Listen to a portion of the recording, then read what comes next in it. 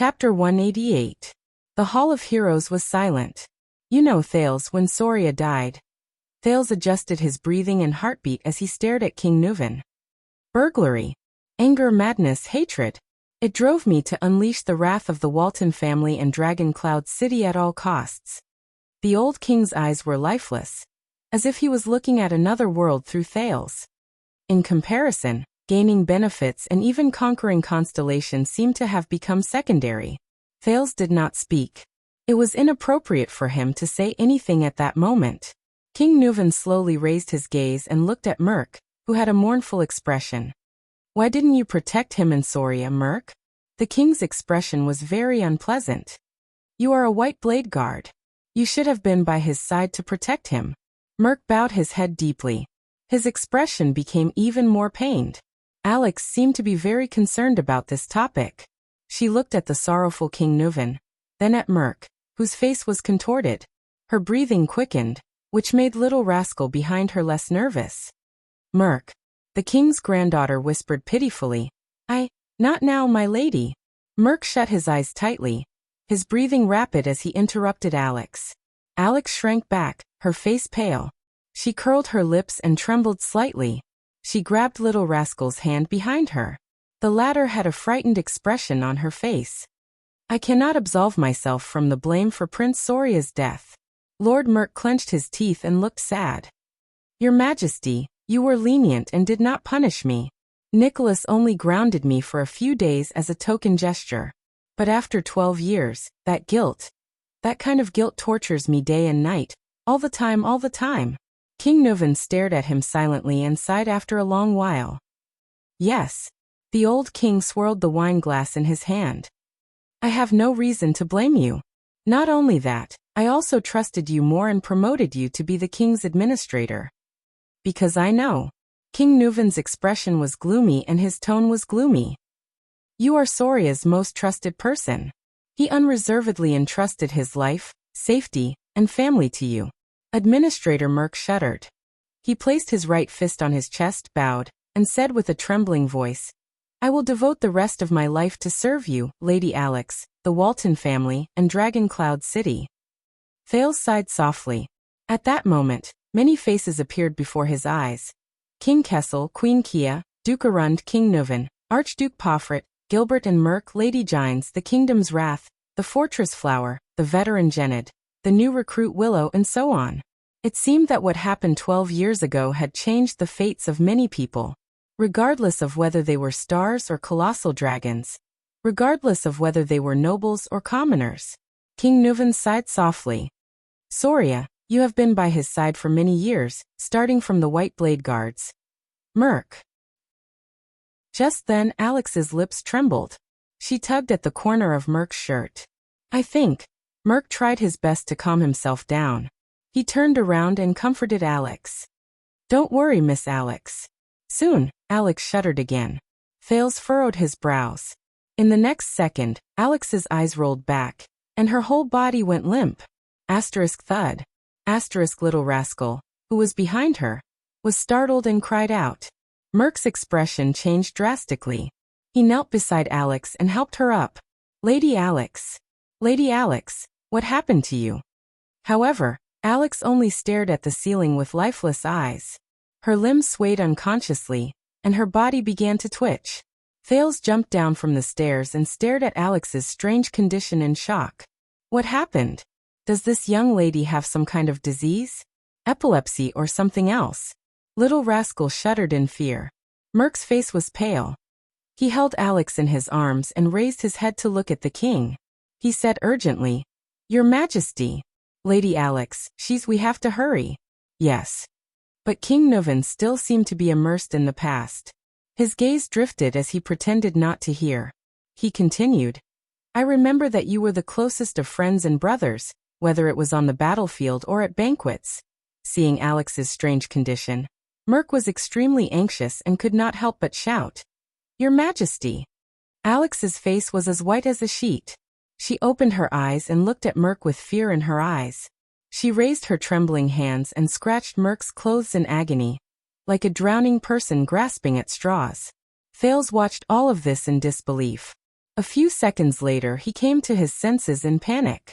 King Nuven only stared into the distance with unfocused eyes. Alex's mouth twitched. Her face was drenched in cold sweat, and she looked like she was in extreme pain. Alex opened her mouth wide and inhaled in large mouthfuls of air, but it was as if she was suffocating. The only sound she made was an unintelligible choking sound. Ah! Little rascal, who was watching from beside her, covered her mouth with both hands and stepped back in horror. No, no. Merk hugged Alex in a panic. Seeing that she seemed to be suffering, his eyes were filled with fear. Lady Alex. The administrator no longer cared about King Nuven's reaction. He picked Alex up and turned around to roar at Little Rascal. Don't just stand there. Go get the doctor. Little Rascal was shocked. Still in a state of shock, she turned around instinctively. But Thales reacted faster than her. The Prince of Constellation clenched his teeth and ran out of the hall, shouting as he ran. Is anyone there? Help. I need a doctor. However, a voice that was even colder and more terrifying blocked Thales' words of help from his mouth. Don't bother. It's a poison refined from blue vine grass. It takes effect violently and quickly. It takes effect within a minute. From the beautiful Archduchess of Anlenzo Dukedom 600 years ago to the eldest son of the King of Constellation 12 years ago. They all died from this poison. Thales shuddered violently. He stopped in his tracks and turned around in disbelief. Lord Merk also raised his head in horror, and stared at the top of the stairs with the most incredulous gaze. There King Nuven opened his ice-cold eyes. He stared at Merk and his convulsing granddaughter, as if he was uttering the most vicious curse. She's already dead. As if to prove the old king's words, in the next second Alex, who was in Merk's arms, jerked backwards, almost breaking her neck. She stared at Merk with her frightened eyes, as if she did not understand what was happening. Then Alex Walton, the last direct descendant of the Walton family, slowly closed her eyes. Her body gradually became limp, and she stopped convulsing. Her hands hung in the air, swinging back and forth. Her head was tilted to one side, right at Little Rascal. Little Rascal looked at Alex's expression and screamed in fear, falling on her butt. Thales subconsciously took a step back, his breathing quickening. Why? Impossible. How could this be? Thales could not accept the situation at all. He widened his eyes and fixed his gaze on Alex. After a few seconds, he turned to King Nuven, whose face was ashen and gloomy. Especially the ring on his right little finger, which King Nuven was stroking. It belonged to the Emperor of Poison, Kessel Carlus VI Triumph, and the wine glass in King Nuven's hand. It's you. Thales gasped for air and stared at King Nuven in horror. You poisoned him? Humph. King Nuven snorted gloomily. And you didn't you? The one who handed her the wine glass. Handed her the wine glass? Thales clenched his fists so hard that they almost cracked. He gritted his teeth and glared at King Nuven. He felt a strange emotion brewing in his chest. Lord Merk's body trembled uncontrollably. He looked at the little girl in his arms. A few seconds later Merk, whose face was stiff and his mind seemed to be blank, finally reached out his trembling right hand and placed it under Alex's nose. Then, as if he had touched the hottest flame, Merk shivered and withdrew his right hand. Asterisk thud. Asterisk Merk, who was holding Alex, fell to his knees. The administrator raised his head and looked at King Nuven, his eyes filled with despair and pleading. No, no, no. Merk shook his head violently. His face was contorted as he stared at the motionless girl in his arms in disbelief. He looked at His Majesty in panic and fear, then at Lady Alex, who seemed to be asleep in his arms. At that moment, Merk's terrified face was filled with helplessness. Thales stared at the motionless Alex in a daze. Little Rascal, who was sitting by Thales' feet, seemed to be scared out of her wits. She just stared at Alex's body blankly and shivered from time to time. Merk's face began to contort. I beg you, Your Majesty. He knelt on the ground. His voice had changed as he spoke. He sounded like an asthmatic, gasping and pausing. Tears rolled down Merk's cheeks and dripped onto Alex's face. Then came his pleading voice. Why? Why? Thales clenched his fists, lowered his head and exhaled sharply. Merk cried and screamed at the king. Why? Why? King Nuvan seemed to have just recovered from his silent contemplation. He stared quietly at Merk, who was trembling and weeping, and uttered through gritted teeth, "You're right." He gritted his teeth and said, "Burn Merk. Shouldn't you know that?" Merk shuddered violently. "If it wasn't for Mariah's death, I wouldn't have rearranged the Walton bloodline." King Nuvan closed his eyes and said in pain, "The High Priestess of Bright Moon Temple wouldn't have realized that she wasn't of the Walton bloodline." Merk stared at King Nuvan with his eyes wide open and trembling. Thales's jaw dropped. He stared at Merk and the little girl in his arms in a daze. Bloodline? Not of the Walton bloodline? Doesn't that mean that the Walton family, which has been around for 600 years? And this reminds me of many things, King Nuvan said coldly. Soria loved to hunt, but he never brought a woman with him, not even his wife. Tell me, the old king said in a low voice, what happened in the assassination 12 years ago? Merk listened to the king's words as if he did not hear anything. He subconsciously hugged the little girl in his arms tightly. Tears streamed down his cheeks as he sobbed. King Nuvan seemed to have exhausted all his patience. His face was ferocious and he roared like a terrifying lion. Speak. Frightened by the roar, the nervous little rascal shrank back with a yelp. Thales tried hard to sort out the situation before him. He exhaled forcefully, walked to Little Rascal, and pulled her up. Little Rascal seemed to have found someone to rely on. She clutched Thales' arm tightly, and looked at the terrifying scene before her from behind her glasses with a terrified expression. Merk's eyes were filled with despair and desolation as he cried. He looked at the girl in his arms and snorted with a half-smile. 12 years ago, Soria brought Madame Adele out of the city, because his words were mixed with his panting, like the last words of a dying man. Because what? King Nuvan fixed his gaze on him. Because Merk stroked Alex's hair painfully. Because Soria found out. Found out what? The king's voice was bone-chilling. Merk's face was filled with pain and conflict, as if he was tormented by the biggest nightmare of his life. He found out about us, about me and Adele. Thales stared at the short-haired warrior in shock. Little Rascal tugged at Thales' arm, and hid behind the Prince of Constellation. She gritted her teeth and looked at the scene in disbelief. Yes. Merk wailed in despair. Alex. She is my daughter. Asterisk clang. Asterisk King Nuvan could not take it anymore. He threw the wine goblet on the ground with a force filled with hatred. The iron goblet clanked on the ground, accompanied by the administrator's sobs. Thales took a deep breath and tried to understand the situation before him.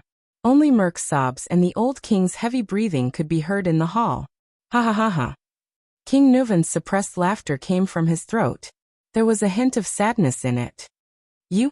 Soria's most capable subordinate? Best friend? Most trusted brother? Just like that, you used betrayal and deception to repay his trust. The king's voice reverberated in the hall. Merk, who was kneeling on the ground, sobbed and raised his head. No. As if his greatest dignity had been violated, he roared with tears and snot in his eyes. I did not betray him. I did not betray Soria. Thales looked at the scene before him with an unpleasant expression. He felt bitter in his heart. Merk looked at the girl in his arms and sobbed softly. Prince Soria. Soria was a good brother, and I was willing to give up my life for him. He growled. In the White Blade Guards, we trained under Caslin to become the most valiant warriors. When we were at the 38th Century ground, he crawled with a broken arm to block a fatal hammer blow for me. When my mother was seriously ill, and my sister came to Dragon Cloud City to look for me, he personally sent a doctor to save my mother's life. When we were surrounded in White Mountain, he and I had our backs against each other. Those sharp-eared arrows pierced through my left shoulder and his right shoulder. We cursed each other's luck and fought back to back as we retreated.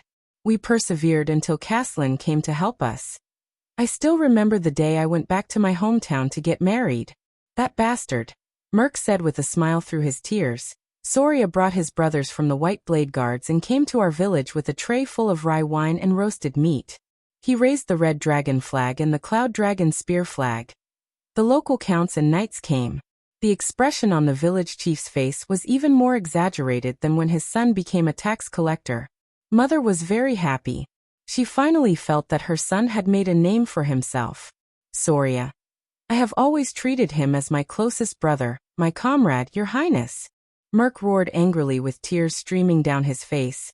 I will never betray him. King Nuvan stood up abruptly, his hair and beard bristling with anger. Bulsh *T. Thales felt his hand tighten. Behind him, Little Rascal began to tremble again. He could only try his best to hold Little Rascal's hand and comfort her. You cheated on my son, the man you were supposed to be loyal to. King Nuvan's eyes were burning with anger.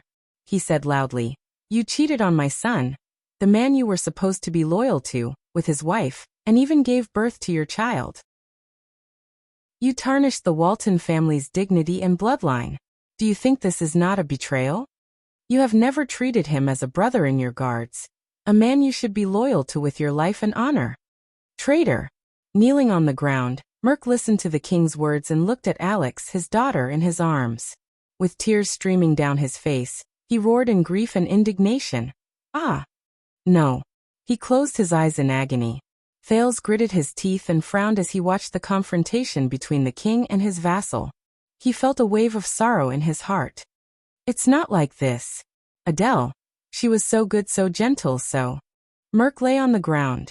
He clenched his right fist and pounded the ground miserably. She shouldn't have married into Dragon Cloud City. Shouldn't have met Soria. Should have met you.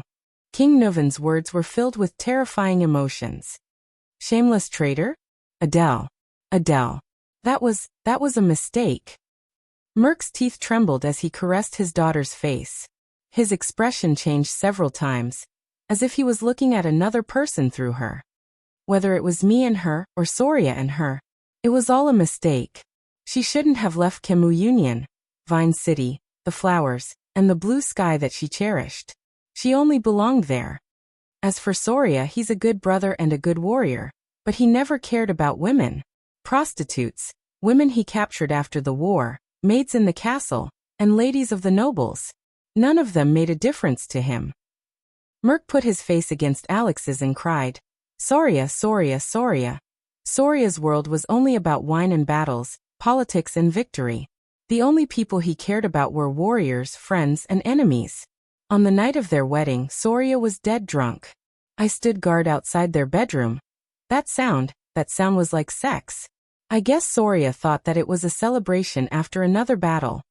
The next morning, Soria went hunting. He left me to watch over Adele. Her expression, that was not the expression a newlywed wife should have. Thales listened to Merk's desolate and painful confession with an unpleasant expression. Finally, one day, I saw Adele trying to cut her wrist with a pair of scissors. I told Soria and tried to persuade him to treat his wife better. But Soria thought that she had insulted the Dragon Spear family. Every time he would angrily pick up his whip and teach her a lesson. Soria said. At that time, I stood at the door, clenching my fists, listening to Soria's roars and Adele's screams. My heart was angrier than Soria, and more painful than Adele. Merk hugged Alex tightly. His eyes were closed, and tears gushed down his cheeks like an unstoppable flood. Since then, Adele wanted to commit suicide more than once. I also stopped her more than once, but I hid it from Soria, because I did not want Adele to be hurt by him again. Adele. She's like a flower that has been trampled on and abandoned. Soria's attitude towards women is even more terrifying than the most inflexible Northlanders. When he's in the mood, he'll force her. When he's not in the mood, he'll ignore her and be indifferent to her. Thales closed his eyes and sighed heavily. Adele. She was too lonely, too pitiful. Merk stroked his daughter's hair. His eyes were filled with sadness. She came here after a long journey, and Soria did not know how to cherish her. He only treated her as a puppet and a chess piece, a bargaining chip to form a marriage alliance with Kemu Union. I tried everything. I just tried to make her happy, tried to stop her from committing suicide again. Agitated, Merk muttered incoherently, from magic tricks, to flowers, to finding girls from Kemu Union to relieve her boredom, to trying my best to get Soria drunk at night when she did not want to. Adele was very grateful to me, and happy that I did these things for her. She stopped trying to commit suicide, and started to smile. even though it was only to me. And my wife passed away in my hometown, when I did not know how to raise the 5-year-old Croche before me. Adele was the one who took care of her. This made Soria's attitude towards her much better. We became more talkative. She teased Croche in the room, and I laughed foolishly outside the room. She asked questions in the room, and I answered her outside the room. King Nuven's expression was cold, but he did not say a word. Finally, that day we won the war against the White Elves and the Alliance of Freedom. Merc sobbed softly. We returned to Dragon Cloud City in triumph, and Soria drank with us all night. But that day, all I could think about was her. Adele. Merc pressed his face tightly against his daughter's. His tears did not stop, and his right fist was almost crushed. They were all drunk. I went to Adele's room, and I wanted to listen to her voice as usual. But at that time my wound burst open, and Adele asked me to go in and bandage it. Thales's gaze darkened. Thales's eyes dimmed. A memory surged up from an unknown place in his mind. Hey, Brother Brainiac, you're actually reading a romance novel. What the hell is a romance novel? This is a bestseller written by an American sociologist. This title. Strange. Why would you read this kind of book? What are you thinking about? This. Don't think too much about it, it's just a classmate asking.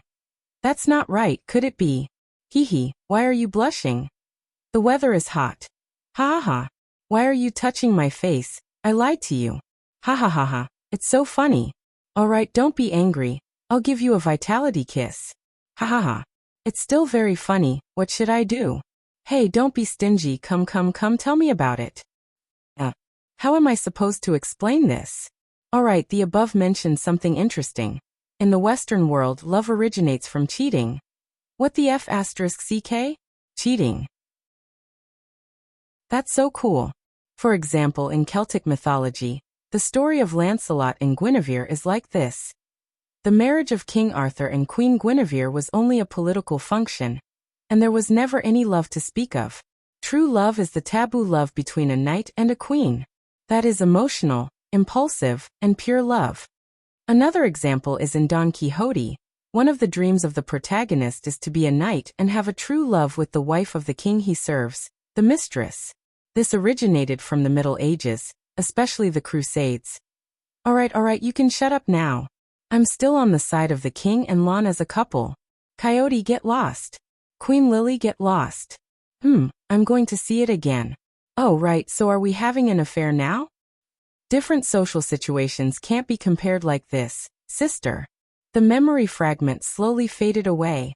Thales looked at Merc before him, and could not help but sigh deeply. Merc continued to sob on the ground. God knows how much I regret it. But Adele. Soria began to suspect not long after Alex was born. Soon he found out the truth. The administrator gently brushed his daughter's hair aside and said in a hoarse voice, I could see the pain and hesitation in his eyes. I really wanted him to kill me with a sword. That night, Soria told me that he was willing to let me and Adele go. He would clean up and cover up. Merc said as he hammered the ground in grief and indignation. Nuven listened quietly. The next day, Soria took us out with him to finally resolve this matter. It was that day the assassin. Thales felt little rascal trembling behind him. The assassin's first strike wasn't fatal. The assassin saw Alex and didn't strike a second time. But Adele. Merc opened his mouth and howled in pain. Adele didn't know Soria's intentions. She thought His Highness wanted to execute us. So when she saw Soria fall, she picked up a dagger. Hearing this, King Nuven seemed to have lost all his strength. He sat down on the steps weakly. In the Hall of Heroes, only Merc was left sobbing in grief. At that moment Thales, who saw the indescribable scene before him, felt a chill in his heart. Different social situations can't be compared like this, sister. The memory fragment slowly faded away. Thales looked at Merc before him, and could not help but sigh deeply. Merc continued to sob on the ground. God knows how much I regret it. But Adele. Soria began to suspect not long after Alex was born. Soon he found out the truth. The administrator gently brushed his daughter's hair aside and said in a hoarse voice, I could see the pain and hesitation in his eyes. I really wanted him to kill me with a sword. That night, Soria told me that he was willing to let me and Adele go. He would clean up and cover up. Merk said as he hammered the ground in grief and indignation. Nuven listened quietly. The next day, Soria took us out with him to finally resolve this matter. It was that day the assassin. Thales felt little rascal trembling behind him again. The assassin's first strike wasn't fatal. The assassin saw Alex and didn't strike a second time. But Adele. Merk opened his mouth and howled in pain. Adele didn't know Soria's intentions. She thought His Highness wanted to execute us. So when she saw Soria fall, she picked up a dagger. Hearing this, King Nuven seemed to have lost all his strength. He sat down on the steps weakly. In the Hall of Heroes, only Merk was left sobbing in grief. At that moment Thales, who saw the indescribable scene before him, only felt a chill in his heart. You can't use this analogy in different social situations, sister. The memory fragment slowly faded. Thales looked at Merk before him, and could not help but sigh deeply. Merk continued sobbing on the ground. God knows how much I regret it. But Adele. Soria began to suspect not long after Alex was born. Soon he found out the truth. The administrator gently brushed his daughter's hair aside and said in a hoarse voice, I could see the pain and hesitation in his eyes. I really wanted him to kill me with a sword. That night, Soria told me that he was willing to let me and Adele go. He would clean up and cover up. Merk said as he hammered the ground in grief and indignation. Nuven listened quietly. The next day, Soria took us out with him to finally resolve this matter. It was that day, the assassin. Thales felt little rascal trembling behind him again. The assassin's first strike wasn't fatal. The assassin saw Alex and didn't strike a second time. But Adele. Merk opened his mouth and howled in pain. Adele didn't know Soria's purpose. She thought His Highness wanted to execute us. So when she saw Soria fall, she picked up a dagger. Hearing this, King Nuven seemed to have lost all his strength. He sat down on the stairs weakly. In the Hall of Heroes, only Merk was left sobbing in grief. At that moment Thales, who saw the indescribable scene before him, felt a chill in his heart. You can't use this analogy in different social situations, sister. The memory fragment slowly faded. Thales looked at Merk before him, and could not help but sigh deeply. Merk continued sobbing on the ground. God knows how much I regret it. But Adele. Soria began to suspect not long after Alex was born. Soon he found out the truth. The administrator gently brushed his daughter's hair aside and said in a hoarse voice, I could see the pain and hesitation in his eyes. I really wanted him to kill me with a sword. That night, Soria told me that he was willing to let me and Adele go. He would clean up and cover up. Merk said as he hammered the ground in grief and indignation. Nuven listened quietly. The next day, Soria took us out with him to finally resolve this matter. It was that day, the assassin. Thales felt little rascal trembling behind him again. The assassin's first strike wasn't fatal. The assassin saw Alex and didn't strike a second time. But Adele. Merk opened his mouth and howled in pain. Adele didn't know Soria's purpose. She thought His Highness wanted to execute us. So when she saw Soria fall, she picked up a dagger. Hearing this, King Nuven seemed to have lost all his strength. He sat down on the stairs weakly. In the Hall of Heroes, only Merk was left sobbing in grief. Chapter 189. Outside Dragon Cloud City, in a small house in a village. It's been 5 years, Cohen and my dear Miranda. Did the tower send you here? In the dark room, the short-haired girl on the wooden bed, Merk gave them a complicated but peaceful smile. Seeing you now is the best comfort. Thank you, Uncle Caslin. The short-haired girl expressionlessly thanked Caslin, who was beside her. Miranda furrowed her brows tightly. Whether you can guard against theft or not depends on your ability.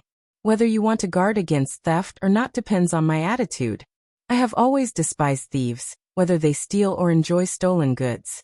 Even someone as careless as Cohen could not help but notice that the Northland girl, Croche, had changed drastically since they were in the same period. Compared to the high-spirited Merk when they parted at the Tower of Eradication 5 years ago, not only was she much thinner, She was also much duller. The determination that was once carved on her round face like a seal had turned into bitterness and disappointment at some point in time. Cohen's gaze shifted to her hand, and he immediately held his breath. This girl, who had a determined expression on her face when they were in the tower, trained hard, and never gave up easily. Her sword-wielding right hand, it was tightly wrapped in bandages. Croche. Cohen tried his best to shift his gaze away from her right hand, and forced an ugly smile. He carefully and slowly asked, Are you all right?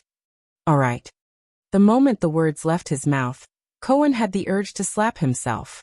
Croche looked at him slowly, her gaze calm. I'm all right. The girl's hollow gaze made Cohen's heart ache. It's just that my right hand can no longer touch weapons. There was silence. Cohen was so embarrassed that he did not know how to continue. Damn it, if only Raphael was here at this moment. Comforting people has always been that boy in white strong suit. As expected, Miranda walked forward, leaving Cohen to roll his eyes. Then, like countless times in the past, she calmly and harshly stomped on the innocent-looking Cohen. Asterisk hiss. Asterisk just as Cohen was grimacing in pain. Miranda sat on the edge of Croche's bed. Her expression did not change as she said decisively, Who did it? At this moment, any consolation would be futile. Miranda thought to herself, I might as well get straight to the point so that she doesn't have to think about those useless things. Beside them, Caslin coughed. The former leader of the White Blade Guards did not have much to say in front of Croche. He had seen this kind of situation in too many retired soldiers. Caslin sighed deeply in his heart. And they, the soldiers, would never know how lucky they were to be able to retire after being injured. Croche snapped out of her daze and flashed an ugly smile. I think all of you should know some of the causes and consequences. Croche's tone had calmed down. She did not sound like a swordsman who had just lost hope in using a sword. A military officer named Hardy was lurking in Black Sand Region's army, and almost assassinated your prince with a mystic gun under the fortress. Cohen nodded. I saw that scene on Broken Dragon Fortress, but I didn't see it clearly. I thought it was just a test shot to demonstrate, Miranda replied quietly. By the way, Miranda, you are now a capable subordinate of the Fortress Flower in Constellation, right? Croche smiled at her former classmate. She then glanced at her right hand. Her expression darkened, and she spat out a few words. She said, Congratulations. Miranda's expression was indifferent. She did not speak. She only silently extended her hand and held Croche's left hand tightly. Feeling the warmth of Miranda's hand, Croche trembled slightly. Cohen, who was scratching his ears and cheeks at the side, was about to speak when Miranda elbowed him with an expressionless face, making him swallow all the words he was about to say. With a face full of grief and indignation, Cohen continued to bare his teeth soundlessly. At the same time, he continued to protest at Miranda with his gaze. Must you do this? Croche snickered. This scene reminded her of what had happened in the Tower of Eradication in the past. Caslin, who was standing by the side with his arms crossed, looked at Miranda approvingly. What an attentive and considerate girl. She has unknowingly lifted Croche's mood. The Arun family's daughter is just a little too cold. It would be better if she could smile more. According to the Archduke's instructions, we tracked down the arms dealer of that officer, Hardy. Croche maintained the smile that had appeared on her face after much difficulty and continued to say, They sold the mystic gun parts that Hardy replaced from the army, and were supposed to be destroyed to the south and the west. Hardy used this to exchange for more funds, and then used these funds back on the training of the troops and social relations. In a few years, perhaps His Grace's mystic gun squad would be under the control of those people. Fortunately, we discovered it early and intercepted his underground arms dealer. That officer. What did you find out about him? Miranda asked softly. Not much, Croche said faintly. Hardy came from a small village further north. It's the territory of Archduke Letko in Defense City. He was a person who personally experienced the war between Extet and Constellation 11 or 12 years ago. He survived the tragic attack in defense of Broken Dragon Fortress, but he lost a hand and half of his face under the bombardment of the mystic gun. Miranda's face paled. It was the war from 12 years ago again. Cohen sighed and walked forward, carefully avoiding the range of Miranda's unarmed attacks. He asked slowly, "The Archduke of Defense City, one of the two archdukes in the north of Ekstedt? The Letko family." So Archduke Letko was the mastermind behind the conspiracy to murder the Prince of Constellation with the help of the mystic gun? Croce shook her head. It's not that simple. Hardy came to Black Sand region after the war, and has been living there ever since. He hasn't come into contact with anyone related to Defense City, so we can't be sure that it's him. But there is one thing that makes us very suspicious. We interrogated Hardy's arms dealer, and found out that Hardy mentioned once that he had a daughter named Lucy. Cohen's eyes brightened. You found his daughter? Is there something wrong with her? Not only is there something wrong with her. Croce pursed her lips tightly and shook her head. There's no such person. There's no such person. Cohen asked, puzzled. Hardy has been single for more than 40 years. This is what we confirmed from his neighbors. He doesn't even have a wife or a lover, let alone a child. Croce said faintly. We traced the name Lucy, and found that he mentioned her name to more than one person. From the arms market in Black Sand region to the transport team in Prestige Orchid region. When we followed the trail to Dragon Cloud City, we were intercepted. The short-haired girl raised her head, her expression frightening. A group of unfamiliar swordsmen appeared. Miranda furrowed her brows. Disaster swords? Croce lowered her eyelids and nodded. How were they? How many of them were there? Cohen's expression changed. Ignoring Miranda's displeased expression, he rushed forward and asked anxiously, what kind of power of eradication did they use? How did you recognize them as disaster swords? Caslin, who was listening quietly, frowned. There were many of them. Their faces were covered, and it was dark, so we couldn't see their figures and faces clearly. But their power of eradication is just like what Teacher Chartier described, Croce said flatly. It's cold, ruthless, and its power of eradication is turbulent and never stops. I was the only one who managed to escape. Cohen was stunned, but he immediately came to his senses. Is there more information? When and where did they appear? For example, how did they draw their swords? I've told Uncle Caslin about the details of their appearance. But Croce only gritted her teeth and shook her head with a bitter gaze.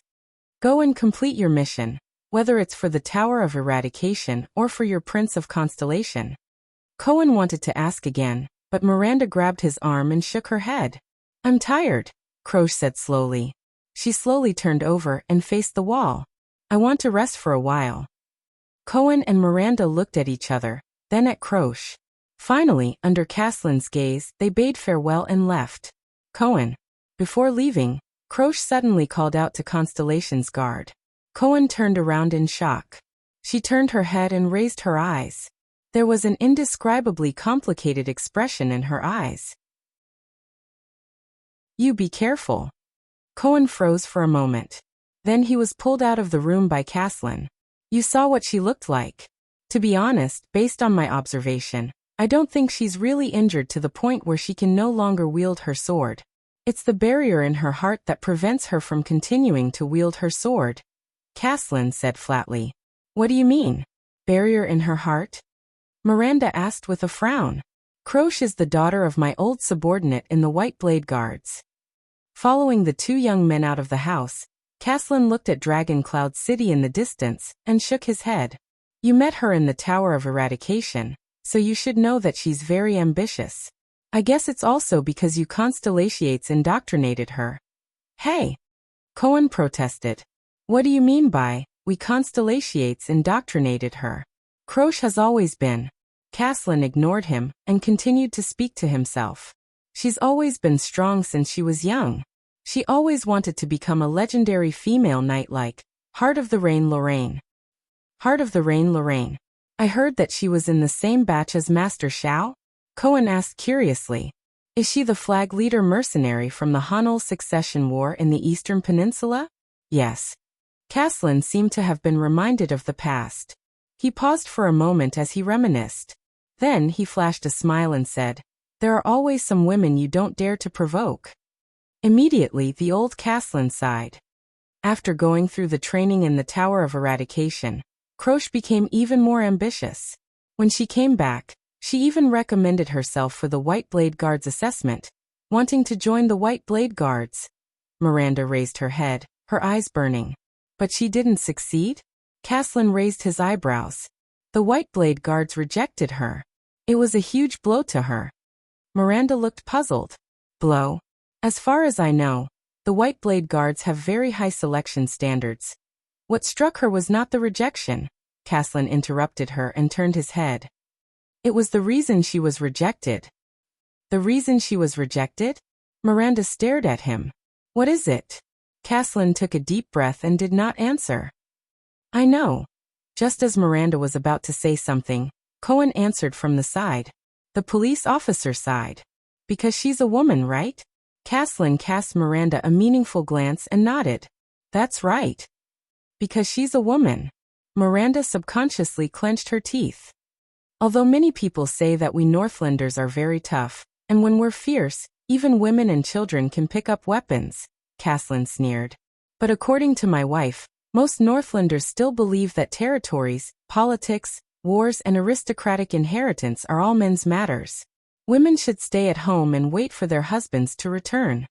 Just like that, Croce brought her sword and went to various suzerains, but she ran into walls everywhere. A woman who had gone through the complete training in the Tower of Eradication, a super-class swordsman, could not even get a position with a count. There were a few viscounts and barons who were willing to take her in, on the condition that she would marry them after her term was up. Without a doubt, it was all because of her father's position in the White Blade Guards. Miranda tightened her grip on the hilt of the sword at her waist. Compared to my smooth-sailing life in Constellation, my father's care, and Sonia's care. Is this what Croce faced in Northland, and what happened to her in Ekstedt? According to her father, Croce even considered going to the southwest, to Bramble Land, Dragon Kiss Basin, or even the Great Desert to become a mercenary. But in the end, she went to Black Sand region and used her father's name to work for my good-for-nothing nephew, a viscount named Kentvita. She got a position in his territory. Caslin sighed. Caslin sighed and said, I suspect that this is one of the methods Chapman Lampard used to draw me to his side, but looking at Croce. And this time, Caslin shook his head. So you know why, little Arun girl? The old man raised his gaze and looked at Miranda. To be honest, your attire is too eye-catching in Northland. Miranda did not say a word. She only stared at the distant Dragon Cloud city. When I was at the Western Front Line, due to the occasional shortage of soldiers, there were some female soldiers there, Cohen said slowly. There were female mercenaries from the southwestern countries who joined the army due to various reasons such as being unable to survive. Most of them were female mercenaries, but they were usually not welcomed. Cohen's eyes sparkled as he said, born with less strength and weight than men, a special requirement for the style of armor on the upper body, and an absolute disadvantage in height. These are often fatal when facing orcs, because you have to jump to attack their vital parts. Of course, there's also the monthly, you know. Their status in the military camp is very low. Sometimes, they often have to rely on. Cohen lowered his head and furrowed his brows. To please their superiors and colleagues. And once they fall into the hands of the enemy, especially the Baron Bone people, they often end up much worse than men. So, even I usually avoid female soldiers when choosing soldiers for the commandos. Miranda still did not say a word. I guess this is also the consideration of the White Blade Guards. Caslin sighed. Learning the sword in the Tower of Eradication is one thing, but women are naturally not suited for the battlefield. Excuses. Miranda raised her head abruptly and snorted coldly. All of you. Men only see the disadvantages of female soldiers on the battlefield and deliberately ignore their advantages. Advantages? Caslin furrowed his brows. Cohen raised his eyebrows helplessly. At an angle that Miranda could not see, he spread his hands at Caslin. Less exhaustion than men, endurance that far surpasses men, flexibility and agility beyond imagination, meticulous and keen observation skills, and calmness in the face of danger. These are all women's advantages, Miranda said indignantly. Even in terms of strength and height. Take the Kingdom's Wrath for example. I saw with my own eyes that his height and strength are not comparable to Lady Sonia's. Besides, we have the power of eradication. And I am also a woman, Miranda said coldly. In the Tower of Eradication, I am stronger than you, Raphael, Miss Adun, and every single one of you who were in the same period as me. Not to mention the legendary Valkyrie, like the Heart of the Rain from 30 years ago, Knight Lorraine. Cohen coughed awkwardly. Uncle also said just now that the battlefield is another matter.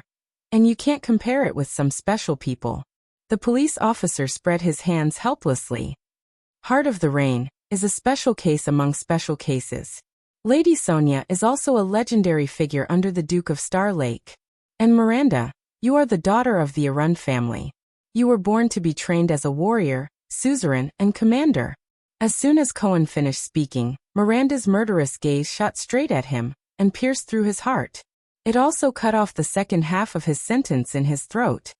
I think that Western Desert and Northland are more special. Caslin snorted. Western Desert is the front line of war and chaos all year round, and the Northlanders' views on women have existed since ancient times.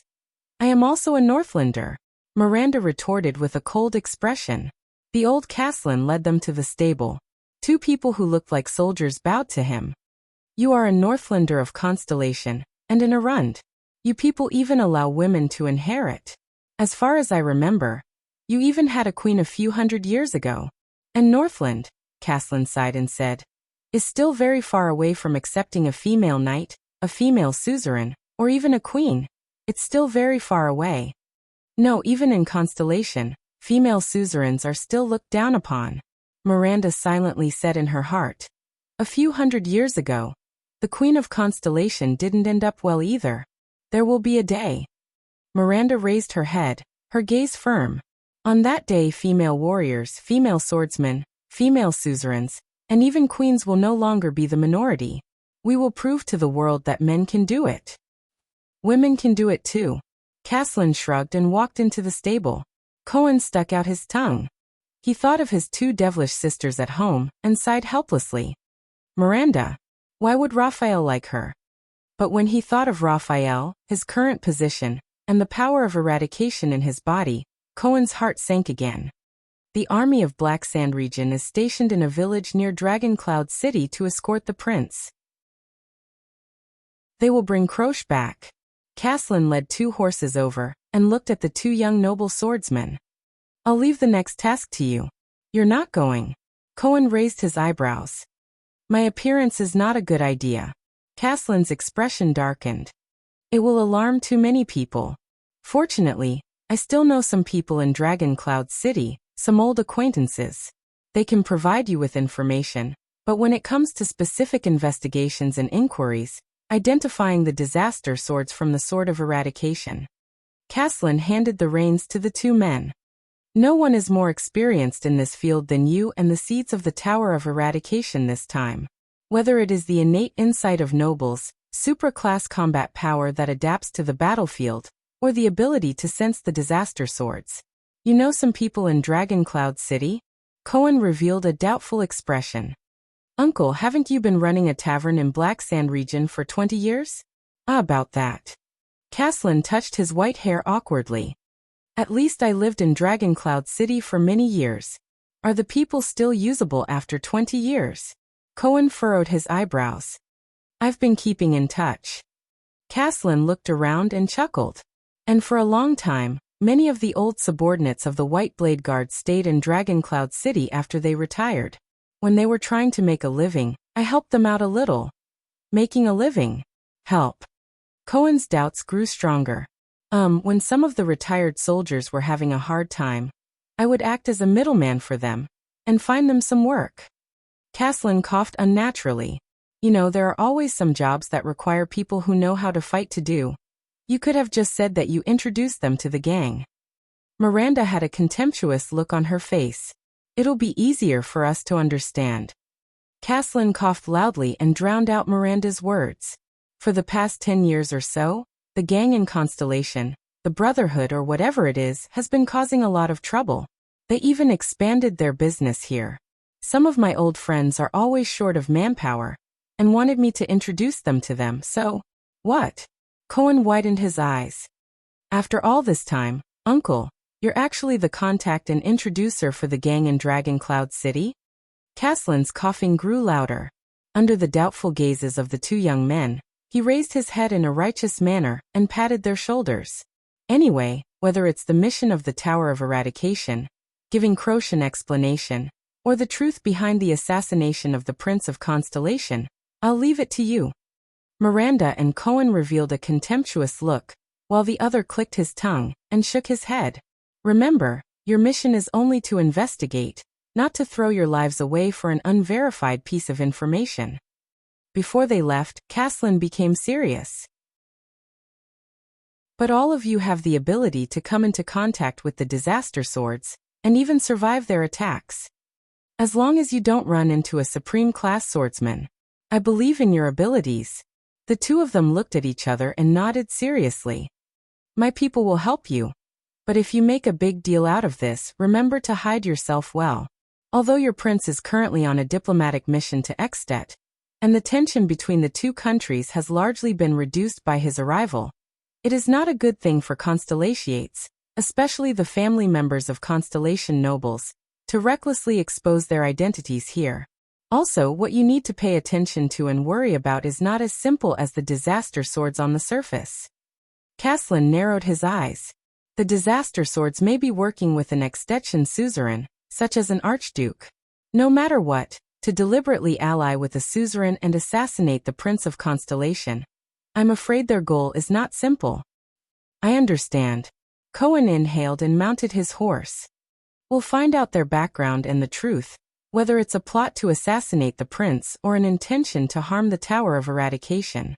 Miranda did not say anything else. She nodded slightly and immediately rode away.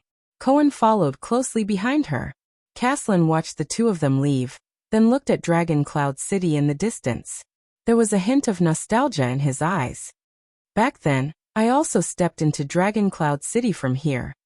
The two of them looked at each other and nodded seriously. My people will help you. But if you make a big deal out of this, remember to hide yourself well. Although your prince is currently on a diplomatic mission to Extet, and the tension between the two countries has largely been reduced by his arrival, it is not a good thing for Constellations, especially the families of Constellation nobles, to recklessly expose their identity here. Also, what you need to pay attention to and worry about is not as simple as the disaster swords on the surface. Caslin narrowed his eyes. The disaster swords may be working with an extension suzerain, such as an archduke. No matter what, to deliberately ally with a suzerain and assassinate the Prince of Constellation, I'm afraid their goal is not simple. I understand. Cohen inhaled and mounted his horse. We'll find out their background and the truth, whether it's a plot to assassinate the prince or an intention to harm the Tower of Eradication. Miranda did not say anything else. She nodded slightly and immediately rode away. Cohen followed closely behind her. Caslin watched the two of them leave, then looked at Dragon Cloud City in the distance. There was a hint of nostalgia in his eyes. Back then, I also stepped into Dragon Cloud City from here. The two of them looked at each other and nodded seriously. My people will help you. But if you make a big deal out of this, remember to hide yourself well. Although your prince is currently on a diplomatic mission to Extet, and the tension between the two countries has largely been reduced by his arrival, it is not a good thing for Constellations, especially the families of Constellation nobles, to recklessly expose their identity here. Also, what you need to pay attention to and worry about is not as simple as the disaster swords on the surface. Caslin narrowed his eyes. The disaster swords may be working with an extension suzerain, such as an archduke. No matter what, to deliberately ally with a suzerain and assassinate the Prince of Constellation, I'm afraid their goal is not simple. I understand. Cohen inhaled and mounted his horse. We'll find out their background and the truth, whether it's a plot to assassinate the prince or an intention to harm the Tower of Eradication. Miranda did not say anything else. She nodded slightly and immediately rode away. Cohen followed closely behind her. Caslin watched the two of them leave, then looked at Dragon Cloud City in the distance. There was a hint of nostalgia in his eyes. Back then, I also stepped into Dragon Cloud City from here. The two of them looked at each other and nodded seriously. My people will help you. But if you make a big deal out of this, remember to hide yourself well. Although your prince is currently on a diplomatic mission to Extet, and the tension between the two countries has largely been reduced by his arrival, it is not a good thing for Constellatiates, especially the families of Constellatiate nobles, to recklessly expose their identity here. Also, what you need to pay attention to and worry about is not as simple as the disaster swords on the surface. Caslin narrowed his eyes. The disaster swords may be working with an extension suzerain, such as an archduke. No matter what, to deliberately ally with a suzerain and assassinate the Prince of Constellation. I'm afraid their goal is not simple. I understand. Cohen inhaled and mounted his horse. We'll find out their background and the truth, whether it's a plot to assassinate the prince or an intention to harm the Tower of Eradication. Miranda did not say anything else. She nodded slightly and immediately rode away. Cohen followed closely behind her. Caslin watched the two of them leave, then looked at Dragon Cloud City in the distance. There was a hint of nostalgia in his eyes. Back then, I also stepped into Dragon Cloud City from here. The two of them looked at each other and nodded seriously. My people will help you. But if you make a big deal out of this, remember to hide yourself well. Although your prince is currently on a diplomatic mission to Extet, and the tension between the two countries has largely been reduced by his arrival, it is not a good thing for Constellatiates, especially the families of Constellatiate nobles, to recklessly expose their identity here. Also, what you need to pay attention to and worry about is not as simple as the disaster swords on the surface. Caslin narrowed his eyes. The disaster swords may be working with an extension suzerain, such as an archduke. No matter what, to deliberately ally with a suzerain and assassinate the Prince of Constellation. I'm afraid their goal is not simple. I understand. Cohen inhaled and mounted his horse. We'll find out their background and the truth, whether it's a plot to assassinate the prince or an intention to harm the Tower of Eradication. Miranda did not say anything else. She nodded slightly and immediately rode away. Cohen followed closely behind her. Caslin watched the two of them leave, then looked at Dragon Cloud City in the distance. There was a hint of nostalgia in his eyes. Back then, I also stepped into Dragon Cloud City from here. The two of them looked at each other and nodded seriously. My people will help you. But if you make a big deal out of this, remember to hide yourself well. Although your prince is currently on a diplomatic mission to Extet, and the tension between the two countries has largely been reduced by his arrival, it is not a good thing for Constellatiates, especially the families of Constellatiate nobles, to recklessly expose their identity here. Also, what you need to pay attention to and worry about is not as simple as the disaster swords on the surface. Caslin narrowed his eyes. The disaster swords may be working with an extension suzerain, such as an archduke. No matter what, to deliberately ally with a suzerain and assassinate the Prince of Constellation. I'm afraid their goal is not simple. I understand. Cohen inhaled and mounted his horse. We'll find out their background and the truth, whether it's a plot to assassinate the prince or an intention to harm the Tower of Eradication. Miranda did not say anything else. She nodded slightly and immediately rode away. Cohen followed closely behind her. Caslin watched the two of them leave, then looked at Dragon Cloud City in the distance. There was a hint of nostalgia in his eyes. Back then, I also stepped into Dragon Cloud City from here. The two of them looked at each other and nodded seriously.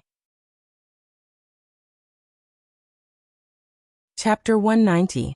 This was the first time he had recommended a non-fantasy book. Fine, Swordless had to admit that the reason why he hadn't been updating well over the past few days was because he had been catching up to the latest chapters of this book. First of all, this was a supernatural novel, but compared to horror, the author was especially good at creating suspense. This was partly due to the setting of the plot, and partly due to the innovation of the narrative. As the title suggested, this novel revolved around a private law firm that specialized in solving supernatural incidents. However, the main character was not one of the firm's members. Instead, he was a latecomer, who reviewed the case files of the firm and used this perspective to narrate the story. These files were all cases that the firm had accepted and handled. Some were completed perfectly, some were left with loose ends, and some were completely clueless with terrifying blanks. Some even ended up with the client's death, which in turn endangered the firm's members. Because of this, when the main character, as a latecomer, read the files, the indirect records created a particularly strong sense of suspense. When he read these files, he had the same interest as reading the stories of the SCP Foundation, and he even felt like he was watching a fake documentary film. Secondly, these past supernatural files were not isolated histories. They were closely connected to the main character's current life, especially the unsolved cases. They revealed the inevitable interactions between the main character and the firm's members step by step, pulling him into the bizarre and often creepy world. The story unfolded using two alternating plots.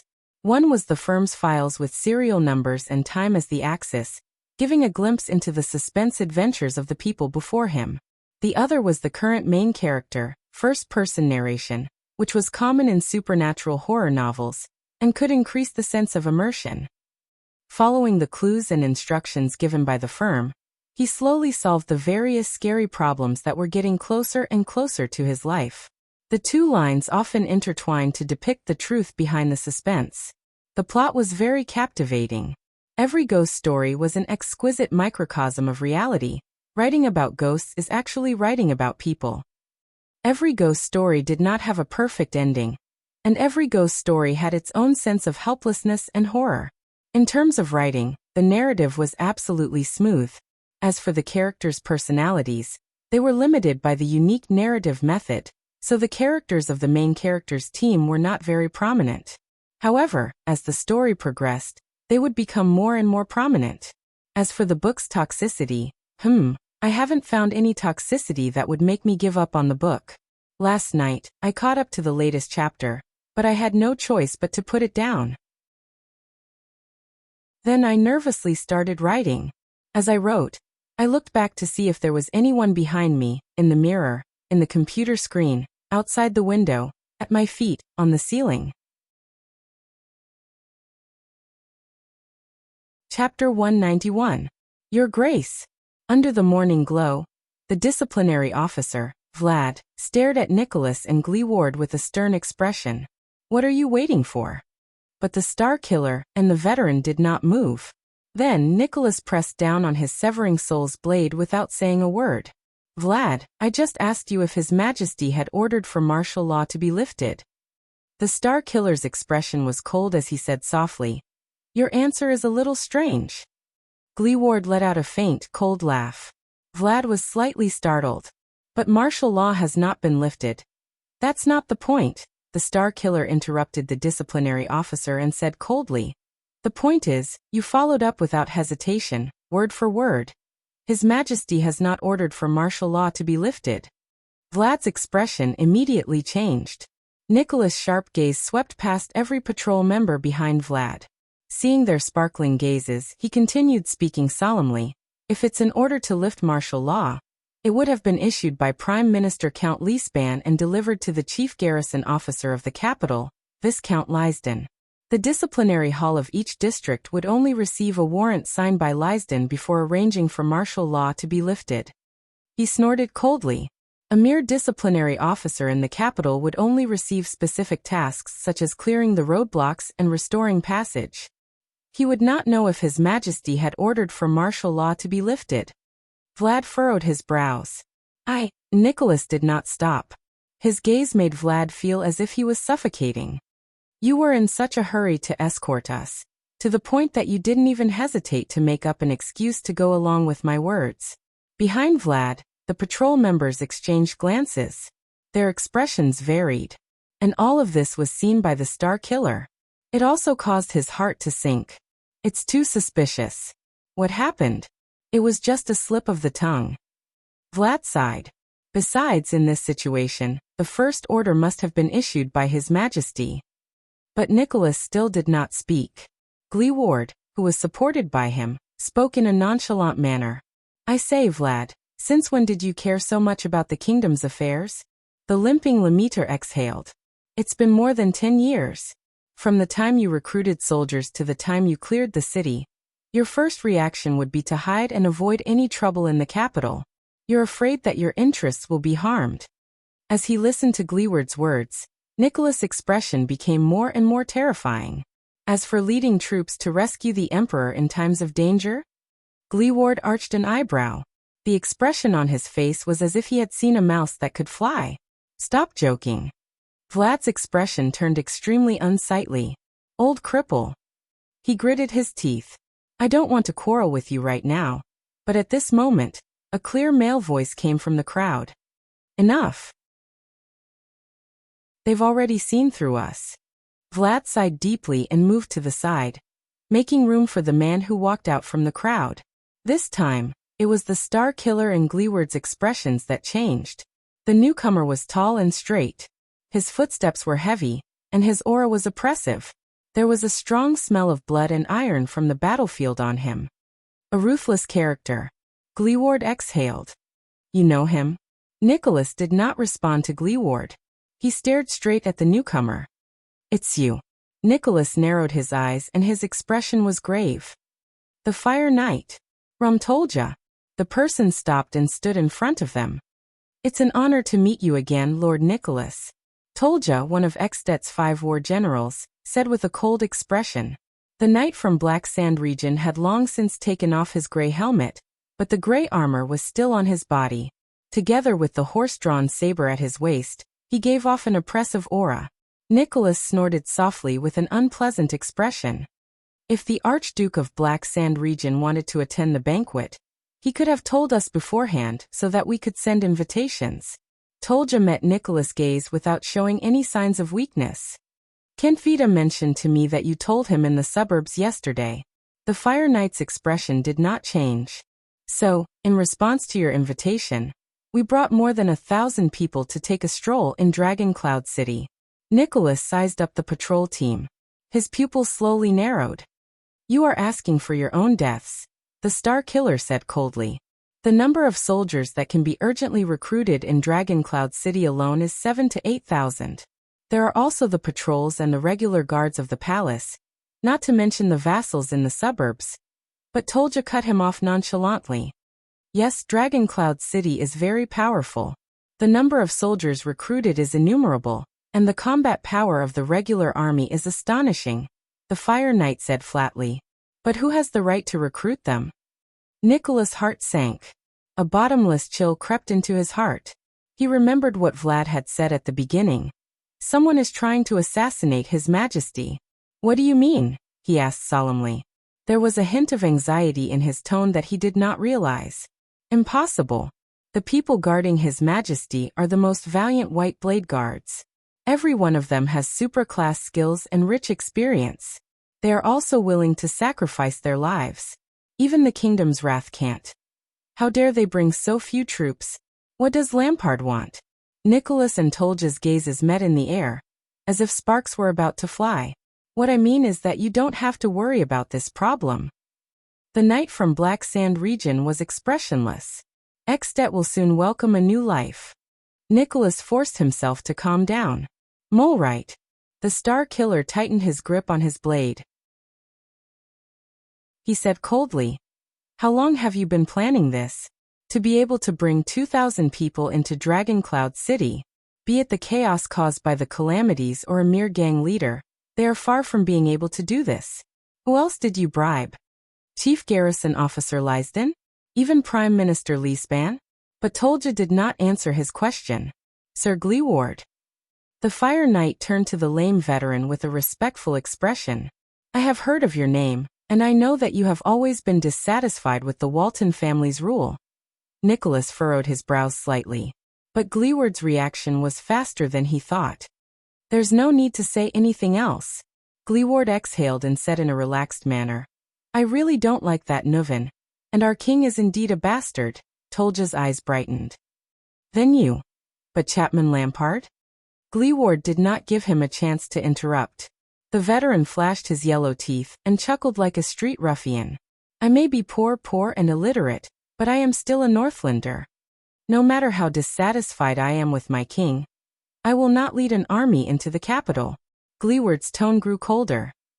I will also not sell my loyalty at a cheap price to a beast who kills his own family and betrays the king.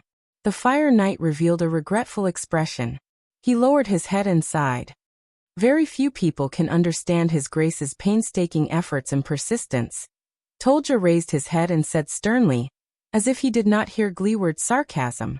But please believe me, his efforts and sacrifices, and even everything he does that the world does not understand, are all for the future of Extet and the Northlanders. Gleeward spat on the ground with a look of disgust. For the position of Archduke, he killed his own brother, and when the calamities went on a killing spree and the blood of the commoners flowed like rivers, he seized the opportunity to fight for power and profit. The veteran said fiercely, "What kind of future can this kind of ruler bring to the Northlanders?" Tolja did not speak. Vlad swung his braids. His expression was sinister. Perhaps we should not waste any more time. The boss of Sword District's bazaar whistled. His gaze was contemplative. According to the Archduke's orders, if we cannot deceive them, we will have to execute Plan B. This might be a little painful, Vlad said eerily. As soon as he said that, the atmosphere suddenly became tense. It was as if the balance of the scales had been broken. Tolja nodded slowly. You know, Your Grace, I really want to spar with you. To make up for the regret of not being able to wield the sword of reversing light with my own hands. Then your wish will be fulfilled today. Those 2 blows in the snow were indeed not satisfying enough. Nicholas answered flatly as he drew his knife. Nicholas' gaze swept across the patrolman. Fortunately, there were not many soldiers in Black Sand region, less than a quarter of them. Most of them were just the motley crew under Vlad. Perhaps I can deal with them by relying on the terrain of the ruins. However, the uneven quality of this batch of patrolmen did not make Nicholas' mood better. Where are the main forces of Black Sand region now? Or, do they have a more important mission? Tolja did not have any intention of attacking. He only watched Vlad and waved his hand gently. The expressions of the patrolmen became more and more solemn. Can you still fight? The Star Killer let go of Gleeward and let the veteran stand on his own. Cripple. Stop joking, dead face. Gleeward's expression was extremely pale. He coughed violently and wiped away the blood at the corner of his mouth. He gritted his teeth and said, "Now? I can still kill 100 calamities." But the veteran's words came to an abrupt halt. As Vlad waved his hand, nearly 50 people came to the front of the patrolmen. They formed 2 rows in a semicircle, squatting in front and standing at the back. The 50 soldiers raised the weapons in their hands and aimed them at the 2 supreme class elites. Nicholas' breathing suddenly froze. Gleeward widened his eyes. Those are 50 crossbow infantry crossbows. Against the 2 of us? All of Gleeward's words converged into one word at that moment. A word that Nicholas agreed with all his heart. F***CK. The man with 8 braids turned his body slightly and retreated into the formation of his subordinates. My lords, brave and famous in the kingdom, please allow me to introduce myself one last time. Child Vlad. I run a small business in Dragon Cloud City. Vlad laughed, as if he was very happy. From infantry crossbows to mystic guns, they are all part of my business. Nicholas and Gleeward stared at the densely packed crossbow machines and sighed. Vlad opened his eyes, which had narrowed into slits due to his smile. His gaze was cold. We have enough in stock. Tolja turned his head around. There was a hint of displeasure on his face. In the next moment, 50 crossbow arrows flew towards the 2 supreme class elites without any blind spots. The black arrow rain whistled in the air. It brought with it countless streaks of red. Archduke Lampard lowered his sword. A dozen crossbows extended from the shoulders of the frontmost Black Sand region soldiers. Arrows! The roars of the White Blade guards rang in Thal's ears. Thales and Little Rascal were pinned to the ground, shielding everyone behind them. However, the Prince of Constellation was currently in a state of confusion. He knew that he could not help in a battle like this, just like the last time under the fortress. The only thing I can do is... Thales looked at Archduke Lampard in the crowd. His thoughts drifted away. No, everything is wrong. This is too abnormal. As he pondered, The dozen white blade guards faced the crossbows and quickly formed a defensive formation that resembled a tortoise shell. They knelt on one knee and leaned sideways against each other. They raised the arm shields on their forearms and placed them diagonally in front of their bodies, blocking their heads and bodies. Asterisk whoosh whoosh. Asterisk the crossbow arrows whistled in their direction. Thales still could not understand. After King Nuvan's death, Lampard appeared. He even tacitly admitted that he was the mastermind. But, asterisk clang. Asterisk multiple crossbow arrows collided with the arm shields and bounced off with a sharp, piercing sound. There were also 2 or 3 crossbow arrows that unfortunately pierced into people's bodies, producing the distinctive muffled sound of flesh being pierced. However, none of the white blade guards made a sound. They only exchanged glances with each other coldly. After the first round of crossbow arrows, the white blade guards instantly rose. Their leader let out a furious roar. Charge! 10 white blade guards charged towards the soldiers of Black Sand region, without hesitation. They were outnumbered. Thales breathed in a daze. He did not even notice that he and Little Rascal were being carried away by a few white blade guards from the battlefield. His mind was filled with questions. Why? Why did Lampard come to Dragon Cloud City? If it was to resolve the threat from Dragon Cloud City and seek revenge, then Archduke Lampard had already succeeded. The king was dead, and Exdet would descend into chaos. The Waltons and Dragon Cloud City would no longer have the chance to unite the archdukes and seek revenge on Black Sand region. Black Sand region was safe. Lampard, even if he was the real murderer, why did he appear on such a suspicious occasion? To silence them? No, Lampard did not need to appear at all. He only needed to stay in his territory and wait for the news of the king's death. The king's assassination would become another headless murder case. Only the Charltons would once again bear the crime of regicide, and live up to their reputation as the assassin's flower and the regicide family. Everything was perfect. Lampard could effortlessly get rid of his greatest and most terrifying enemy on this night when calamities were wreaking havoc. Deafening battle cries rang out. White blade in hand, die in Northland. Charge right. The 10 charging white blade guards had ferocious expressions on their faces. They shouted their commands fiercely as they charged into the enemy's formation. The momentum that Black Sand region had built up by relying on numbers and a semi-encirclement was instantly destroyed. Archduke Lampard frowned hard. The dragon's Imperial Guards. What a pity. One of the guards held his shield horizontally and parried an attack from the enemy on his left. At the same time, he stabbed forward with his longsword and cooperated with his comrade on the right to tear open an enemy's abdomen. The enemy fell to the ground in pain, moaning and screaming as he held his intestines that flowed out. However, the white blade guards did not have the slightest intention of ending his life. They just stepped over him and continued moving forward. They charged towards the next wave of enemies. The Black Sand region soldiers had no choice but to split up and drag their comrade back into the formation. This reminded Thales of the kingdom's wrath, and the scene of his fury guards charging forward. Blood splattered among the crowd. The white blade guards formed groups of 2. One blocked the attack from the left, and the other tore apart the enemy from the right. The 2 advanced with tacit understanding. They exchanged positions and responsibilities back and forth in a rhythm, where one was fast while the other was slow. Even if they were occasionally injured, they did not care. It was as if they only had eyes for the enemy in front of them. Under the unexpected counterattack of the white blade guards, Black Sand region's side instantly lost 5 or 6 corpses. The dragon's Imperial Guards, who were few in number but exceptionally ferocious, acted as the rear guard. The moment they counterattacked, they even forced Black Sand region's formation to retreat. The white blade guards brandished their blades in a frenzy. With their rich experience and valiant combat power, coupled with their exquisite teamwork, they stubbornly held on to and even counterattacked the enemy. They brought up the rear for their retreating comrades. Thales was held under a warrior's armpit. He panted unconsciously. He pulled his attention away from the battle and thought hard about Lampard's abnormality. Lampard brought his army into the city without hiding it. Entering a dangerous place would only arouse suspicion. He even wanted to kill me. Not only would he expose himself and bring trouble upon himself, But he might also be accused of a crime that would be difficult to escape.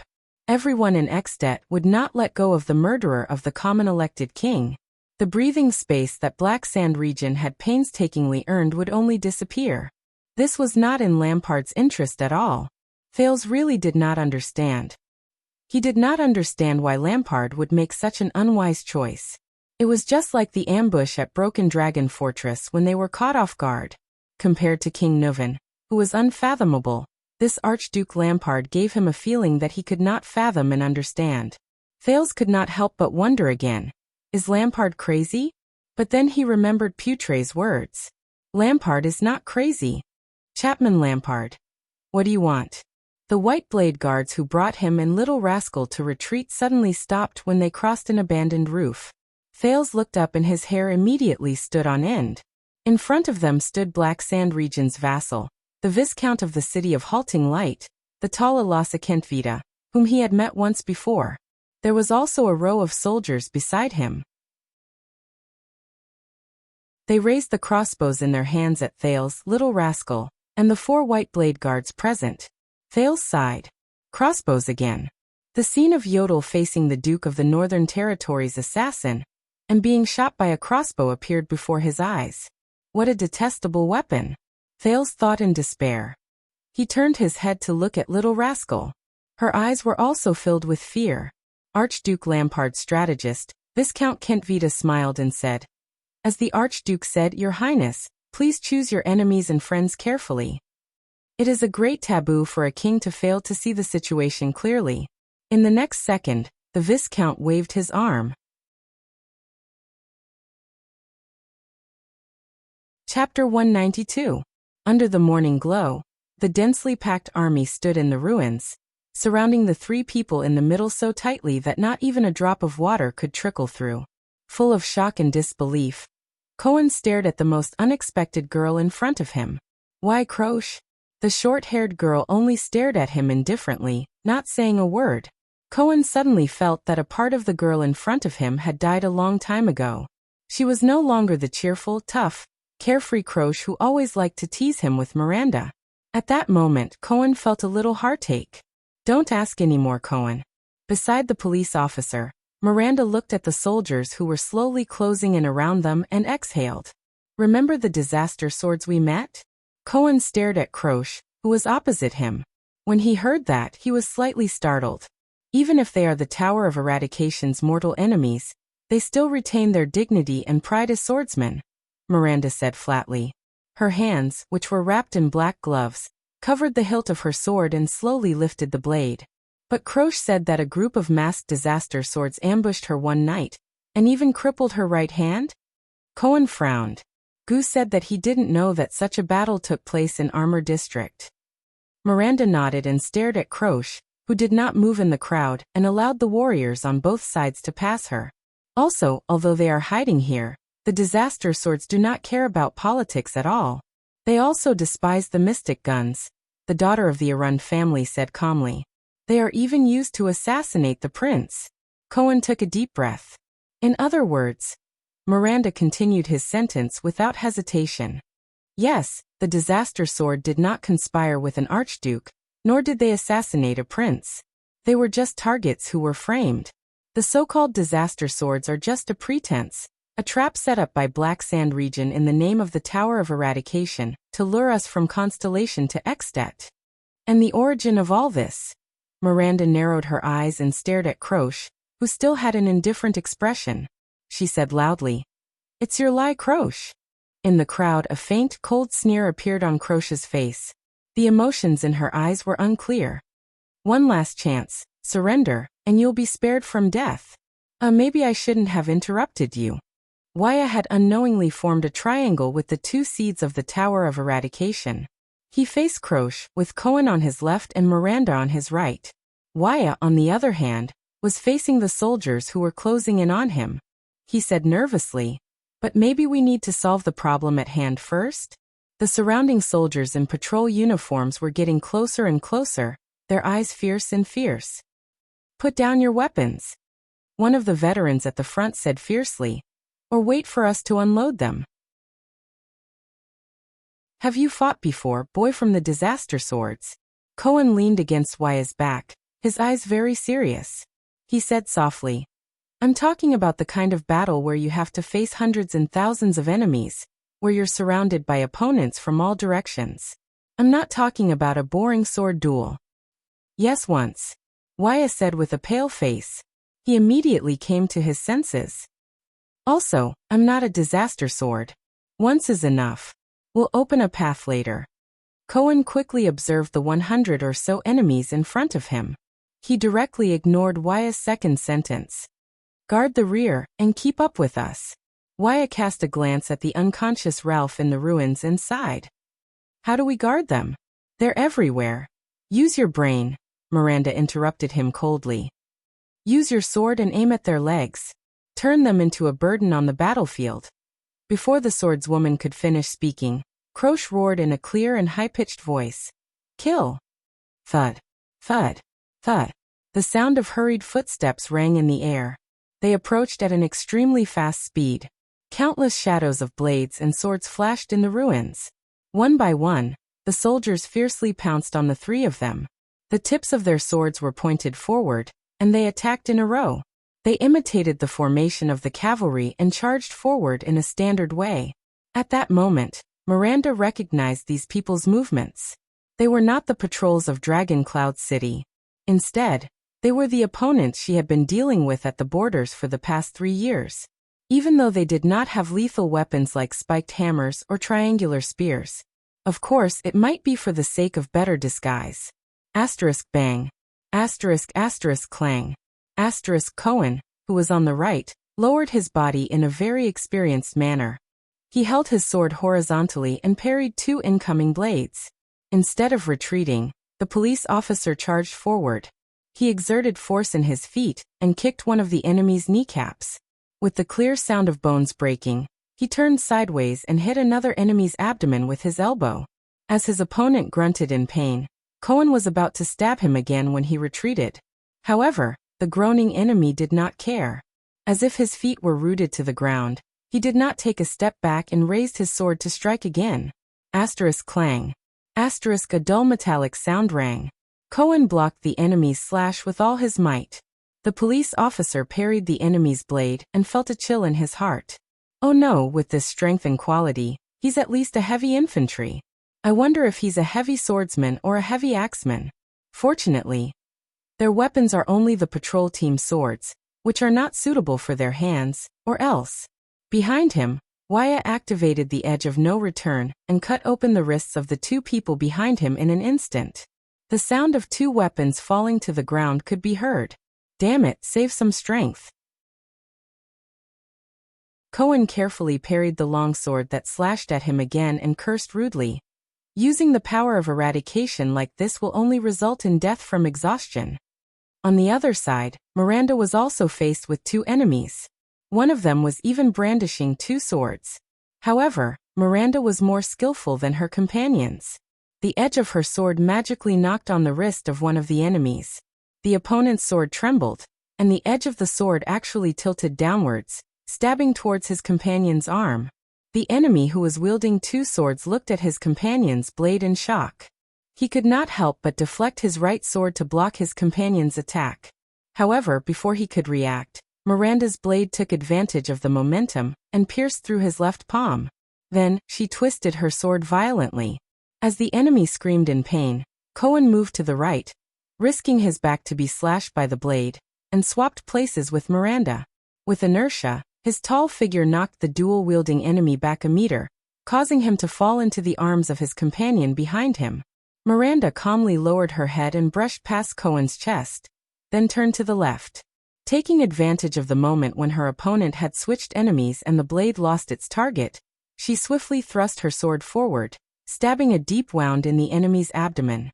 Miranda watched as her opponent gritted his teeth and endured the pain, bleeding profusely. However, she did not take his life and allowed the enemy to drag him back into the formation. The 2 of them took advantage of the momentum and advanced nearly 2 meters. After Waya strenuously blocked a slash, he hurriedly followed. The 2 seeds of the Tower of Eradication had a tacit understanding of each other. The attendant was stunned as he watched. Miranda leaned against Cohen's back and said in a low voice, "Heavy swordsman. His feet are steady, but he's not agile enough." Cohen parried a long sword and reported to him, "Cavalry scouts. Very fast reflexes, but not very sturdy." Black Sand Region's regular border army, Miranda summarized briefly. "We can't break through directly." Cohen gritted his teeth and forced the two enemies back with a powerful sweep. "There are too many of them, and every one of them is a veteran." Find Croce. Miranda once again displayed her power of eradication, which allowed her to control the rhythm of the battle. She squeezed between two enemies, and when one of them slashed her breastplate, she slashed her left palm horizontally at the enemy's throat, forcing the latter to cover his neck and retreat. The swordswoman then stabbed with her right sword, forcing the other enemy to lower his head and dodge. Alternate attacks. Use words to disrupt her. Fight for an opportunity. As soon as Miranda finished speaking, Cohen activated his power of eradication.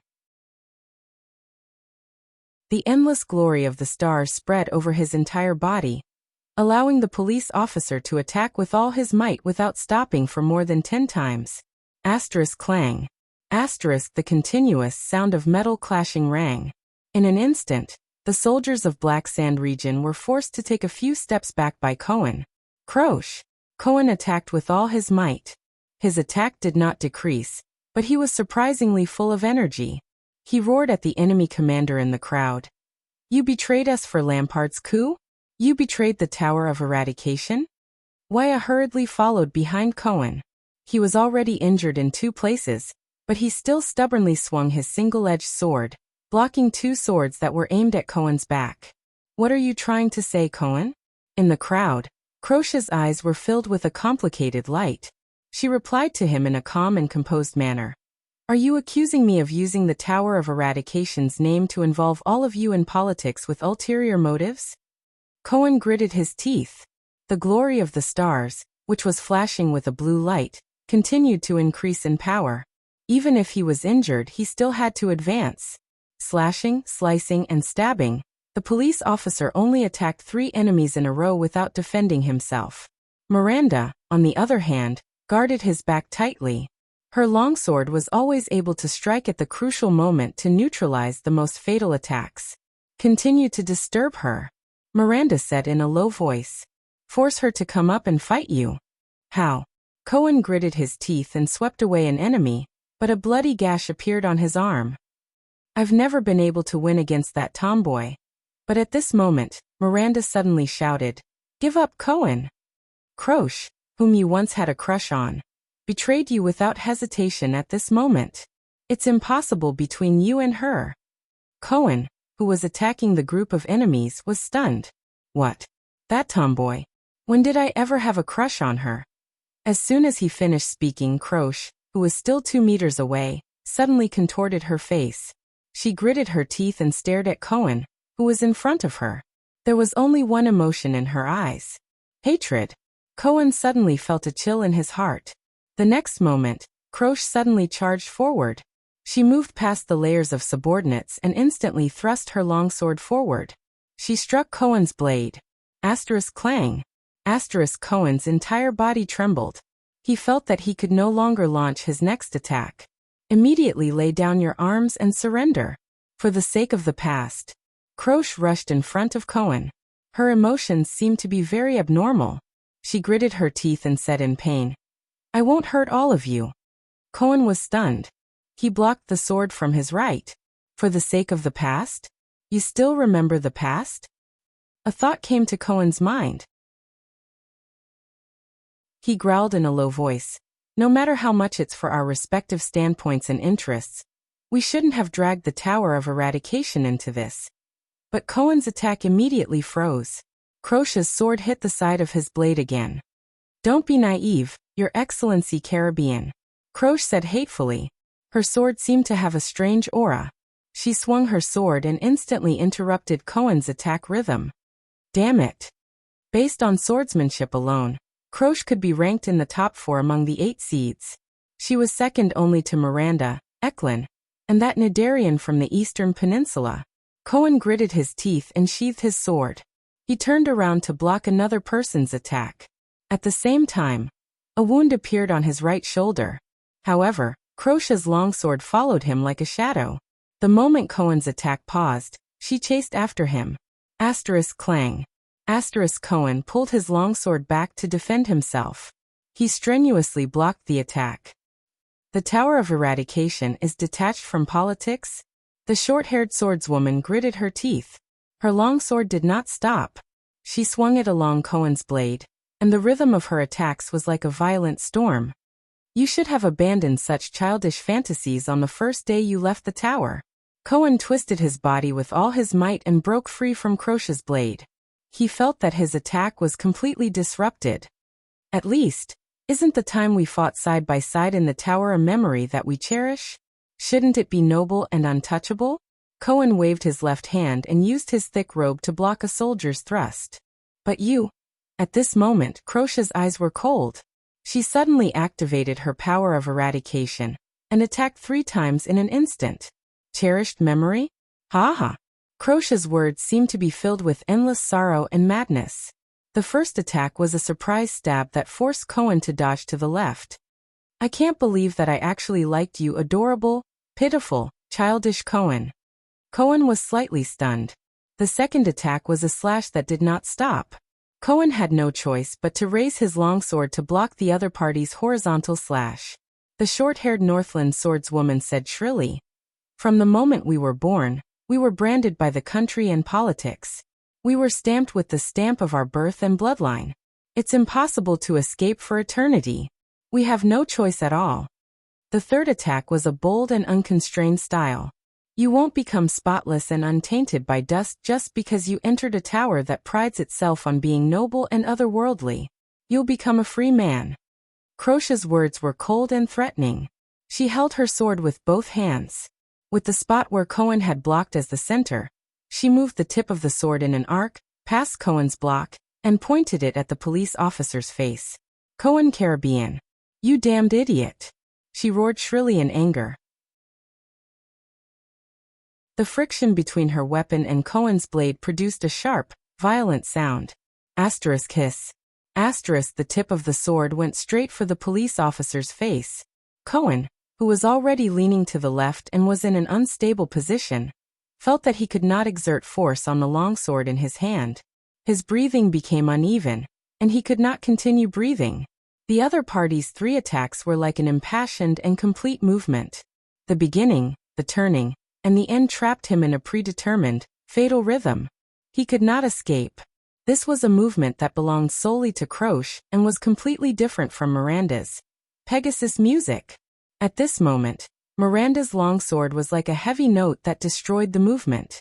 She forcefully thrust it into Croce's body. Clang. She blocked Croce's fatal blow. Cohen, who could not withstand the attack, switched positions with Miranda again to support Waya, who was in a difficult situation. "Croce, my former good sister." Miranda's black gloves produced a barely noticeable friction on the hilt of her sword. She coldly questioned her former companion. "Teacher Chartier really taught you for nothing?" The next moment, the Arund woman drew her trembling longsword and pointed it at Croce's hilt. "Pegasus music," she said coldly, "emphasizes on resonating with the rhythm of the outside world, and even the enemy. Not just you singing a one-man show." Miranda's blade slid downwards, and in the midst of the friction, she stabbed Croce's wrist. She chose the best timing and the most tricky angle. No matter how Croce reacted, blocked, or dodged, Croce would instantly fall into a disadvantageous position. But before Miranda could react, Croce flicked her longsword in the opposite direction. She neither blocked nor dodged. Instead, she faced the tip of the sword and stabbed Miranda's wrist. "One-man show," Croce said fiercely. "You definitely haven't seen enough dramas." Miranda Arund. The 2 swords collided in the air, twisted, and let out a piercing screech. The 2 female swordsmen, masters of the Pegasus music, who came from the same master, listened to each other's force and rhythm in the midst of the screech. They were ready to seize the opportunity to restrain their opponent's rhythm and deliver a fatal blow. Cohen's gaze flickered. It was best for bystanders not to interfere in the battle of the Pegasus music. The situation was constantly changing according to the timing and rhythm. and you would never know who you were helping. But when the enemy's commander was entangled, and their attention was attracted, Cohen sensed that the attacks in front of him had unknowingly weakened, and the enemy's footsteps were closing in on Croce. He made up his mind. Chance. He gave Wire a hint, and his tall figure dashed forward again. Specks of blue light flickered on his sword and his skin. The glory of the stars, with extreme speed and strength, launched a continuous attack. Blood splattered, some from the enemy, and some from his own. Cohen instantly broke through 3 people. He even left Miranda and Waya behind. He was about to break through the heavy encirclement. As long as I break through one spot, then. Cohen gritted his teeth and charged forward with all his might. But at that moment, a huge fist suddenly emerged from the crowd. Cohen instinctively swung his sword and slashed. But that fist was different. It changed its direction midway, and hit Cohen's blade from the side. Thud. Cohen, who had activated the glory of the stars with all his might, felt that the punch was almost unavoidable. His longsword paused heavily. It was as if an axe that was smoothly chopping firewood suddenly hit an iron plate. A huge force surged towards him. Cohen's blade was struck by the heavy blow. The blade let out an ear-piercing groan as it was bent.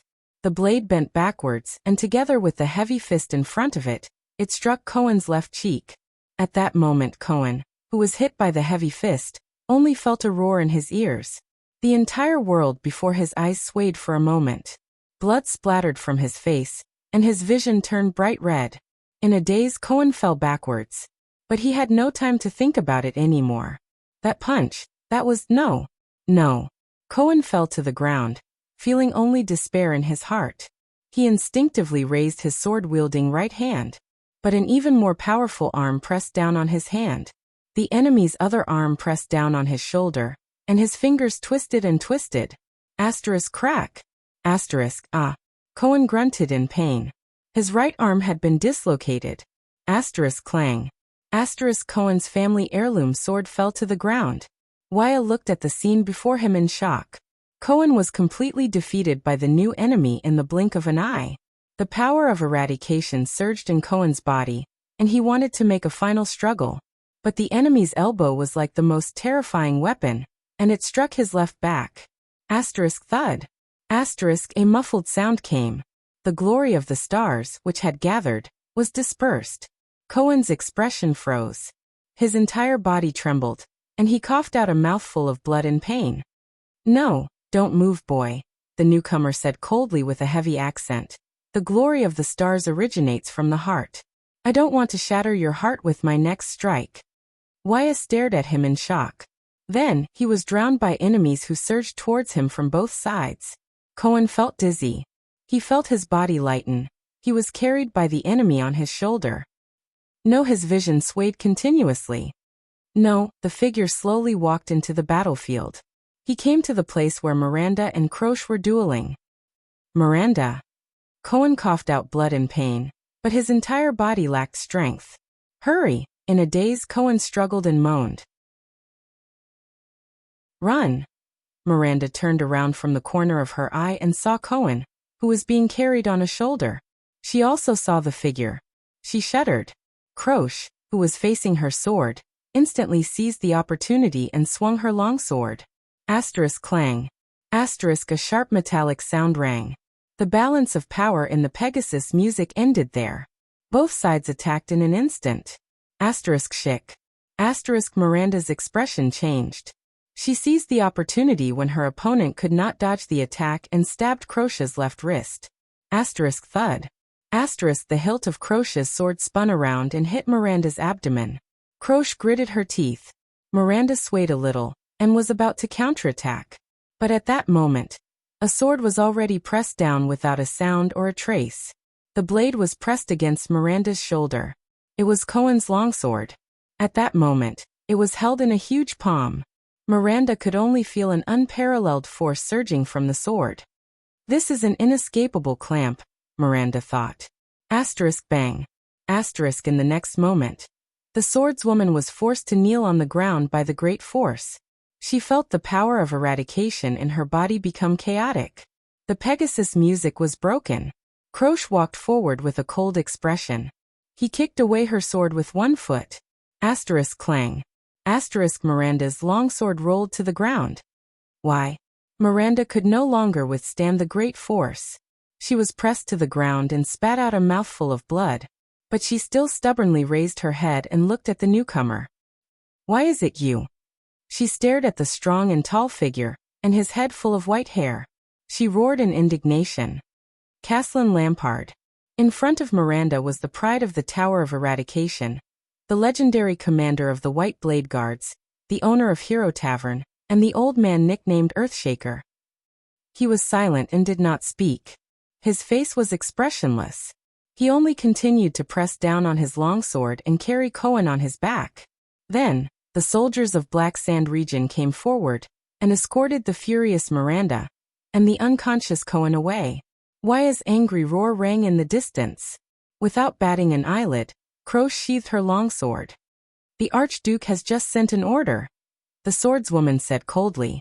He needs help there. The old man turned around and looked at Croche. An elf broke into the battlefield and rescued the boy.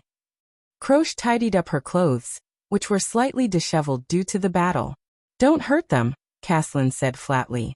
His eyes were filled with a deathly stillness. Croche raised her head and looked straight at Caslin. Of course, she said slowly, Uncle Caslin. Of course. Caslin turned around and disappeared into the hazy dawn. Croche also turned around and gathered her troops. Soon, the army of Black Sand region left the ruins. It was as if nothing had happened. A few minutes later, asterisk crash.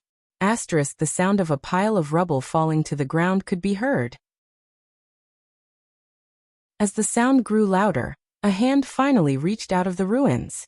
A silver-masked man covered in wounds flipped over the rubble covering his body. He held an arm that had yet to recover from its fracture and crawled out, still in shock. The phantom wind follower, Ralph, widened his eyes and panted violently as he stared in the direction where the people of Black Sand region had disappeared.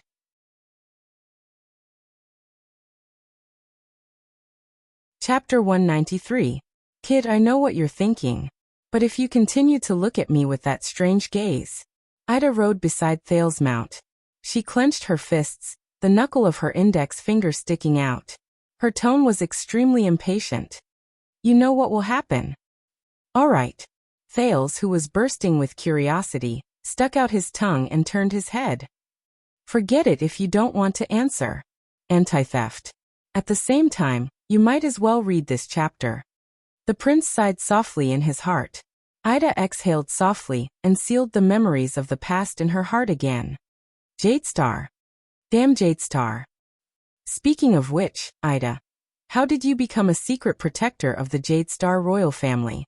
Thales looked at the blurry mountain range that gradually appeared in front of him and asked faintly, how could an elf be employed by the human constellation? I heard that they are all extremely arrogant, and that they are the only ones who serve humans. Ida lowered her head a little. Hey kid. The elf's voice sounded a little awkward. I've said it before, I am not your family's protector. And, Ida crossed her arms and said disdainfully, as a brat, how much do you know about the elves? Thales could only stick out his tongue and shake his head helplessly. This elf with many suspicious points. This elf who may have lived for hundreds of years and met the former virtuous King Mindes and Prince Kira, must have a rich and colorful story. But her personality. After the group crossed a snow-covered hill, Putre rode his mount to Thales' side. The thin vice diplomat had a solemn expression as he raised his finger and pointed in the direction they were heading. We're here. Thales reacted and quickly raised his head to look down the hill. In his blurry vision filled with snow, a silver-black giant appeared in front of the mountains. No, it's not a giant. Its silhouette in the snow appeared hazily in the distance. It was a majestic city built against the mountains. A red and black flag could be vaguely seen fluttering above the city. Its grayish-black walls were dotted with silver-white snow. The highest point of the city was at the peak of the mountains. From afar, it looked like a giant leaning against a snowy mountain, surrounded by many villages and small towns, standing tall on the northern land. Thales gestured for Waya to stop his restless steed. He took a deep breath of the cold wind unique to the north, and quietly looked at the majestic and powerful city in the distance. A little excitement surged in his heart. This is the great dragon of the north, the capital of Extet? Unknowingly, they had already crossed the prestige orchid snowfield and entered a new territory. It's the first time you've seen such a grand sight, right? Nicholas rode to their side. The corners of his lips curled up, and his face was filled with nostalgia and reverence. A huge city with mountains on its back. It's the biggest, most majestic, most beautiful city in Northland. It's also the city with the longest history, the holy land in the Northlanders' hearts. Dragon Cloud City. At this moment, an untimely snort came from the side. It was originally not called Dragon Cloud City. Nicholas cast his gaze at the guest from Constellation who interrupted him. It was established during the Age of Ancient Kings, and it was one of the human settlements in the north. During the era of the Ancient Empire, it was the central provincial capital of the original Northland province of the empire. Putre continued Nicholas' words expressionlessly. That fortress built against the mountain was originally known as Arund Castle. It was the residence of the Arund family, who ruled Northland under the emperor's orders for generations. After the empire collapsed, this place sank into 300 years of chaos and alternation of power. Until one day, Raikaru and Tormund's armies met nearby and won the first victory in the Battle of Eradication. It was Raikaru who led the army and rushed to the aid of Tormund, who was in imminent danger. Nicholas shook his head nonchalantly and used his own understanding to correct the Constellation's words. That's why that battle was called Reverse Cold Wind. It was said that in an empty space near here, Raikaru's troops marched at lightning speed, as if they had descended from the sky, and defeated the enemy from the rear. Thales pursed his lips in resignation. All right, it's another small difference of opinion between Extetians and Constellationates, Northlanders and the Empire. Besides, even though we're both Northlanders, Nicholas seems to be more stubborn than Kentvita. As expected, Putre exhaled with a disapproving expression. So, how did this place become Extet's capital? Thales immediately spoke at the perfect timing, interrupting the two men's intense discussion that was about to begin again. Nicholas gestured for them to continue moving forward. The commander of the White Blade Guard started to act like a real receptionist while he rode on his horse. This piece of land with Dragon Cloud City as its center belongs to the Walton family, the family from which Nuvan VII was born. It is also the most famous ruling family in Extet, and has the title of Archduke of Dragon Cloud City passed down through generations. The hero of mankind, Raikaru Extet, became the suzerain of this place more than 600 years ago. He formed an alliance with the 9 knights here and swore that in the chaos after the Battle of Eradication, they would guard Northland and their homeland together, and regain the pride of Northlanders. From then on, the proud Northlanders called the new kingdom Extet, and the Extet Alliance was born. The following year, the 9 knights, who had expanded the territory and were unstoppable, returned to this place. Together, they elected Raikaru Extet as the king whom the Northlanders trusted wholeheartedly and swore to follow until death. The 9 knights led their respective territories and guarded Dragon Cloud City. The history of the alliance ended here, and the history of Extet began. In the spirit of taking turns to rule and ruling fairly, the supreme ruler of Extet, the common elected king, was chosen from among the 10 archdukes. The rest of the people obeyed his authority and orders. This was Raikaru's oath to rule together in the past. It shows that his prestige and influence continue to this day. Because King Nuvan holds the title of Archduke of Dragon Cloud City, Dragon Cloud City has become the capital of all of Extet. At this moment, a messenger from Black Sand region passed through the heavy obstacles of the White Blade Guards with great difficulty, and came to Nicholas' side, inviting him to meet Viscount Kentvita. After Nicholas left, Thales turned his head and looked at Putre. You have something to say, the prince said with certainty. Of course.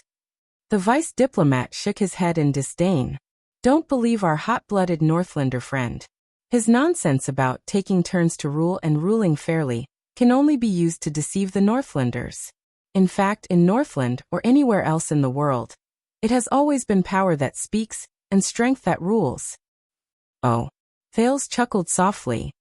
Since that hot-blooded Northlander friend has left, do you mind telling me a little more, my knowledgeable assistant, the versatile Northlander? Putre reached into his bosom, wanting to take out his pipe. However, the former bard hesitated for a few seconds, then withdrew his hand with a pained expression. It was unknown whether it was because he regretted that he did not have much tobacco left, or because he found his conscience. He then said to the second prince, I don't know if you have noticed, but the first ruler of Dragon Cloud City, the first common elected king of Extet, was Raikaru Extet. But the Dragon Cloud City we see now is under the rule of Nuvan Walton VII. Thales quickly came to a realization. Extet and Walton are two surnames. In other words, after Raikaru's death, the one who inherited his title was not his direct blood relative? Putre raised his eyebrows and nodded.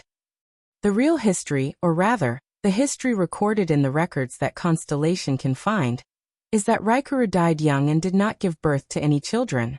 After he passed away, the suzerain position of Dragon Cloud City that he left behind was inherited by his nephew, Nuvan Walton. That was the first Nuvan after the Walton family became the suzerain of Dragon Cloud City. From then on, the Walton family, marked by the Cloud Dragon Spear, entered this land and this city, and has ruled it ever since. But Nuvan I's bloodline caused the suzerains to question his legitimacy. It also evoked the suzerain's desire for the common elected king's throne. No matter how many times he emphasized that his mother was Raikaru's older sister, and that Nuvan himself was the rightful heir closest to the late king, Raikaru, he could not extinguish the ambition of the 9 suzerains. Even though they were all model knights who were loyal to Raikaru in the past. Thales furrowed his brows slightly. At this moment he did not think of Raikaru and his 9 knights. Instead, he thought of the huge portrait at the center of Mindy's hall. Under the setting sun on the battlefield, a young knight covered in wounds charged fearlessly, accompanied by 6 people. Constellation's king of Renaissance, Tormund Jadestar I, and the 6 knights beside him. They were the illustrious duke families and the 6 great clans of today. Arund of the White Base Eagle, Cullen of the Sun Sword and Shield, Covendier of the Tricolor Iris Flower, Fakenhaz of the Four-Eyed Skull, Nanchester of the Great Deer Horn, and Tabark of the Blood Moon. They, and even the ancestors of the 13 distinguished families, fought beside Tormund in the past. Back then, were they also loyal to the King of Revival? Just like the 9 knights and suzerains behind Raikaru? For the legitimate right to inherit the throne of Extet, Dragon Cloud City's Nuvan I had a violent conflict with the 9 knights and their descendants, Putre continued. After the war, the stalemate and confrontation between the suzerains lasted for decades. At that time, Extet was almost like 10 fragments. They were a kingdom in name, but in reality, they were enemies and could not tolerate each other. Putre continued to speak. During this period, the survivors of the final empire built a new, insignificant country by the Shepherd's River in the south, on the territory of the former chauvinistic province. It began to rise slowly and continued to expand to its surroundings. Thales understood tacitly and replied, Tormund I, the king of Renaissance? Yes. Putre nodded. His eyes shone with a strange light. Constellation. In the end, under pressure from the new constellation, Nuvan I and the 9 suzerains reached the final and most awkward compromise. With the support of the 9 suzerains, Nuvan Walton inherited the common elected king's throne. In the name of the great former king, Raikaru, Nuvan I redefined Extet's territory and conferred the title of the 10 suzerains, including himself, as the 10 legitimate archdukes of Extet. However, after Nuvan I's death, the 10 archdukes had to choose a new common elected king. They would vote for the new common elected king, who would rule for the rest of his life. Thus, the system of Extet's King Selection Congress was established and implemented for 600 years. This is the so-called Raikaru's Joint Ruling Pledge. It was an oath made by 10 people in Raikaru's name with Raikaru's signature. Ironically, it has nothing to do with Raikaru at all. Wait a minute. Thales was dumbfounded as he listened. The king's selection. I only saw a rough outline of it in Mindy's hall. 10 archdukes voted together, and chose one of them? Thales was stunned. What if someone happens to have the same number of votes? Is there a mature system and style to determine the smooth selection of the common elected king in the King Selection Congress? Thales remembered a magical movie from his previous life. In the movie, pirates elected a pirate king, but in the end every candidate voted for themselves. Yes, and it is simple, direct, effective, full of the romance of the Northlanders, Poutre said in a low voice. It is a custom inherited from the Empire and the Knight's glorious era. It continues to be used in Extet to determine who the king belongs to when the archdukes are in a dilemma. A custom inherited from the Empire to determine who the king belongs to? Thales tightened his grip on the reins. He remembered what he heard in Caslin's Hero Tavern, and could not help but be shocked. You mean? Yes. Poutre nodded. With a complicated gaze, he softly uttered a word that was rather forceful. Duel. Thales was stunned. When the Sacred King Selection Congress cannot make the final decision, the candidate with the same number of votes, regardless of age or status, must prove himself in the duel. They must prove that they have the bravery worthy of being the common elected king, the boldness to lead the Northlanders, the fearlessness to face life and death in the duel, and the final victory in the duel. When he heard this, the Archduke of Black Sand Region, Chapman Lampard's flickering face in the firelight and the old, worn sword on his table suddenly appeared in Thales' mind. After all, they are Northlanders. Thales suddenly realized that even though he had set foot in Extet's territory in the north, his understanding of them was still at a rudimentary stage. The Northland, a country known for its toughness, was much more complicated and peculiar than he had imagined. And he was about to face them. Continue. Thales frowned solemnly. Before I meet them, I want to understand the Archdukes of Extet. For example, their relationship with the common elected king? Poutre only paused for a moment before he nodded and continued. The Archdukes of Extet have absolute autonomy in their own territories. They only have the obligation to obey the common elected king and send troops during times of war. But they do not have to pay taxes to the common elected king. Territorial affairs are purely up to themselves. As for whether to accept and implement the king's orders throughout the territory, it is entirely up to the archdukes themselves. Isn't the power of the Archduke of Extet a little too much? Thales was surprised.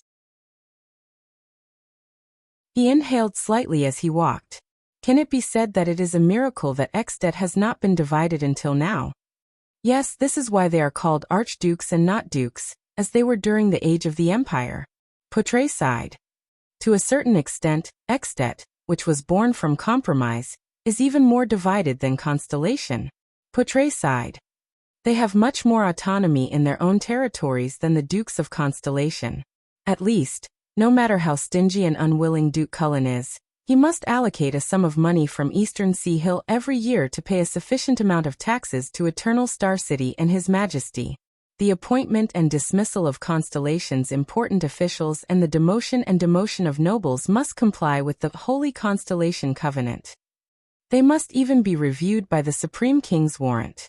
Therefore, if the dukes want to interfere with the kingdom's politics, the fastest way is to interfere with the Central Department of Eternal Star City, or use the influence of their territories to infiltrate the local officials of the kingdom.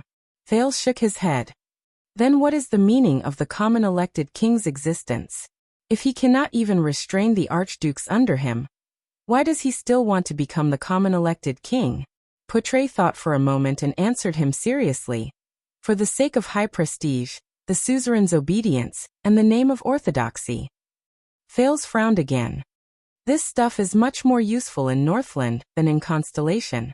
No matter how uncultured a Northlander is, he would know that the common elected king's authority is inviolable, and Rikaru's oath is inviolable. Poutre recalled his own knowledge and continued. In history, the Archdukes of Extet rebelled 3 times because they were dissatisfied with the common elected king, but each time, they failed. Because no matter how the archdukes who raised their flags against the common elected king tried to justify themselves, once they openly flouted Rikaru's oath, they would lose the hearts of their people. Even the most greedy Northlanders were unwilling to fight for them. Some archduchy families even withdrew from Extet's ruling history because of this. Thales gazed at Dragon Cloud City in the distance. He slowly exhaled a breath of hot air between his cold hands and thought carefully. High prestige. The name of orthodoxy. The people's loyalty. Northland's traditional culture? It's too simple, Thales said faintly after a few seconds. Putre revealed a puzzled expression. I mean, attributing the power to maintain Extet's stability and unity to Raikuru's prestige, and the Northlanders' character and tradition. This attribution is too simple. Thales lowered his head and thought carefully. Human behavior and the structure of social power always affect each other. It is impossible to have a situation where one's behavior strengthens the structure, while the social structure has no effect on human behavior. No matter how noble the Northlanders are, how they revere their ancestors, and how they revere their traditions, they cannot maintain such a state system. A power structure that is destined to split and collapse will only bring the same effect to the Northlanders. They are destined to be under different suzerains, different interests, and different institutional structures. As generations of people die and are born, and as society changes, they evolve behaviors and motivations that fit the structure of the times. Under Extet's strange split system, it is very difficult for the Northlanders not to be enemies and kill each other. Right. Thales nodded secretly. This was the society he knew. But Extet? Do you have more ideas? Putre narrowed his eyes and thought about Thales' words carefully. He asked, why don't you tell me? The second prince pondered for a moment before he said, Constellation. Thales raised his head and said with certainty, Constellation. Putre's gaze flickered as he waited for the prince's answer.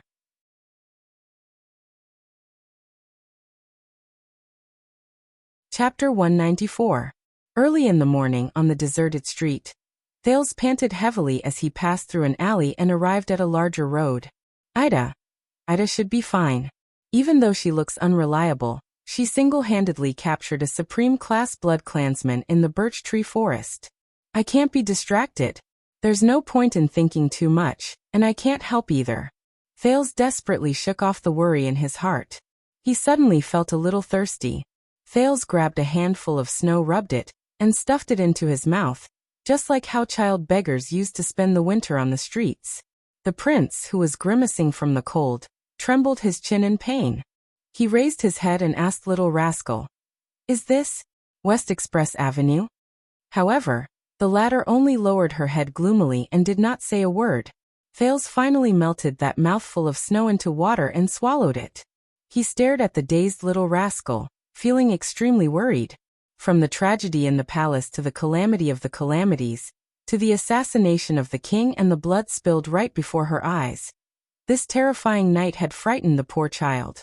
For her, this was too. Forget about Little Rascal. Even he was on the verge of breaking down. All of this, how did it all start?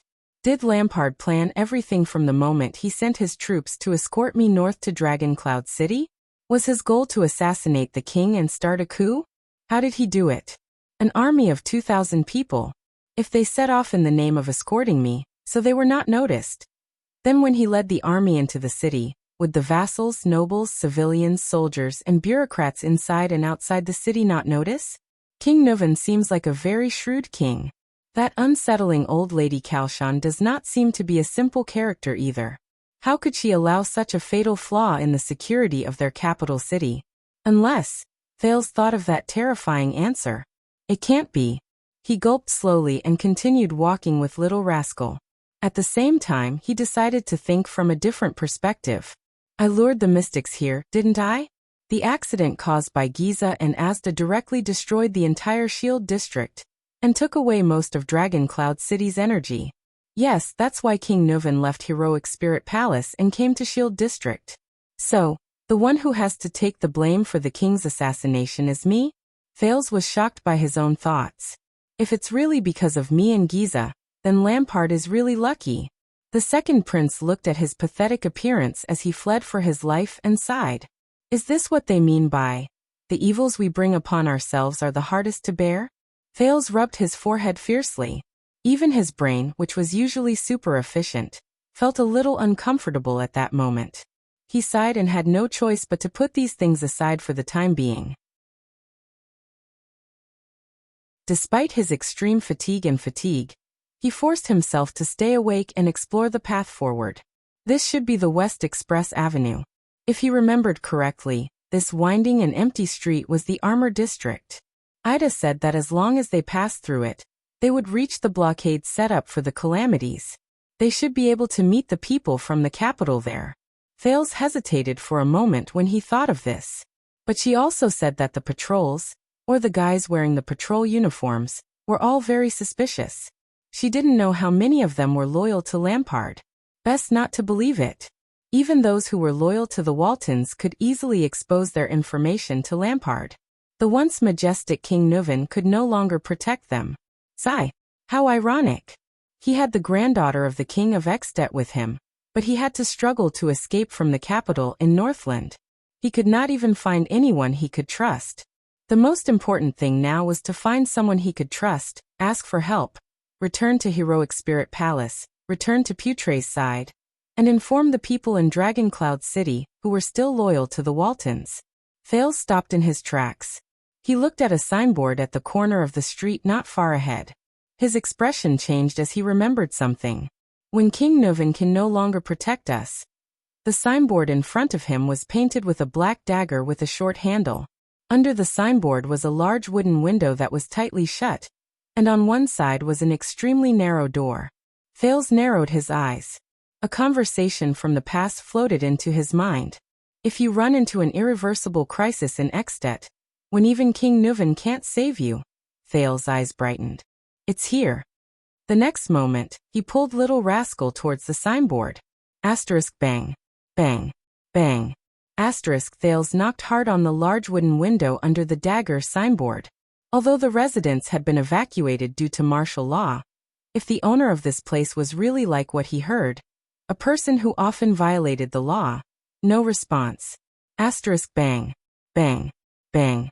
Asterisk Thales knocked 3 more times. Still no response. The prince frowned and extended his hand again. Asterisk bang. Bang. Bang. Asterisk as the knocking grew louder. Little Rascal seemed to come to her senses. She asked in a daze, where are we? A butcher shop on West Express Avenue, Thales said briefly. Is anyone there? We need help. Asterisk bang. Bang. Bang. Asterisk he knocked on the window a few more times. However, there was still no response. Thales' original hope slowly faded. Sigh. He looked at the signboard and sighed. They've probably been evacuated. Under Little Rascal's strange gaze, Thales pulled her up in disappointment and turned to leave the butcher shop. However, he had only taken 1 step when he froze and stopped. What's wrong? Little Rascal asked woodenly.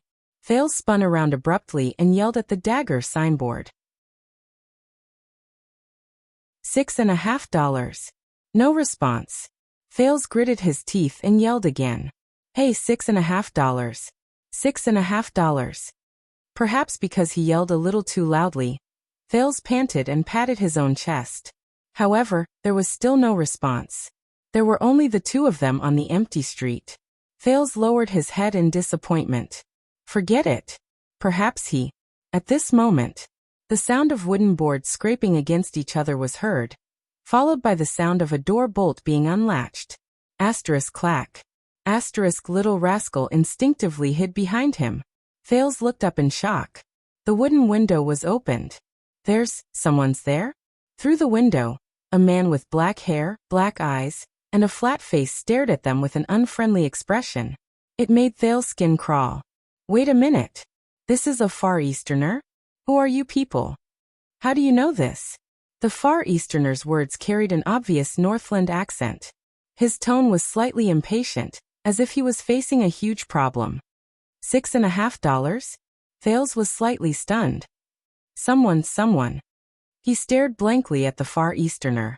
It was only when the man was about to close the window that Thales reacted and said agitatedly, Wait, we are Caslin's friends. Caslin was the one who told us this word. He said that when we need help, we should come here and say this secret code. The Far Easterner narrowed his already small eyes, as if he wanted to scrutinize them. Are you that? Thales scratched his head and desperately tried to recall their encounter in Hero Tavern. After a few seconds, He finally managed to squeeze those words out of his mind. It's Mr. Gu, isn't it? We need help. The Far Easterner, Gu, said nothing. He remained in the shadows behind the window and watched them quietly. Please. Thales was a little anxious. After a moment, Gu grinned. Caslin's friends, is it?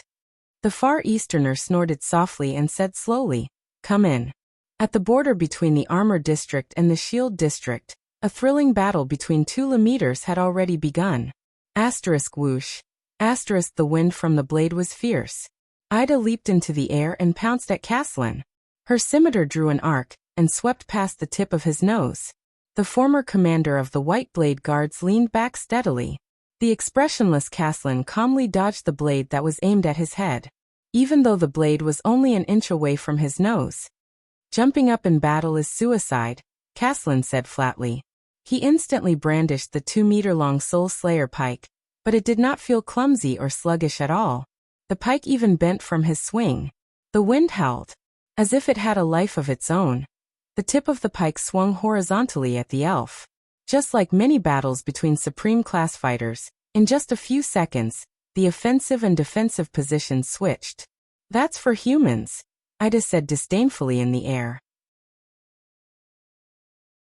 In the next second, with incredible agility, she climbed up the front part of the Soul Slayer pike with one hand, and exerted a little force in her hand. The dark tip of the Soul Slayer pike brushed past her ear in a dangerous manner. Ida hung her entire body on the pike like a fleeting piece of clothing. She danced with Caslin and fluttered in the wind. Caslin's arms surged with unimaginable strength, and the pike shook. Ida was sent flying from the pike, as if she had suffered a heavy blow. Caslin's pike did not stop at all. Like a venomous snake that had launched another attack, it pierced through the air and attacked Aida's waist in the air.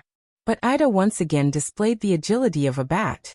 She leaned back in the air, pulled her legs back, and bent them into a C shape. Asterisk bang. Asterisk the pike pierced through the air, and let out an explosive sound. However, Caslin's deadly pike pierced through the empty space in Aida's C shape and swept past her back.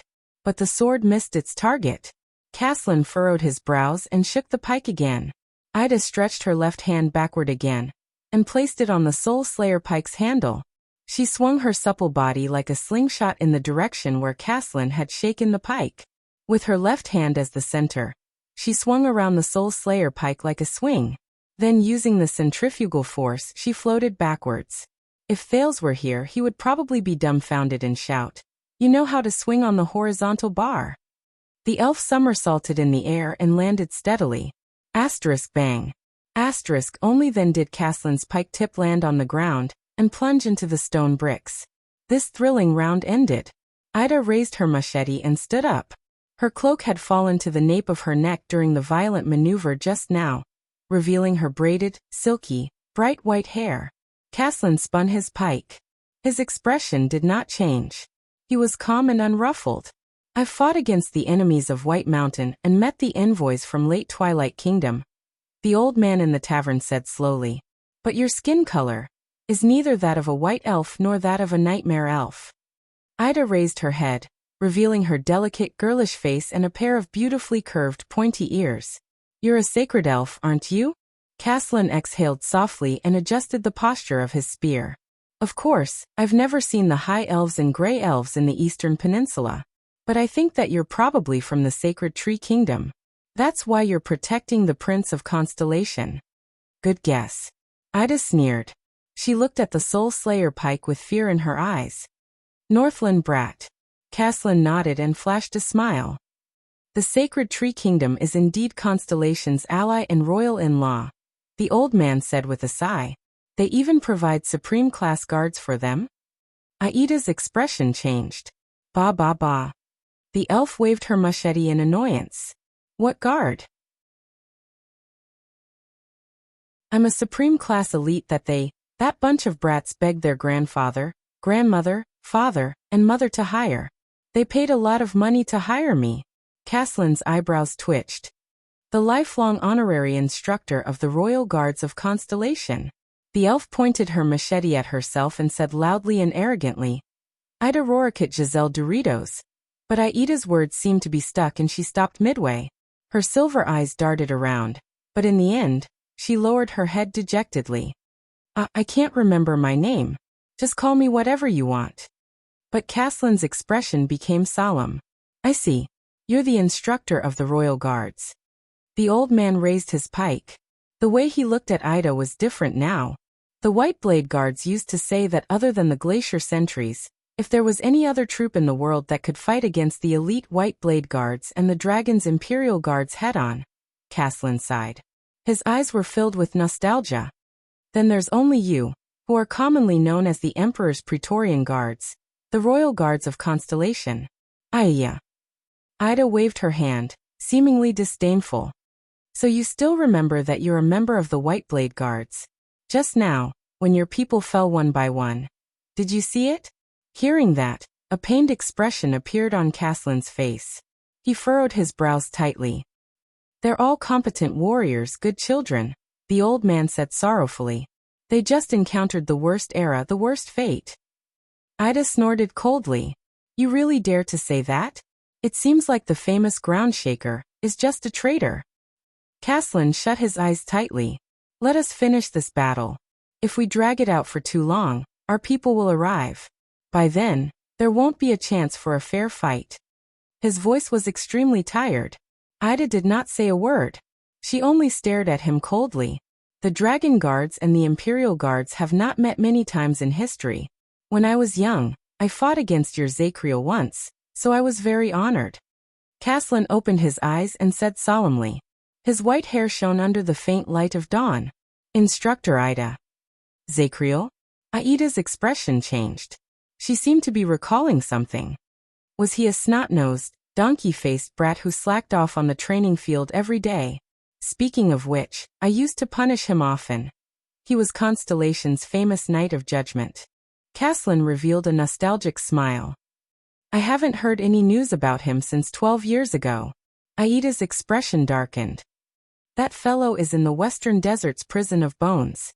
The elf sighed. "I reckon he won't be able to get out of there in this lifetime. That silly child." Caslin was slightly startled. "Is that so?" The old man murmured. "What a pity."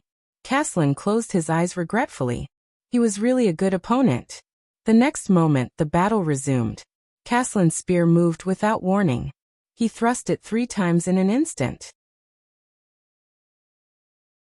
All of them were aimed at Aida's legs. Asterisk bang. Bang. Bang. Asterisk the tip of the spear tapped the ground 3 times, stirring up countless gravel. But Ida seemed to be dancing in a strange and elegant manner. She took 6 steps in a row, and each step perfectly avoided the Soul Slayer pike's thrust. Amid the flying gravel, Ida did not retreat. Instead, she moved with evasive steps and closed in on Caslin. She switched between offense and defense. Asterisk swoosh. Asterisk while the spear could not be pulled back in time. Ida slashed at Caslin's head with a bold and unconstrained slash. The legendary commander of the White Blade Guards calmly turned around and dodged. His experienced eyes never left Aida's shoulders. As expected, following Aida's movements, the flash of the blade turned 3 times in the air. Each time, it turned in the direction where Caslin was about to dodge. But Caslin still relied on his superb eyesight and intuition to dodge the 3 dangerous turns of the blade. The wind from the blade swept past the old man's face. It took away a tuft of his white hair. Caslin finally pulled back his spear. The old man raised his arms high and the spear drew a big circle around him. Asterisk rip. Asterisk the sound of the spear's tip being dragged on the ground was ear-piercing. But Ida had already done 2 backflips and leaped out of the Soul Slayer pike's attack range. The tense exchange of offense and defense ended. The 2 Supreme Class fighters stopped again.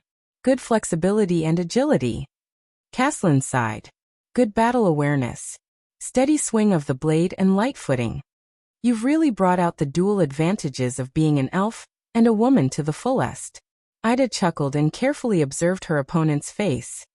You'll be at a disadvantage if you underestimate a woman. The 2 of them stood on both sides of the street and stared at each other quietly. The wariness in their hearts was raised to the maximum as they calculated the upcoming battle. "I wouldn't dare," Caslin said respectfully.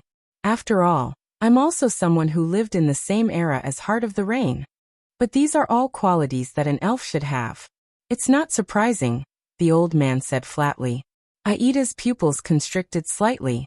Caslin observed the ground. His gaze focused on the 3 holes he had just made. What surprised me the most was that you were able to respond to each of my attacks and defenses perfectly. You didn't hesitate at all. It was almost perfect. Ah. Ida shrugged. Her pair of pointy ears moved slightly. I'm very powerful. Haha, is that so? Caslin's expression changed, and he revealed a hearty smile. I attacked your legs to suppress your agility. I stirred up the gravel to hinder your dexterity. I swept my spear at the end to seize the opportunity when you got close to me to launch an attack. The old man nodded approvingly. But you cleverly avoided the thrusts on your legs, and even rushed over. While cleverly dodging the gravel behind you, you launched a counterattack. You even dodged the final sweep at the right time. Caslin raised his head and looked straight at Ida. My 3 goals were interconnected, but I didn't achieve any of them. This can no longer be explained by reflexes or experience. He shook his head slowly. Even Xiao and Heart of the Rain couldn't have faced my attacks so easily. Then there's only one answer left. Aida's expression did not change, but she slowly tightened her grip on the machete in her hand. The 3 sets of consecutive attacks just now were indeed very experienced. But, Caslin sighed with emotion. His voice rose and fell as if he was sighing. You knew my next move and plan beforehand, so you responded perfectly, didn't you? Aida's expression changed. No way. This old man. How long have we been fighting? Caslin chuckled. In that second, it was as if the legendary Earthshaker had returned to the battlefield when he was young. I heard that the probability of psionic abilities appearing among the elves is much higher than that of humans. It's an interesting phenomenon, isn't it? The old man swung the Soul Slayer pike again. His eyes burned with a fighting spirit that he had not felt for many years. There are also many types of psionic abilities, and there are all kinds of strange abilities. Aida's expression completely darkened. Previously, she had only focused on the infamous Soul Slayer pike. But now, compared to the Soul Slayer, she had underestimated Earthshaker. In the past, she had only heard of his legendary reputation as the leader of the White Blade Guards after he left the Tower of Eradication.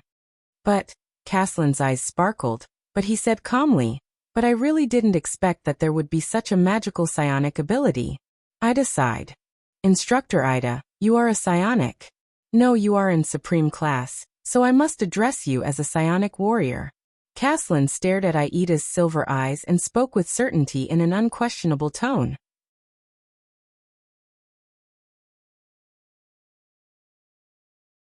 Chapter 195. Thud. Goose slammed 2 big bowls of steaming meat soup on the table. Thales and Little Rascal, who were washing their faces in cold water, raised their heads in a daze and stared at the expressionless Goo. The hunger that was previously suppressed by panic and fear suddenly returned to the second prince's stomach. I used eternal oil to heat it up. The smoke will disperse indoors. No one will notice us, Goo said flatly. He sat opposite the 2, his thick right eyebrow slightly raised, as if there was a hidden meaning behind it. Of course it's not cheap. I'll put it on the tab. Little Rascal's stomach growled at the perfect time. The girl glanced at the boy beside her timidly. Thales gulped. What's wrong?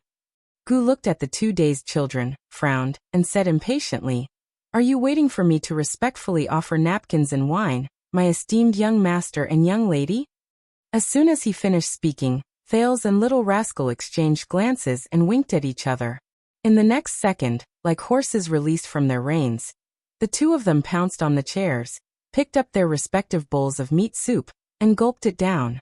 Don't be hasty. Goo looked at the 2 of them wolfing down their food and sighed. We'll talk business after you've filled your stomachs. In just a few minutes, the 2 extremely hungry children finished their bowls of meat soup. They leaned on the chairs, rubbed their bloated bellies and panted. Little Rascal even burped and lowered her head timidly. Thales exhaled contentedly. So, Goo placed his right hand on the back of his left, his fingers tapping slowly like waves. Before Goo could continue, Thales, who had caught his breath, raised his head and said hurriedly, We need help.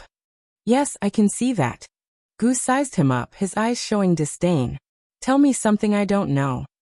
Under Thales's gaze, Gu said nonchalantly, For example, on this chaotic night.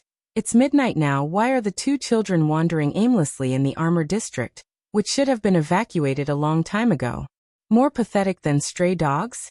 Thales was slightly startled and subconsciously said, We. But his words came to an abrupt halt. The prince hesitantly opened his mouth and closed it again. Ever since he became a prince, his experience and intuition told him that revealing all the information he knew might not necessarily bring him sincerity and understanding. Just look at Serena and Blacksword. We are in trouble. Thales took a deep breath and said seriously, We need to go to Heroic Spirit Palace without attracting attention. Can you help us? We will pay you. Gu's fingers did not move. He clenched his fists and stared at Thales without moving. The man's gaze was very calm, like the surface of a lake without wind or ripples, but it made Thales panic for no reason. He had no choice but to sit up properly. This Far Easterner. Why does it feel so weird? Just when Thales felt that he could not hold on any longer, Gu finally spoke slowly. Heroic Spirit Palace. Another drama of the nobles killing each other for power? The corners of Gu's lips curled up into a thought-provoking sneer. The Far Easterner's black eyes were so deep that Thales could not see his pupils clearly. Do you know how difficult it is to secretly go to Heroic Spirit Palace from Armor District? The distance, the slope, the gatehouse, the forbidden roads, and the cordon that has been in place since yesterday. Gu stared at Thales in the dim light. I can make room for you, but to send you to Heroic Spirit Palace quietly and get involved in the political struggle of the upper nobles? The Far Easterner shook his head. The coldness at the corners of his eyes made Thales shudder. Sorry, Caslin's favor is not that great. He refused. Thales turned his head and glanced worriedly at Little Rascal. They could not just stay here and wait for death. Lampard's operation, Nuven's assassination, the accident they encountered, all these things needed to. What about contacting them? Thales raised his head and said anxiously, You can't send us there, but can you help us contact someone? Under Thales' worried gaze, Gu smiled. Although it will not be easy, it is not impossible. Gu narrowed his eyes. To whom? Thales' eyes brightened. However, just as he opened his mouth to speak, he was interrupted by Gu. Choose carefully, child. Don't choose those whom I have to stand at the entrance of Heroic Spirit Palace and shout to reach. Also, Gu lowered his head slightly. Due to the light, his eyes were shrouded in darkness. He spoke with a profound tone. He said meaningfully, If your situation is really dangerous, then it is best to find someone trustworthy and inconspicuous. After all, I don't want to get into trouble. Hearing Gu's words, Thales was stunned. The first person he thought of just now was Putre. Ida said that the vice diplomat mobilized people to look for him. Then perhaps he could send someone. No. The prince shook his head in his heart.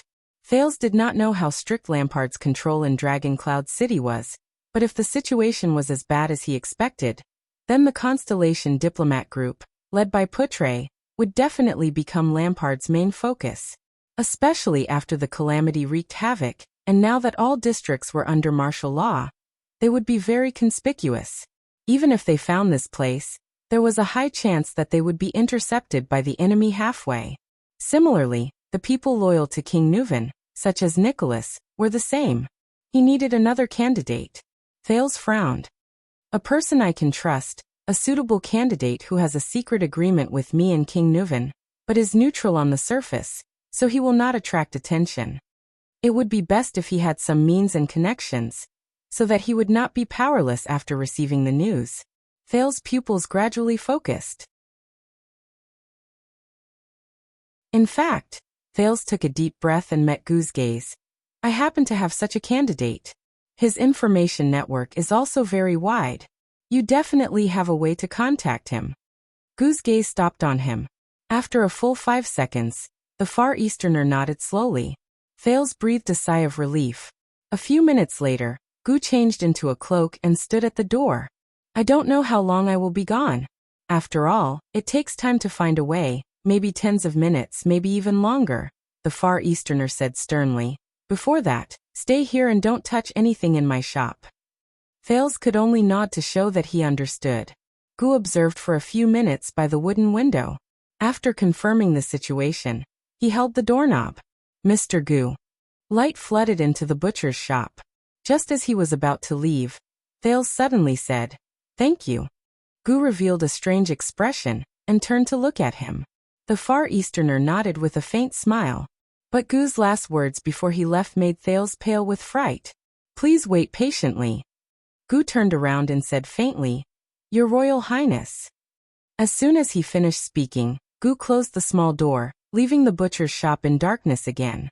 Thales was the only one left, stunned on the spot. The prince turned his head and looked at Little Rascal, who was sitting by the table. "So he knew my identity long ago? That's why I didn't ask." As he watched Gu disappear through the small door, Thales held his forehead and sighed in pain. Is it very eye-catching to see an unkempt kid running around the street? Asda, Black Sword Gu. Why do I feel like everyone knows me at first sight? Thales turned around and looked at the chopping board and boning knife around him. He shrugged helplessly and dejectedly. He climbed onto the chair by the dining table with difficulty, picked up his wooden cup and drank a mouthful of water. He caught a glimpse of Little Rascal from the corner of his eye. The girl was staring blankly at the table, her face expressionless. Thales sighed silently in his heart. "Sleep for a while." Thales put down the cup and said, "You should be very tired." "Huh." Little Rascal snapped out of her daze and stared at Thales blankly, as if she had suddenly woken up. Thales pursed his lips and shook his head helplessly. "You need to rest. We may have to hurry on with our journey later." Thales tried his best to speak in the most gentle tone when he saw the absent-minded girl. However, Little Rascal only stared at him blankly. "Thales," the little girl said dejectedly, "I feel like I'm dreaming." Little Rascal lowered her head. "A nightmare, a never-ending nightmare." Thales held his breath for a moment. Little Rascal's voice was a little shaky. First it was Lady Alex, then the monster in Dragon Cloud City, and now King Nuven. The girl's eyes behind her glasses were suddenly filled with tears. All of this. When will it end? Thales closed his eyes. There was an indescribable gloominess and sadness in his heart. She was just a child, only a few years older than Korea, Ryan, and Sinti. She was forced to witness everything. Soon. Thales heard himself say faintly, "Soon, all of this will end.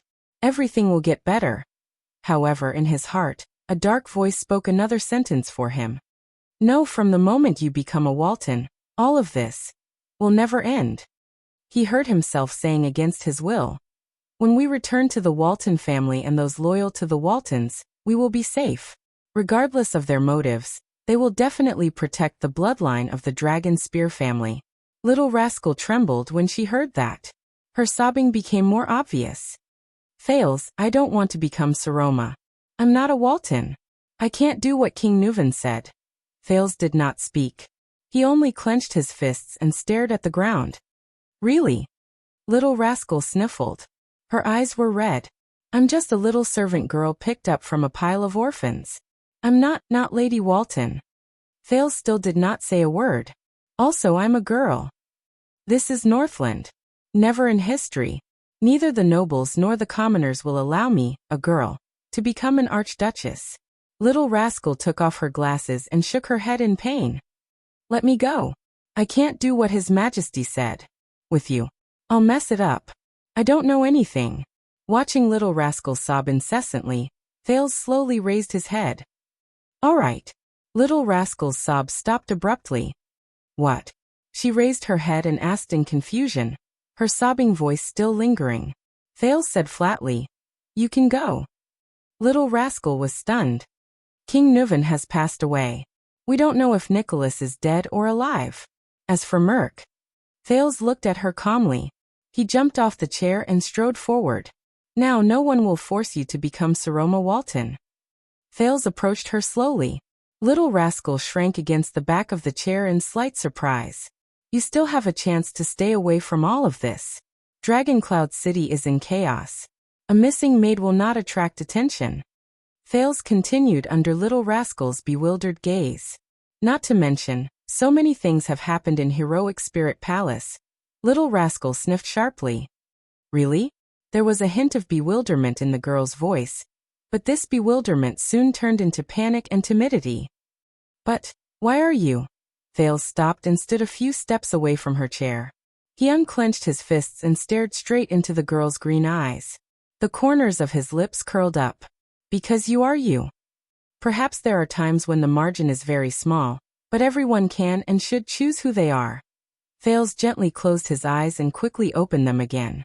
You will become the person you choose to become.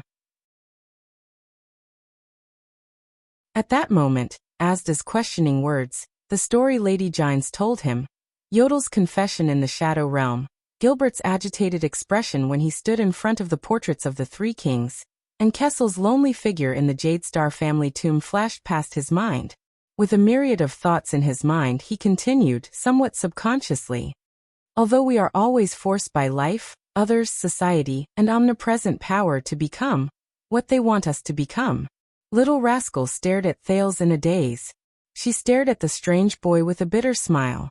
The girl who had cleaned herself blinked and asked subconsciously, such as becoming a prince?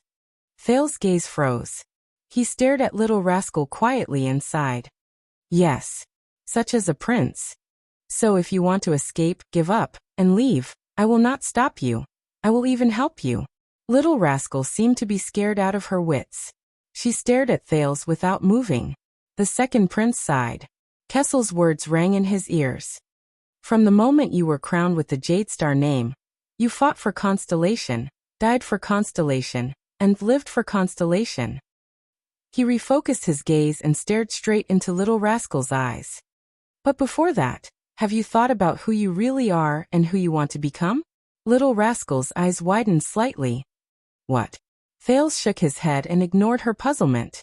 He continued to speak, minding himself. He continued. Are you little rascal? The little maid who does your homework on your behalf? The fan of books in the library? Saroma Walton? The unlucky girl who was innocently dragged into all this? Little rascal froze on the spot. Her breathing slowly became irregular. In Alex's eyes, you are her humble maid. In King Nuven's eyes, you are the last descendant of the Walton family. In the eyes of the Queen of the Sky, you are an interesting girl who wears her glasses without realizing it, Thales said calmly. But what about in your own eyes? Who are you? He asked the question he had when they first met. Little rascal's gaze became more and more confused. Choosing to turn back into little rascal because of a moment of fear or past habits, choosing to become a noble lady of the Walton family because of a moment of vanity, or choosing to escape because of a moment of pressure. In my opinion, these are essentially the same. They are not what you really want. You are forced to become someone you are completely unprepared to become. In an instant, silence enveloped the small butcher shop. Little rascal sat on the chair in a daze and stared at Thales, who stood before her. Her eyes were filled with confusion and fear. What about you? A few seconds later, little rascal looked like a person who struggled out of the water. She raised her head blankly, looking for a life-saving straw. Who do you think I am? Shouldn't I be a little maid? You. Thales smiled. He shook his head. You are unlucky. You are an unlucky girl who was dragged into these troublesome matters with me. Little rascal's gaze darkened. She lowered her head and pouted. Thales looked into her eyes and exhaled softly. But you are also a brave and strong girl. You have experienced nightmares in hell with me, and you have persevered until now. Thales revealed a bitter and gratified smile. If you become an archduchess, in my opinion, whether it is King Nuven or Archduke Lampard, you are much better than them. Little rascal raised her head again. Her eyes shone with surprise and amazement. In my opinion, you are not completely unprepared to become a Walton. Under little rascal's stare, Thales continued to speak. You have read in Rikaru's library for many years. You can recite the books inside like the back of your hand. You are very familiar with history and illusions. You completed Alex's homework for her, and perhaps you were even more competent than she was. Moreover, Thales recalled yesterday's events in a daze. It was as if it was years ago, and the images in his memory had already turned yellow. Faced with such a monster, even in my most desperate moment, when I was in the most dangerous situation, you never abandoned me, even if the final outcome might be a painful death. The prince looked into Little Rascal's eyes. Little Rascal pursed her lips and wiped away the tears on her face. Let me tell you another secret, Thales said. Little Rascal blinked. A strong and muscular figure appeared before Thales' eyes, along with a pair of intimidating sky-blue eyes. When I became a prince, my father asked me a similar question. Thales' gaze was unfocused. His thoughts were no longer in this butcher's shop, but drifted to the faraway Eternal Star City. Are you ready? That's what he said. He chuckled subconsciously. How did you answer? Little Rascal asked expectantly. Thales turned and looked back at her. I said no. And then? The girl's eyes lit up. What was your father's reaction? Thales stared into Little Rascal's eyes quietly and did not move. Then, the latter turned her head away in embarrassment. A few seconds later, Thales sighed. He said, it's okay. Because fate will prepare you. That's what he told me. Little Rascal was stunned. Thales exhaled through his nose, as if he had just removed the biggest shackle. The prince flashed what he believed to be his most confident smile. So don't be anxious, don't panic. You have many choices. Thales held Little Rascal's hand gently and said sincerely, when we escape this place, you can choose wisely who you are and who you want to be. Whether you want to leave or stay, I won't stop you. Little Rascal stared at him blankly. Before that, you don't have to think about anything. You're just a loyal companion who's running for our lives with me. Thales fixed his gaze on her. That's enough. Little Rascal stared at him in surprise. It was as if she was meeting him for the first time. Little Rascal sniffled and said, as if she understood something, okay. Thales raised his eyebrows. Now sleep for a while. We need strength and spirit. Little Rascal nodded obediently. Thales sighed. Finally, I've comforted her. Thales turned around and climbed into his chair. Goo's chair was a little soft. He did not know what kind of wood it was made of. Thales, Little Rascal said softly behind him, thank you. Thales paused. No. He lowered his head, a little disappointed. I was the one who got you into this. Otherwise, she would still be a little maid who only had to worry about Alex in the library reading books. Isn't that right? The two children lay back in their respective chairs and temporarily closed their eyes in peace. Thales. In the darkness with his eyes closed, Little Rascal's timid voice rang again. Are you really only 7 years old? Why do you know so much? Thales, who was adjusting his lying position, burst into laughter when he heard her. He opened his eyes and saw Little Rascal lying sideways on the chair with her eyes closed. This reminded Thales of the time she was sound asleep on his bed in his room. Who knows? He slid down the chair gently and walked to the corner of the wall. Maybe I'm already 37 years old. As usual, Thales lay against the wall in the corner with his hands as a pillow. Feeling the double protection of the floor and the wall, he felt much more at ease. I just don't look old. Little Rascal's laughter rang beside him. Thales laughed too. Choose yourself. Choose who you want to be, he repeated to himself in his heart. At the same time, he recalled what he said to the mystic before Asda left. Yes. I will get through this disaster. I will live. And then choose who I want to be. No one can force me. No one can stop me. He closed his eyes gently.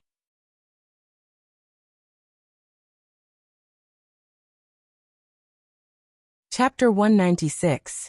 In his long-awaited dream, he felt as if he had returned to that strange and dazzling world. There, the girl with a blurry face but a gentle voice hugged him from behind, which was a rare sight. She whispered, "Why? Are you sad?" He closed the laptop and smiled bitterly. No, this result was expected.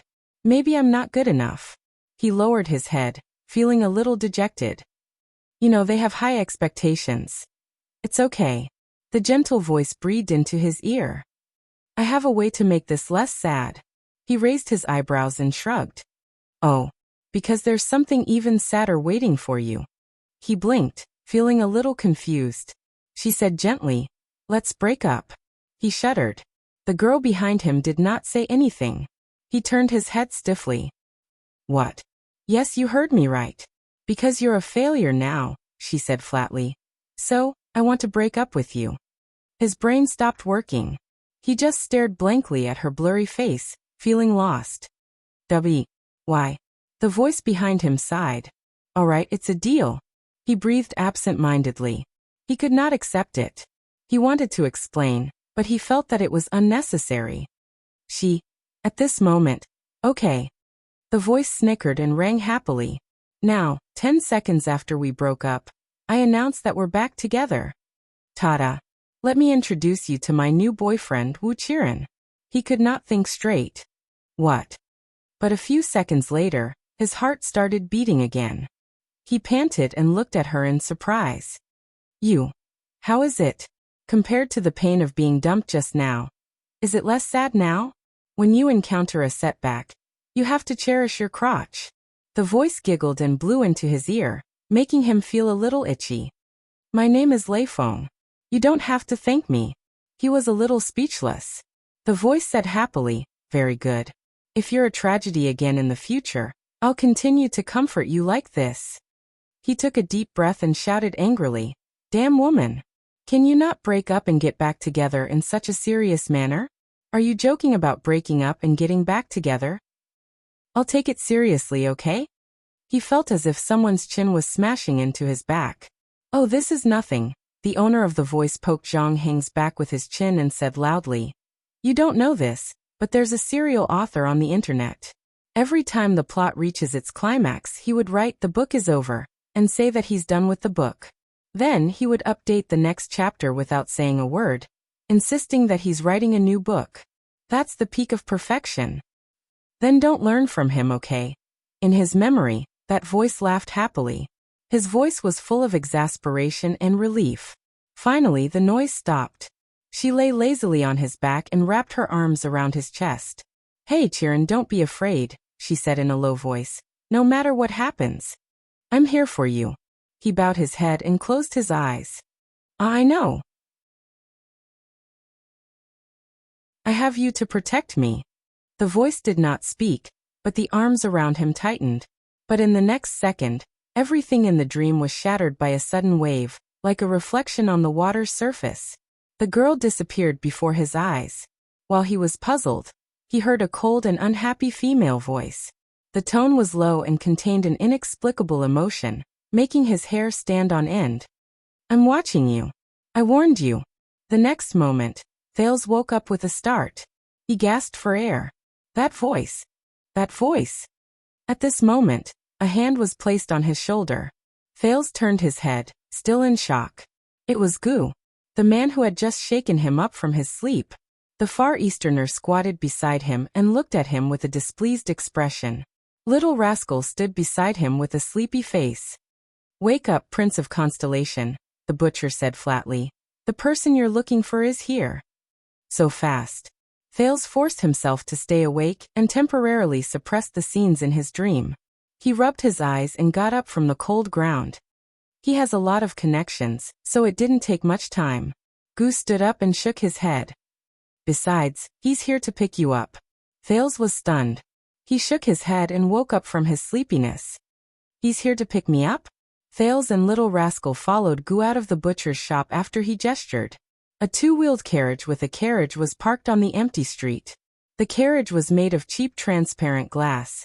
The coachman on the carriage bowed respectfully. Beside the carriage stood a middle-aged noble with a golden ponytail. The latter exhaled. Your Highness, thank God. Thank you for your help. Thales nodded. Time is of the essence. Please get on the carriage immediately. The middle-aged noble was obviously relieved when he saw Thales. He took off his hat and bowed to Thales. After we entered Armor District, we were interrogated by a patrol team. Although they acted very well, I can swear that they were definitely not from the city. They were not even locals. Thales nodded with a solemn expression. Of course they are from Black Sand region. Lampard has been planning this for a long time. While the middle-aged noble was stunned, Thales looked at the carriage. It's too conspicuous. Thales frowned. A carriage? Transparent glass? Can we get out? And we have to return to Heroic Spirit Palace. The middle-aged noble digested Thales's information, and then raised his head to answer the prince's question. I used the name of Good Flow City's caravan to urgently unload important goods from Armor District. In addition, His Majesty gave me a special permit. The nobleman raised his cane and knocked on the wheel of the carriage. And I happen to know a disciplinary officer who takes bribes. I've got some connections. He'll turn a blind eye if you leave through the blockade line he's in charge of. No news will get out. As for the glass, please don't worry. This is a custom-made carriage. You can only see me from the glass outside. You can hide in the dark compartment if necessary. Thales looked at the carriage and exhaled. Then let's go. He raised his head and looked at the blonde noble from Camus Union. Marquis Shiles Bamra. Shiles nodded. He opened the carriage door, and his gaze lingered on little rascal who was hiding behind Thales. And this is? He narrowed his eyes. Little rascal shrank back in fear. My maid. She saved my life on the way. I can't leave her behind, Thales said calmly. Very well, then let's talk on the way. Shiles did not ask any more questions. I also need to hear your explanation of what happened. Thales and little rascal boarded Shiles' carriage. Shiles sat in front while they hid in the space behind him. They could not be seen from outside the carriage at all. Just as the carriage door closed, Thales poked his head out. No matter what, thank you, Mr. Gu. The Far Easterner tilted his head and looked at him with a strange expression. He flashed an inexplicable smile. No need to thank me. Gu rubbed his hands and smiled mysteriously. Go thank Caslin. Thank him for the 6.5 loaves of bread he gave me back then. That's enough. Gu turned around and walked to his butcher shop. 6.5 loaves. I see. Thales smiled. The carriage door closed and started moving. Shiles watched Gu's figure disappear behind the door. He frowned and said, How did you get involved with the famous intelligence peddler in Dragon Cloud City? An accident. Thales said briefly. A lucky accident. Now it's time to get down to business. The carriage drove through a stretch of streets. He raised his head and looked at Marquis Shiles in front of him. Please tell me, are Heroic Spirit Palace and the other districts still in Dragon Cloud City, and under the control of the Walton family? Marquis Shiles frowned. Before I entered Armor District, the White Blade Guards, the Palace Guards, the patrols, and even the officials were all normal. Of course, when the king led his team away from the palace, the ravaging calamities and the return of the Great Dragon, some of the guests, including the archdukes, were emotionally unstable. But Prime Minister Leesban tried his best to calm them down. But he changed the topic and said in a low voice, My informants in the disciplinary hall and the channels of my peers told me that His Majesty has not shown up, nor has he given any orders. Only a few White Blade Guards have appeared after resisting the calamities, but they have found nothing. Everyone from the chief garrison officer to the disciplinary hall is anxious. Not long ago, the Prime Minister was still discussing whether to ignore the king's ban and send a large number of patrols into Shield District. Thales breathed a sigh of relief. So Heroic Spirit Palace and Dragon Cloud City are generally safe? Safe. After we met the patrols who interrogated us, I expressed my doubts about this. Shiles shook his head and said worriedly, First of all, you have to tell me, what happened to Shield District after the calamities ravaged it? What about His Majesty? And how did you appear here? Thales took a deep breath. He looked at Marquis Shiles, who had turned his head around, and enunciated each word clearly. He enunciated each word clearly. King Nuven was assassinated. He died. Shiles froze on the spot. His expression changed subtly, rising and falling along with the bumpy carriage. The murderer is a man with the surname Charlton, and the person who hired him is Lampard. Thales finished his sentence quietly. Little rascal looked at them timidly. So it seems that this is true. After a while, Shiles came back to his senses. He caressed his gloves and staff and said subconsciously, The king is dead. Extet is going to be in chaos. The crystal drop mine contract. Marquis Shiles stared at his staff in a daze, as if he was urgently calculating the gains and losses. Thales remained silent and did not speak. Soon, the carriage drove out of the boundaries of Armor District. In the winding streets of Dragon Cloud City, they entered a roadblock formed by soldiers from the patrols and barricades. They had arrived at the cordon of martial law. Thales watched nervously as the coachman conversed with the disciplinary officer who was the leader. The coachman stuffed a letter and a pouch of money into the disciplinary officer's hand. The disciplinary officer glanced at the window of the carriage. Marquis Shiles waved at him in a friendly manner. The carriage was let through without a hitch. Thales, who was lying flat on the ground with Little Rascal, heaved a sigh of relief. "Don't worry." Shiles smiled stiffly. "The merchants have a lot of connections, and they are very useful. It's not a problem to deal with these people at the bottom of the hierarchy." The people around the carriage began to increase. Everywhere were the citizens of the capital who were whispering to each other. They were either disheveled or dressed in rags as they stayed on the streets. Quite a number of kind-hearted people brought out food supplies and gave them to these pitiful people living on the streets. These are the evacuated citizens. They have been homeless for a few hours, at least not before the king's ban expires. Marquis Shiles looked outside the window and shook his head. "Of course, I heard that compared to the people in Shield District." But at this moment, a loud noise suddenly came from outside the window. A man ran over from the street with an anxious look on his face. As he ran, he shouted loudly. Thales and Shiles frowned and looked at each other in bewilderment. The crowd began to gather in one spot and followed the man's figure forward. The discussions around them became louder and louder. Soon, it became a clamor that filled the air. Immediately, the crowd's emotions began to go out of control. Some of them roared in grief and indignation, some were hysterical, and some were cursing angrily. Their carriage had no choice but to slow down as well. Soon, the man disappeared into the crowd. But the people did not disperse. They still gathered in circles and discussed enthusiastically in twos and threes with their loud voices. There was no lack of people who were so excited that they even started fighting. The Northlanders' personalities could be seen clearly. "What's wrong?" An ominous feeling rose in Thales' heart. "I don't know," Marquis Shiles answered solemnly. "But we will find out." Hence, at the next street corner, Marquis Shiles deliberately stopped the carriage. Under his signal, a patrol soldier who was maintaining order, but was arguing with his colleague in an agitated manner, was invited by the coachman to the carriage. Marquis Shiles opened the carriage door halfway and stuck his head out. "I am from Camus Union, King Nuven's business partner." The blonde, ponytailed noble handed over a silver coin and flashed a friendly smile. "May I ask what happened just now?" The soldier seemed to have just experienced an intense argument. He panted and stared at the silver coin in his hand. He was slightly stunned. He raised his head again and saw the golden wheat ears and the dagger symbol on the carriage. "Sir, it's such an important matter." The soldier calmed down his agitated emotions. After he came back to his senses, he seemed to be a little reserved and stuttered. You still don't know." Marquis Shiles took out another silver coin and said gently, "So I need you to clear up my doubts. Just tell me what you know." The soldier looked at the silver coin in his hand again, and subconsciously put it into his pocket. "It's like this." The soldier straightened his armor, shook his head and exhaled. His expression became a little unpleasant. "His Majesty, King Nuven was assassinated." Shiles' expression changed at the same time.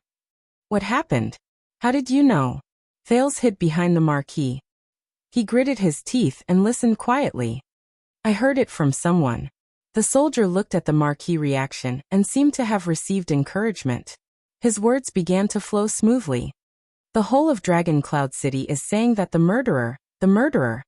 Thales was shocked. Marquis Shiles frowned. "Who is the murderer?" "It's those people from the Empire."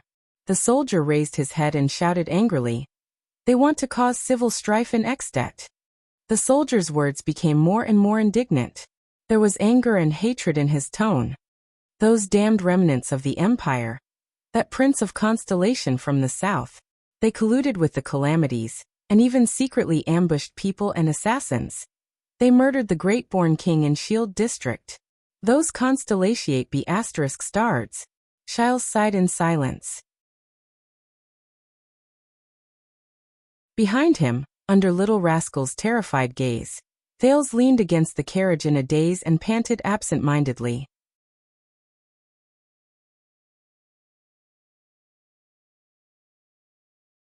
Chapter 197.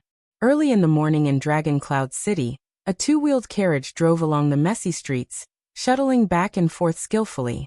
As the carriage moved forward, the indignant shouts outside the window gradually lessened. In the carriage, Marquis Shiles turned his head and looked at Thales, who did not say a word. The Marquis shook his head silently in his heart. After all, "Are you all right, Your Highness?" the Marquis of Camus Union asked tentatively. Thales raised his head as if he had sensed something and glanced at Shiles in a daze. Little Rascal, who was beside him, sensed that the atmosphere was not right and secretly inhaled. Under the Marquis' subtle gaze, Thales sighed after a while. "Yes. I'm just a little tired." Shiles gripped his cane, his expression was solemn. "What are your plans, Your Highness?" Thales closed his eyes and took a deep breath, expelling all the fear and uncertainty in his heart. "I have to pull myself together. At times like this." The prince clenched his fist and felt the wound on his palm caused by the dagger. "It hurts. But I seem to understand a little." He opened his eyes and his gaze was firm. "We must hurry to Heroic Spirit Palace as soon as possible about why Lampard dared to take the risk to assassinate His Majesty, and even brought his army to Dragon Cloud City. It's war again, right?" Marquis Shiles sighed. He turned his gaze to the street outside the window. At first he looked hesitant, then worried. Is there any other circumstantial evidence about His Majesty's assassination?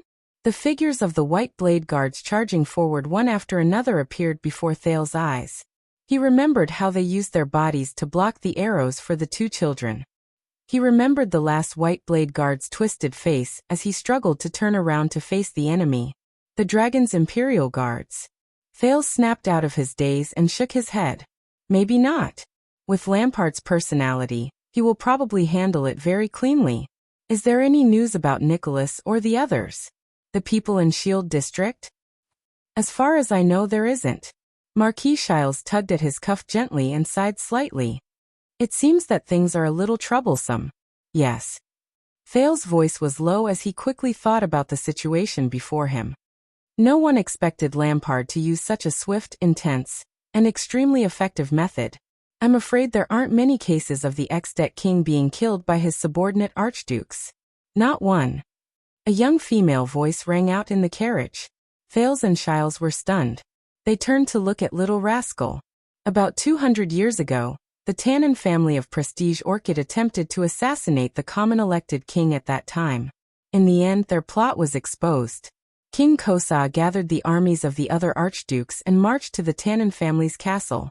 They erected the Rockney family's Knight's Cannon flag. After Little Rascal said this, she blinked and touched her head, as if she was trying to recall. On the 7th day, mourning Archduke Amos Tannen, who violated the joint ruling pledge, was tied up by his subordinates and the disgruntled people and taken out of the city. The girl raised her head and said with certainty, in front of everyone, King Kosa personally pierced the traitor's chest with the Soul Slayer pike. Jacob Alcius was the first person to escort the mourning Archduke out of the city. Later on, he became the first Archduke of Prestige Orchid with the surname Alcius. Thales and Shiles frowned as they listened to Little Rascal with strange expressions on their faces. Only then did Little Rascal notice the other two's expressions. She blushed and immediately lowered her head timidly. They exchanged a glance. You said that she's your maid? Marquis Shiles was a little puzzled.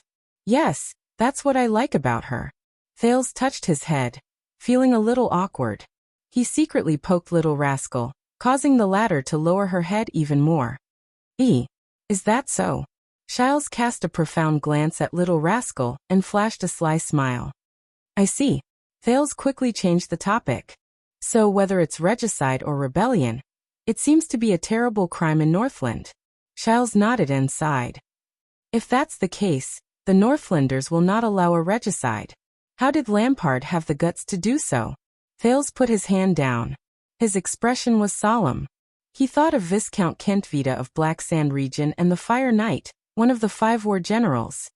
I'm afraid we've all underestimated Lampard, he said quietly. Thales suddenly raised his head. But Lampard still has a barrier that he cannot bypass. The prince narrowed his eyes. If his intentions are indeed what I think they are.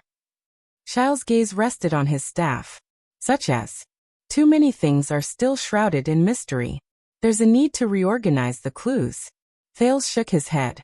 His expression became more and more solemn, and his brain worked frantically. When did Lampard start planning? And how did he carry out all of this? The carriage turned a corner. Is this important? The situation has already worsened to this extent. Marquis Shiles took out an exquisite pocket watch with a copper chain. Forgive me for being blunt. Other than clarifying the truth, perhaps you should consider how to escape. I can provide some ways. This is very important. Thales nodded slowly, arranging his thoughts step by step. The reason why the situation is so bad is because we've underestimated Lampard. I'll ask you again. Shiles's expression was serious. Now, I can send you out of the city quietly, and even back to Constellation. Are you sure you want to return to Heroic Spirit Palace? Return to that unfathomable vortex? Thales did not seem to hear him. He continued, we still don't know the full picture of Lampard's plan.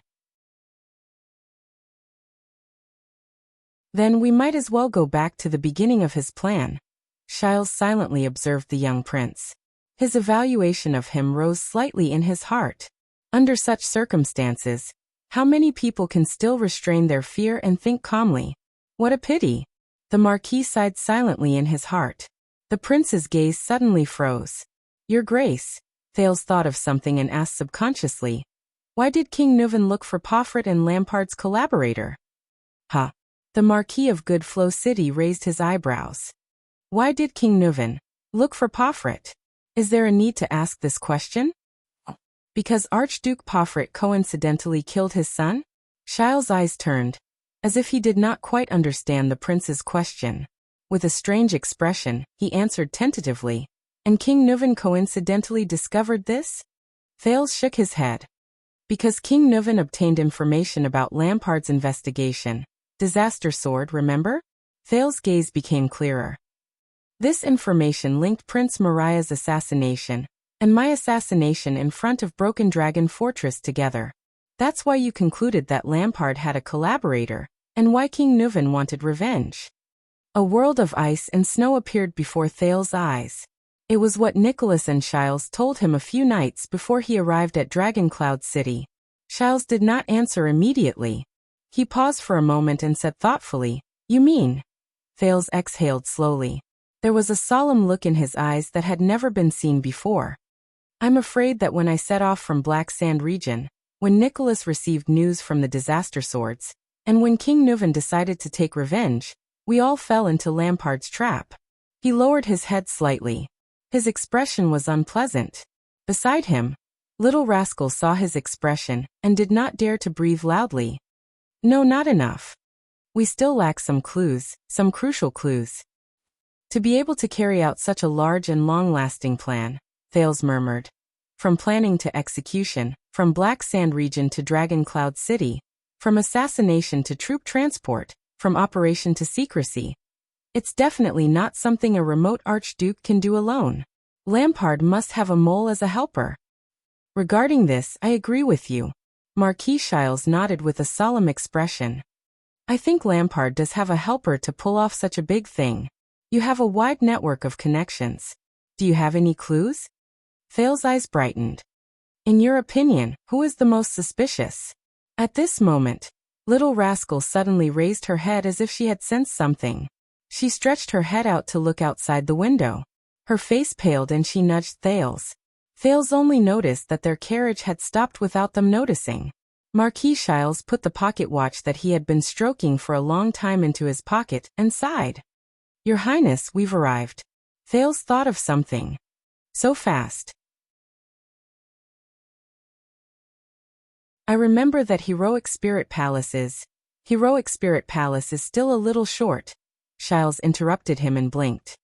For the rest of the journey, another lord will escort you. Thales was slightly startled. What? In the next moment, their carriage door was opened.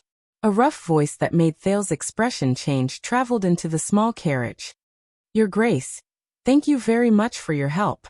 A middle-aged nobleman in military attire, whom Thales was very familiar with, held the carriage door with one hand and pressed his saber with the other. Under the protection of a dense group of soldiers, he boarded their narrow carriage. Otherwise, we would have to spend a lot of time looking for this guest. The newcomer sat down heavily. His sharp, sword-like gaze swept past Thales and Little Rascal. Thales felt as if he had been struck by lightning. His heart felt as if it had fallen into an ice cave. Little Rascal was so frightened that she covered her mouth. Her eyes were filled with terror. The ruler of Black Sand region, Archduke Chapman Lampard, sat next to the smiling Marquis Shiles and closed the car door in a calm and composed manner. Marquis Shiles put on the friendliest smile in front of Archduke Lampard, just like the first time he met Thales. The Marquis leaned forward slightly and said respectfully, "It's my honor." Lampard snorted softly. He turned his head and glanced at Thales with a pair of cold eyes. "You're really good at running, Your Highness." Little Rascal recalled the bloody scene just now and was already shivering in fear. The prince only stared blankly at the Archduke of Black Sand region in front of him. He did not move.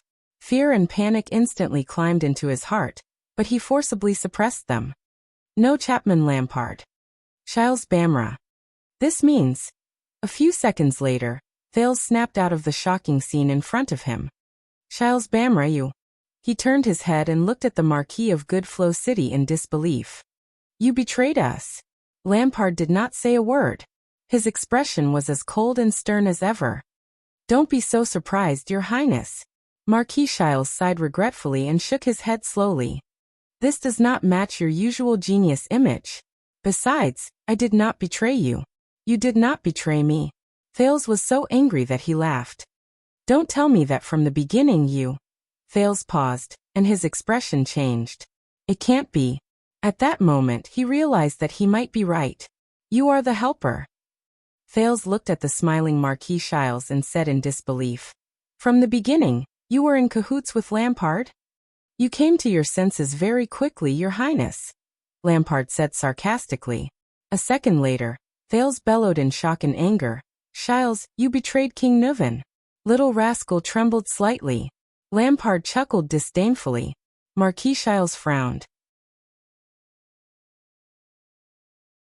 Thales clenched his trembling fists and stared angrily at the soldiers of Black Sand region, who were dressed in patrol uniforms outside the window. They fell into Lampard's hands again.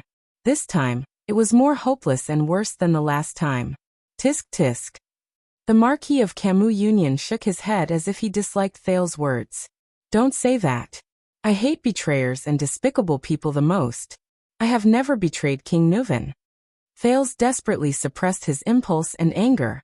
"I thought you had an agreement with King Nuven." "Of course, he needs to take revenge on the culprit who betrayed Mariah." Shiles shrugged as if he did not care. "For this he needs a third-party candidate like me, who can move freely among the archdukes without arousing suspicion." The Marquis blinked. "Using the crystal drop mine contract in exchange for revenge, this is very fair." Thales panted and glanced at the unsmiling Lampard. "But you betrayed Nuven." No, Your Highness." Shiles sighed, raised a finger and shook it gently. "You misunderstood." Shiles opened his eyes. His eyes were filled with shrewdness, but there was a hint of indisputable sincerity in them. "I am a man of integrity and I keep my promises. The spirit of a contract is my first creed." "The spirit of a contract?" Thales clenched his fists and gritted his teeth in anger. "Yes." Shiles nodded and spread his left hand. "I faithfully fulfilled the agreement with King Nuven, and helped him find and kill his enemy. He was very satisfied, and I was also very happy." Shiles raised a finger, raised his eyebrows and shook his head, as if he was blaming Thales for doubting him. "The spirit of a contract." The Marquis' gaze was very clear. There was not even a hint of guilt or awkwardness. It was as if this was his true nature. Thales took a deep breath. The sin of Hell's river surged into his head at the right time. Finally, Thales slowly slowed down his breathing, and his brain began to calm down. Marquis Shiles continued to smile amiably and winked. As for now, I am only fulfilling another contract with Sir Lampard. As always, I keep my promise. Look, it's still the spirit of a contract. Thales unclenched his fists and looked at Lampard's hand, which was placed on his saber. He gave up on the idea of touching his dagger. How much have you done for Lampard? Thales said coldly. Help him prepare resources? Or directly kill the king? Giles exhaled and met Lampard's gaze. The latter's eyes were filled with coldness. Let me think, it's actually not much. The Marquis drew out his staff and smiled faintly. Provide the Archduke with some news from Heroic Spirit Palace, regarding the king's whereabouts and the progress of his plans.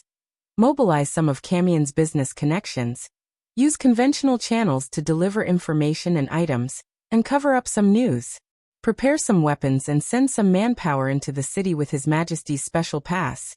Of course, as for disguising and replacing them with the patrol team, that's Mr. Vlad's task. As he listened to Giles spew out one chilling news after another, Thales raised his head abruptly. Since when? When Nicholas came looking for me.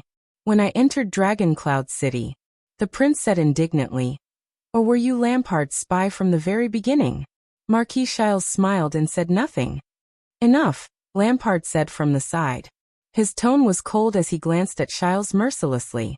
Our time is tight. But Thales did not have the slightest intention to pay attention to his enemy. What did he give you to make you risk the greatest taboo to work with a kingslayer? The prince said angrily. Contract? Money? Power? After deducting the price you paid, could it be more than what King Nuven gave you? Giles shook his head. No, the problem is not what Sir Lampard gave me. The Marquis smiled apologetically at Archduke Lampard, then turned to Thales and said, You can't just look at profits and numbers when doing business. Sometimes you have to build up some reputation and connections. King Nuven is a good collaborator, but even if it's the most surefire business deal, you have to leave a backup plan. Thales was stunned when he heard that. Then he sneered. So Lampard and Black Sand region are the backup plan you prepared outside of King Nuven and Dragoncloud City? Marquis Giles turned his head. He pushed open the carriage door and tapped his cane on the pedal. You're wrong again. A backup plan is not a prepared person or thing, it's a concept. Giles turned around and smiled faintly. He gestured at Lampard with his palm. The Archduke has proven his value and potential. So, when he appeared in front of me, even if we didn't agree on it beforehand, he would naturally become my backup plan. Thales sneered disdainfully. Giles Bamra. His gaze moved back and forth between Lampard and Giles. He gritted his teeth and said, What about after Lampard? Have you prepared a backup plan for him? Lampard raised his head slightly and cast a chilling gaze at Thales. It was as if he was looking at a dead man. Thales' heart tensed up.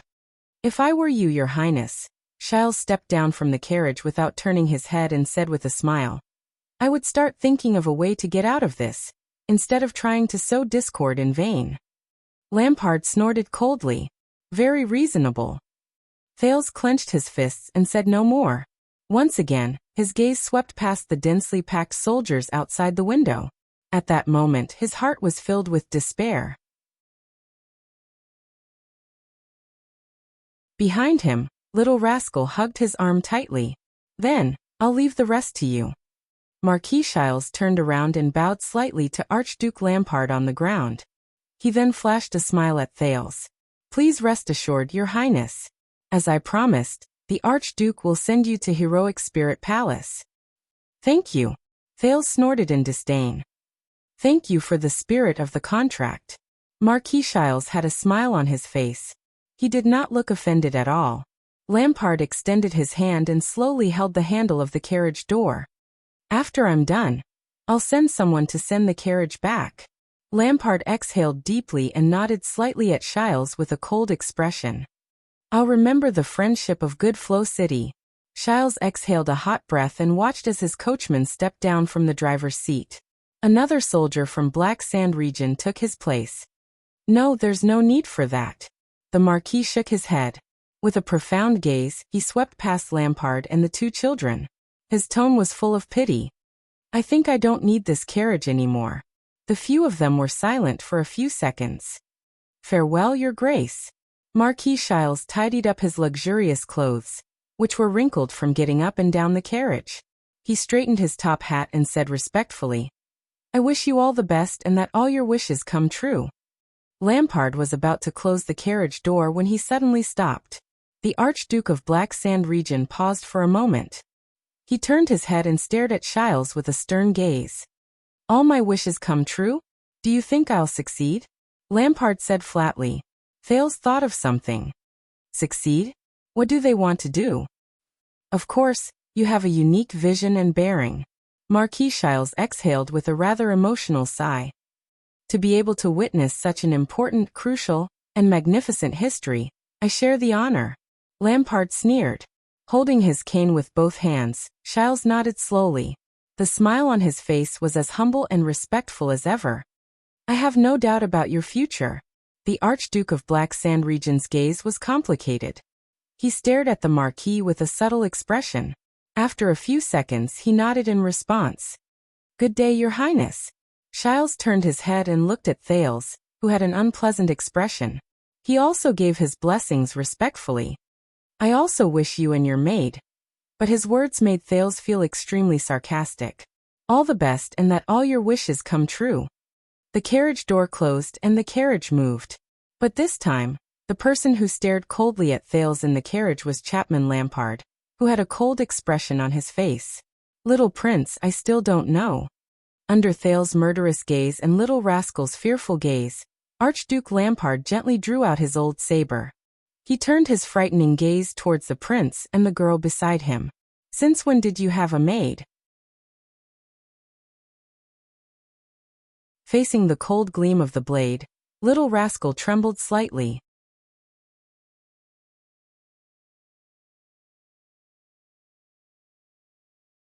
Chapter 198. Thales stared blankly at Lampard's half-unsheathed sword. This was not the first time he was in danger. Based on Thales' understanding of this world, it might not be the last either. However, he really did not know what he could do when he was in the same carriage as the murderous Archduke Lampard. And there were countless soldiers outside the carriage. Could he use his so-called mystic energy again? Thales reached out and held little rascal's hand tightly. You're Nuven's granddaughter, aren't you, little girl? Lampard flipped his sword over and said flatly. Both of them froze. Thales' palm was ice cold. For a moment he did not know how to react. He realized it. The Archduke of Black Sand Region stared fixedly at the old sword in his hand. His eyes were filled with a strange emotion. When Nuven went to war against the Calamities, he brought you and her, the two most important bargaining chips, with him. This is really unexpected, Lampard said to himself. Little rascal was so frightened that she could not even speak. Thales took a deep breath. What should he do? No. Since it was already the end, he had to at least figure out some things. Thales slowly raised his head and stared straight into Lampard's eyes. I think your actions are probably out of Nuven's expectations as well. The Kingslayer. Asterisk swoosh. Asterisk there was a crisp sound of metal scraping against metal. Little rascal trembled slightly. Thales was also startled. Lampard turned his head.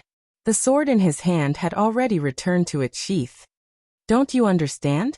Whether it's Nuven's death or the current chaotic situation. Archduke Lampard's gaze was very complicated, but Thales could not read much emotion from it. He only heard the Archduke say, all of this was brought about by you. Me. Thales looked up in shock. Lampard's expression fluctuated on the bumpy carriage. It brightened and darkened as the light changed. If everything went smoothly and according to Mayanarun's plan, the Archduke said flatly, Constellation and the dragon would both welcome a new life. Until you destroy everything. Lampard's gaze became sharp and cold as he directed it at Thales. In Constellation, you turned Arund, who was destined to be king, into a prisoner. In Broken Dragon Fortress, you cut off my final path of retreat. In Extet, you used Nuven's rage to force Black Sand Region to the brink of destruction. The Archduke of Black Sand Region's words became exceptionally cold, causing Thales to shudder. It was you who forced me to use the most drastic method. Thales gritted his teeth. A coward's excuse. The prince tried his best not to look at the old scabbard, which had been polished until it was shiny. He did not take a single step back and said, "Why don't you ask yourselves, why did you assassinate Prince Moriah and covet the throne? Even after the plan failed, it wasn't that you didn't have any other way out, but you chose the most extreme one." Thales shot Lampard a cold glance. A regicide Grand Duke. Lampard stared at him without moving. Then a rare sneer appeared on his face. "When I was your age, my mother brought Harold and I back to Dragoncloud City. At the city gate, I saw a criminal being executed with my own eyes." Lampard's lips were slightly tilted to the side, and his eyes sparkled. "The moment before the execution, my grandfather's warrant arrived. He wanted to pardon the criminal." Thales frowned. He glanced out of the carriage with the corner of his eye. "No, there's still no chance." "In the end," Lampard continued, "before the warrant was read out and the king's order had yet to take effect, the executioner swung his axe and chopped off the criminal's head." Little Rascal was still terrified, but as she listened to Lampard's story, she subconsciously put on an attentive expression. The executioner was a valiant warrior. His methods were clean and efficient, without any hesitation. "Even now, I still remember the head that was raised high and the blood that spilled. I also remember the scene of him casually receiving the king's warrant with his bloodied hands." The Archduke paused for a moment. He lowered his head and looked at the sword in his hand. "In the carriage, Harold kept comforting me, who was crying out of fear." Lampard seemed to be in a daze. He said quietly, "That was the first time I understood what death and slaughter meant." He raised his head and turned towards Thales. But this time, Lampard did not look at Thales. Instead, he looked behind him, at the little girl. Thales' heart clenched. He could not help but tighten his grip on Little Rascal's hand. "Later, my mother told us that the executioner was her biological brother, our uncle, Prince Neuven Walton." Lampard said expressionlessly, his sharp eyes fixed on Little Rascal. "Neuven Walton VII, your grandfather, my uncle, was born a murderer. He was ruthless, tenacious, and stubborn. He could not tolerate weakness and hesitation, especially after he was crowned." Little Rascal only stared at Lampard blankly. She did not even dare to breathe loudly. "He always liked to deal with his enemies in a simple, violent, and swift manner," Lampard said flatly. Thales' gaze shifted. The scene of King Neuven killing Pofret, poisoning Alex, and banishing Merc without hesitation in the Hall of Heroes was still vivid in his mind. But the scene that left the deepest impression on him was when the old king took out Triumph and placed it in Little Rascal's hand. He did this to the Glacial Orcs, to White Mountain, to the Alliance of Freedom, and to Constellation. Lampard cast his gaze out of the window again. There was a heaviness in his tone that Thales could also sense. "It's the same for Black Sand region. The only way to deal with him is to be faster than him. Before he destroys me, destroy him first." Lampard's fingers tightened on the scabbard. His tone suddenly turned cold. At the same time, Thales sighed. "I understand," the prince suddenly said. His words were filled with exhaustion and emptiness. "Start with the fortress." Lampard looked at him and raised his eyebrows slightly. "What? Your plot?" Thales leaned against the carriage, feeling a little down. "It started when I was assassinated in front of the fortress and then entered your military camp, right? At that time, you knew very well that if you couldn't take down Broken Dragon Fortress, what awaited you would be King Neuven's terrifying, storm-like vengeance." Thales raised his head and met Lampard's eyes. He said with certainty, "From then on, you made up your mind to destroy Neuven completely, before he destroyed you." Lampard's eyes narrowed slightly. He seemed a little surprised. "Tell me about your plan." Thales raised his eyebrows and exhaled through his nose. "You've schemed and schemed to complete an unprecedented feat, but you have no one to talk to. It must be very boring. Tell me, how did you accomplish all of this?" Lampard's gaze was still fixed on him. He did not move. The carriage turned a corner. The inertia caused the prince and Little Rascal to lean slightly. Thales decided to take the initiative and let him lead the conversation. Just like the countless fieldwork and interviews in the dreams of his past life. "So when you proposed to form an alliance with me in the tent, the prince said flatly. You actually had ill intentions? Perhaps it was to arrange something through me? For example, it would be more convenient to push the blame for King Nuven's death onto him, just like what Lampard was doing now. Thales remembered the days in Black Sand military camp. An ally's sneak attack was always more effective than an enemy's face-to-face. He thought of Serena Corleone, the vicious beauty who taught him to be wary of his ally. Finally, Lampard snorted softly. No, at that time, I really wanted to reconcile with you. I even thought of sharing my plan with you. The Archduke shook his head and his tone turned cold. Unfortunately, Thales' brain began to work. He had already determined the beginning of this plot. So, Pofret. Thales' gaze flickered. When you were investigating your mystic gun unit and my assassination, you claimed that you found the disaster sword, but King Nuven found out about it. Now, it seems that you deliberately leaked this information to King Nuven, right? You knew that King Nuven would first deal with this close enemy. Thales recalled the thrilling duel in Heroic Spirit Palace. Pofret was actually betrayed by you to Dragon Cloud City. Lampard snorted coldly. Caslin, he said flatly as the carriage wheels scraped against the ground. My uncle used to be in the Tower of Eradication. He was very interested in the disaster sword, and at the same time he had a good relationship with Nuven. So I leaked the information to him, and Nuven would naturally find out from him. At the same time, he could also accomplish some other things. Caslin didn't know that you planned to kill the king, did he? Thales looked at him quietly, trying to find something from Lampard's gaze. I heard that he had a bad relationship with you. Lampard glanced at him thoughtfully. Thales could only avert his gaze. Lampard shook his head slowly. When you were assassinated, I knew that Pofret was trying to set me up. That selfish and cowardly fellow was naive enough to think that we were just playing a game where he could take back his chips at any time and quit the game to cut his losses. Thales sighed. He paid the price. He betrayed his ally, and in the end, he died because of his ally's betrayal. As you said, investigating this matter was only to leak this information to Nuven. Of course, it was also to fill in the gaps in my troops. In fact, it was this investigation that gave me an unexpected discovery. Lampard's fingers gently stroked his sword. Thales raised his head. What discovery? Lampard gave him a mysterious look and shook his head. Thales looked at him quietly, but the other party had no intention of explaining at all. The prince could only sigh in his heart. So you used Pofret as a sacrificial pawn to attract King Nuven's attention. Based on his experience in the interview, Thales chose to skip this point and continued the topic. And you were busy preparing your conspiracy. For example, you used my assassination as an excuse to brazenly send troops to the north to escort me. You even contacted an ally like Shiles, right? Lampard stared at his saber. His gaze was cold. This was the last use that coward from Beacon Illumination City could play. The Archduke said slowly. To divert some attention and buy some time. The meeting, the banquet, the duel. I heard that Nuven had a great time in Heroic Spirit Palace. Thales' tone became low.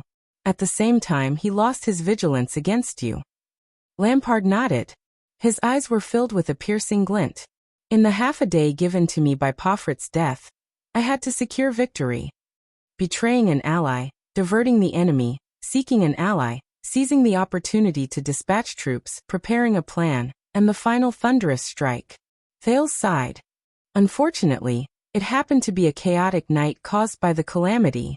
You really are a lunatic. He raised his head and stared at Lampard in disbelief. Do you know that no matter which part of this goes wrong, you will be consigned to eternal damnation? Lampard paused for a moment. The carriage drove over an uneven ground, and the carriage shook violently. Little rascal, who was already nervous, could not help but scream. Lampard suddenly raised his head. Consigned to eternal damnation? The Archduke of Black Sand region raised his voice. Lampard's sharp gaze was chilling. Child, you don't know anything. I don't know anything. Thales furrowed his brows. Lampard locked his gaze on him with unprecedented firmness and seriousness. His tone was full of suppressed emotions. In order to complete that grand plan with Arund, We started preparing many years ago. From the communication of intelligence to the mobilization of the territory. From the bribing of connections to the search and cultivation of talents. In order to take down the fortress, I issued a rarely seen draft law in the history of Extet. I used up almost every copper coin, every drop of blood, and every man in the territory. The day before the bitter cold winter was imminent. I did not reserve supplies, did not cultivate wastelands, and did not transport rations. I bet everything on this plan. Thales was slightly stunned. Lampard continued, his tone becoming more and more urgent. For this plan, Black Sand region has long been unable to make ends meet, be it in terms of rations or funds. It is impossible to repay the money I borrowed from the Camian merchants. Our finances are about to collapse, and the coming year will only become more and more difficult. I don't have a lot of trustworthy regular soldiers. 2,000 is the limit. There are even fewer who are willing to fight against Dragon Cloud City. After the Great Dragon appeared last night, I secretly executed a group of waivers. Even so, I can't directly order them to surround and kill the king. I can only use vague orders to let them fight against Extet's enemies. And in Dragon Cloud City, the counts in the suburbs can recruit an army that is several times larger than ours. As for the Walton family's own recruits, once they discover us, we will be destroyed in Dragon Cloud City's encirclement at any time. We won't even be able to cause a splash. For last night, I braved the impending day before the bitter cold winter, not on dry rations, and brought the meticulously trained army all the way here.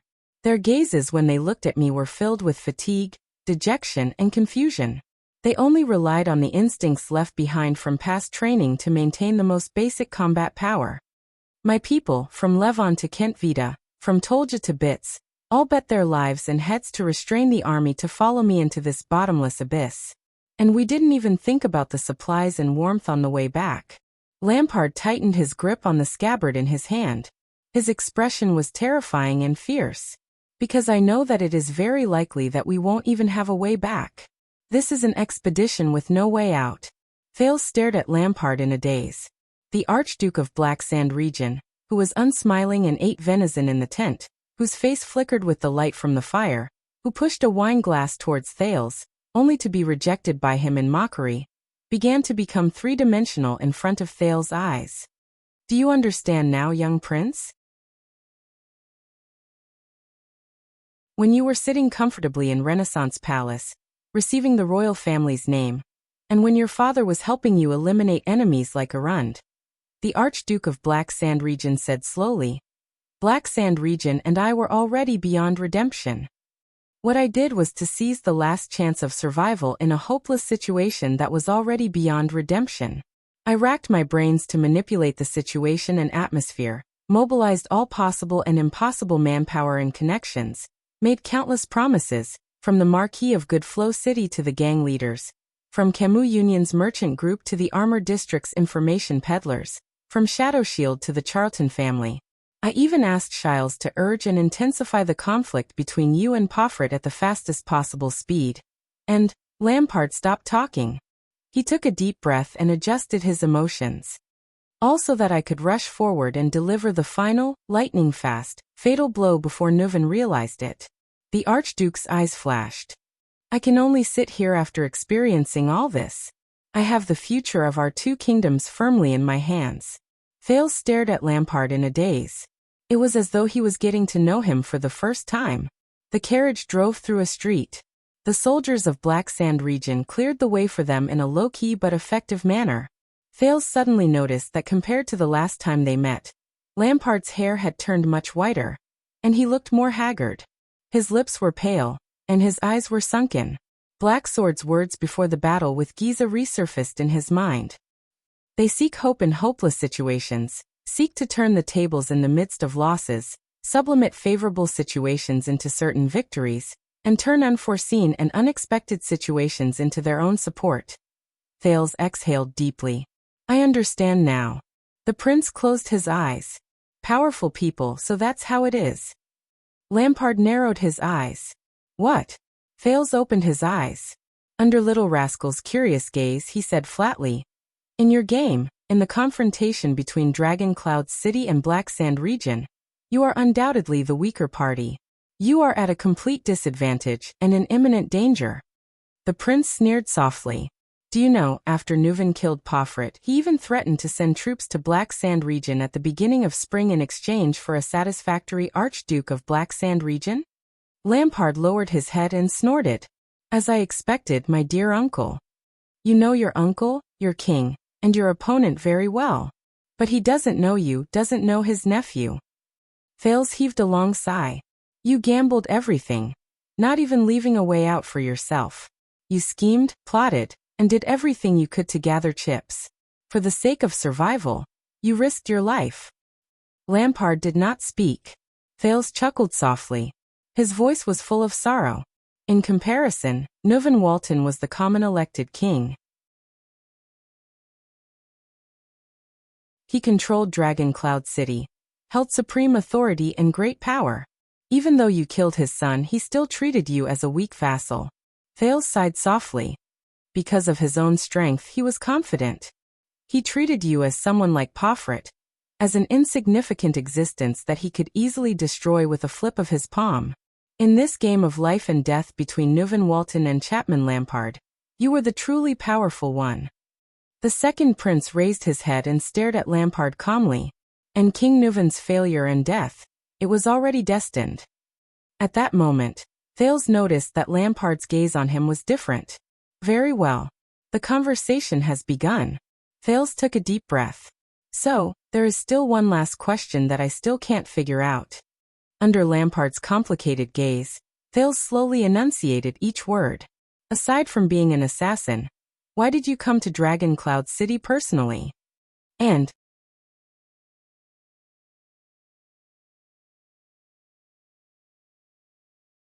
Chapter 199. How are we going to end this? In the moving carriage, Lampard lowered his head and absent-mindedly fiddled with his saber. His expression was subtle, but he did not answer. King Nuven is dead, but Dragon Cloud City is still powerful. There are still 4 important archdukes in Heroic Spirit Palace. I don't think they're fools. Thales observed the archduke's expression and said cautiously, and the Prince of Constellation assassinating the common elected king. This result will definitely not satisfy everyone, especially when the army of Black Sand region suddenly appeared. Thales stared at Lampard's face and said softly, how are you going to explain this to them? Or do you want to kill them all and be done with it? Lampard did not say a word. His expression was wooden. Thales clenched his fists slightly. The carriage was still moving forward. He did not know how far away it was from Heroic Spirit Palace. He also did not know how far away he was from the end of his life. There's no other way. I have to take a drastic measure. Thales took a deep breath and said flatly, if nothing goes wrong, once the news of Nuven's death spreads, the King's Selection Congress will be held soon. Do you think you still have a chance? As expected, Lampard's gaze moved and he looked at him. Thales suppressed the nervousness in his heart and responded with the calmest expression. Not to mention that you're Nuven's enemy and have a terrible reputation for killing your brother, Thales said word by word. The archdukes will not let you become king. Lampard's gaze was fixed on his sword. King. The archduke raised his voice and uttered the word in a questioning tone. Then he snorted softly and repeated it sarcastically. King. You were born in the Jadestar royal family, a descendant of the emperor, the natural, legitimate, and legal ruling family of Constellation, Lampard said faintly. Of course you don't have such concerns, do you? Thales' heart skipped a beat. At that moment, he seemed to have caught on to something. Concerns? He asked naturally. Lampard ignored him. His sharp gaze was still fixed on his old sword. Since Nuven's grandfather, they viewed Black Sand region as a thorn in their side.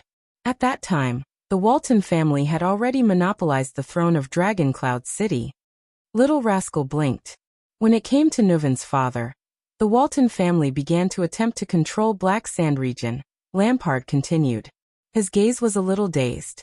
For example, recruiting the youngest son of the Archduke of Black Sand region into the White Blade Guards, or marrying his daughter, the noble princess of Ekstedt, to her father, the heir of the Archduke of Black Sand region, in the name of the king. Thales furrowed his brows slightly. He seemed to have heard a similar story during the duel between King Nuvan and Pofrit. That's how my parents got married. Lampard sighed.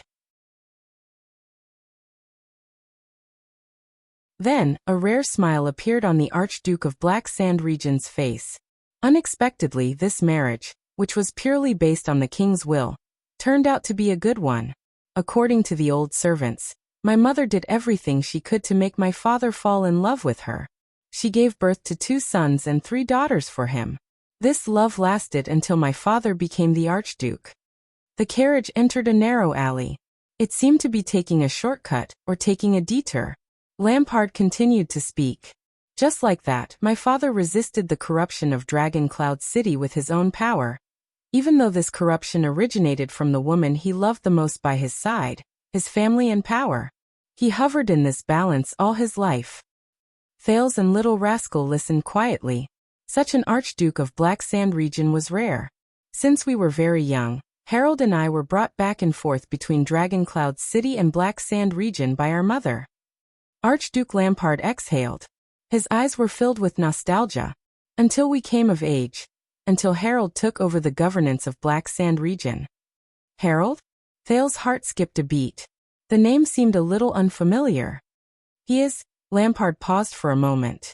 Harold Lampard, my eldest brother. Gloom and mockery flashed in the Archduke's eyes. A ridiculous fool. There's no one more foolish than him in the world, he said faintly. Little Rascal seemed to recall something. She stared at Lampard with a slightly pale face. Thales sensed a different emotion in Lampard's tone. You don't have a brother, do you? Lampard's gaze was still fixed on the sword. A few seconds later he said desolately, how lucky. Thales raised his eyebrows. He remembered the 2 small stone jars in the Jadestar family tomb. His elder sister and brother in name. Lydia and Luther Jadestar. Lampard gently pulled out his saber. The Archduke's expression was complicated. His fingers gently stroked the sharp blade. Until 12 years ago. Lampard raised his head slightly and looked at Thales. His tone turned cold. Everything changed. His actions sent a chill down the prince's spine. Wait a minute. Thales' brain began to work. 12 years ago. 12 years ago again? That means an unprecedented civil strife broke out in Constellation. It was extremely chaotic. Lampard's voice rang in the carriage, narrating the history that Thales was all too familiar with. Since the Fourth Peninsular War, Ekstedt has been waiting for a rare opportunity in 100 years to unify Northland and completely eliminate the threat from Broken Dragon Fortress. Thales stared at the sword in Lampard's hand in a daze. Nuvan is ready to send his troops south. He has contacted almost every Archduke. As a response, Harold, as the heir of Black Sand Region, was sent to attend the meeting of all the Archdukes in Dragon Cloud City. Lampard inhaled a mouthful of cold air slowly and continued. An accident happened. Thales thought of something. One of Harold's followers suddenly went berserk and assassinated Nuvan's eldest son. Lampard's rough voice was deep and dignified, as if there was a hidden power in it. He snorted coldly. Prince Soria, who thought himself infallible, was cruel and bloodthirsty, and was practically carved from the same mold as his father, died in Harold's group. At that moment, Thales' heart skipped a beat. The second prince digested Lampard's story without moving. Little Rascal's grip on his hand grew tighter and tighter. He had heard this story before. Last night. The news reached Black Sand Region. Lampard pressed on the hilt of his sword. His expression was cold. Father was even prepared for Nuvan to make a big fuss and start a war with Dragon Cloud City. Unexpectedly, Harold, who was supposed to be responsible for this, was not reprimanded at all, let alone imprisoned or detained. Nuvan comforted him with soft words and personally exonerated him. He even allowed him to participate in the conference and sent him back to Black Sand Region with great courtesy. Lampard sneered. Even though Nuvan lost his most important eldest son, Harold was not put in a difficult position. Father felt that something was wrong at that time. Lampard stared at his saber, but his gaze began to lose focus, as if he was looking at something else. I still remember the day Harold returned. He told Nuvan's opinion at the dining table, and advised father to support Dragoncloud City. He even wanted to allow the king's officials to be stationed there in preparation for the war. Father and him had a heated argument. I had to stand between them so that they would not draw their swords against each other, the Archduke said slowly. It was also on that day that father suddenly realized that Harold Lampard, the eldest son and heir he had high hopes for, had become the strongest supporter and follower of Dragoncloud City and the common elected king over the past 30 years, just like his youngest brother Caslin. Thales frowned deeply. Just like Beacon Illumination City? Pomfret's despairing expression appeared before his eyes. Lampard turned to him expressionlessly. Thales' heart clenched. Just like Beacon Illumination City, he calmly confirmed Thales' words. Father could not accept this fact. Father felt that if this continued, when Harold inherited Black Sand region, it would only be a matter of time before we became the king's vassals. Lampard's expression was cold and threatening. Even the position of Archduke of Black Sand region would soon become a vassal matter that Dragoncloud City could decide with just a word. Sincere talks, threats, scolding, lecturing, and even having me advise him from the side. Father tried everything to change Harold's mind. But it was all in vain. Little rascal shrank behind Thales with a pale face. The terrifying Archduke of Black Sand region lowered his head. His expression was rather gloomy. Finally, father made up his mind to take back Harold's right of inheritance. Things became chaotic at that time. Lampard shook his head slowly.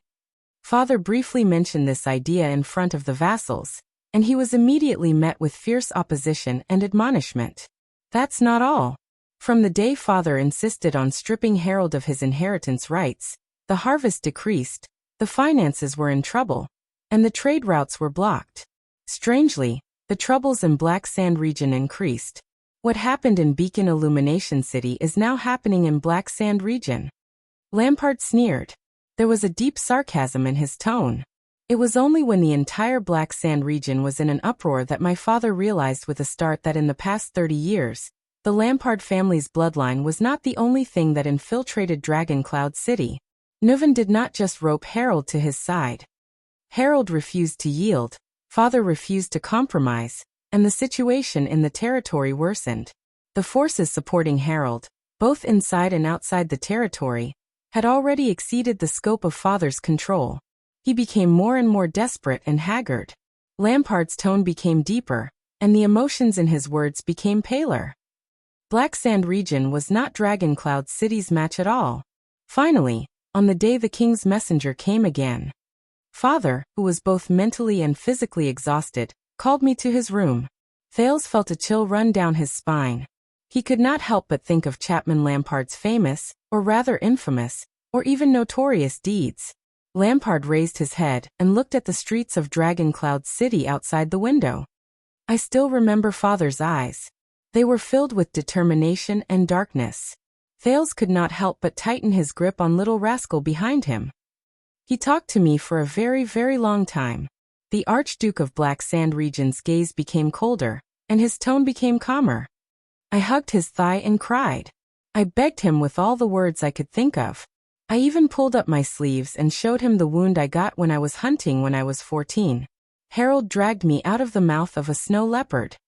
The Archduke's words became flatter, but Thales' heart became increasingly tense. Archduke Lampard narrated as if nothing had happened. Child, we are Lampard, the bloodline of the rebellion king. Father said, our clan's motto is never yield, whether it's to the outside world or to the inside world. Double quotes. Whether it's to the emperor or to the king. The Archduke exhaled.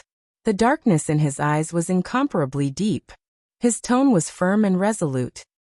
We will never yield. Thales listened to Lampard's words in a daze.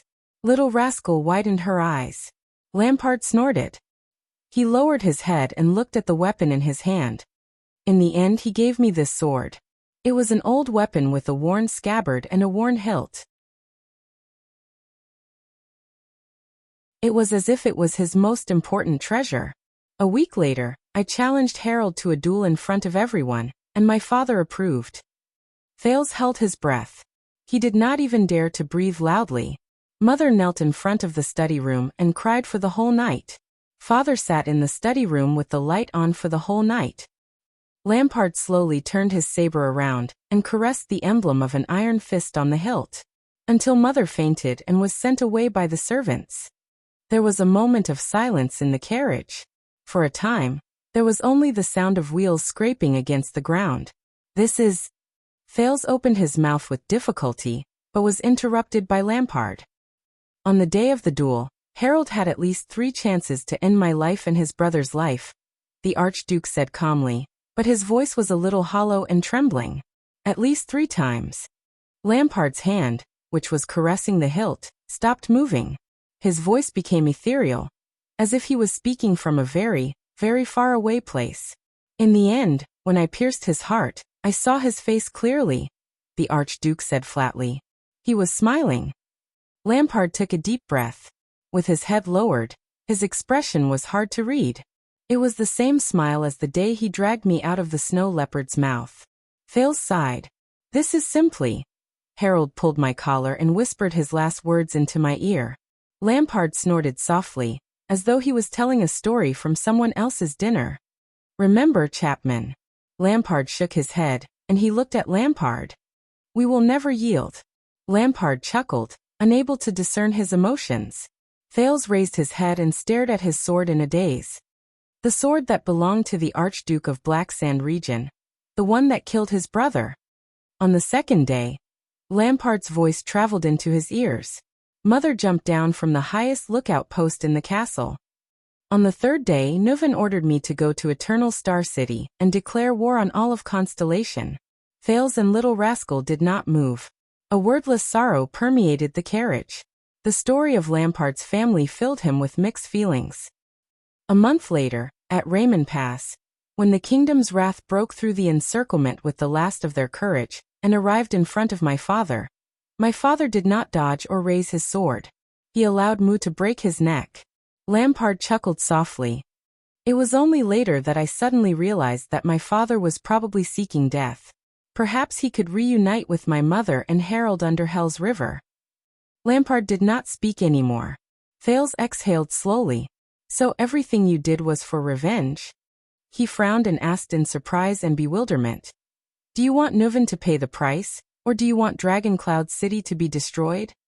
Lampard sneered mockingly. He slowly leaned back and revealed his face under the light again. Hatred? That ridiculous thing. Don't compare me to a coward like Pofret. Fales furrowed his brows. Then why are you telling me this story? The prince asked, puzzled. Don't tell me that you just want to talk to a dying man. The Archduke of Black Sand region's gaze slowly darkened. Lampard looked at him condescendingly and shook his head slowly. His voice was low and cold, and his words were chilling. You are indeed very special, child, but your vision is still stuck at the level of those mediocre people. As for what I really want, compared to self-preservation, revenge, the death of a king, and the destruction of a territory, Lampard inhaled slowly and said in a firm tone, I want a little more than that. Fales stared at Lampard's face seriously, quickly trying to figure out what he was thinking. Of course. Lampard snorted softly. You were born in the Jadestar royal family, and lived in the era after the virtuous king. You will not understand this kind of sorrow. The Archduke's words ended there. Lampard closed his saber and said no more. Fales was slightly stunned. The virtuous king. It was not the first time he heard this title from the Northlanders. The last time he heard it was from King Nuven. At that time, Fales did not react. But this time Fales remembered. He subconsciously touched his chest. The virtuous king, Mindy's Jadestar III. One of the 3 kings of Constellation.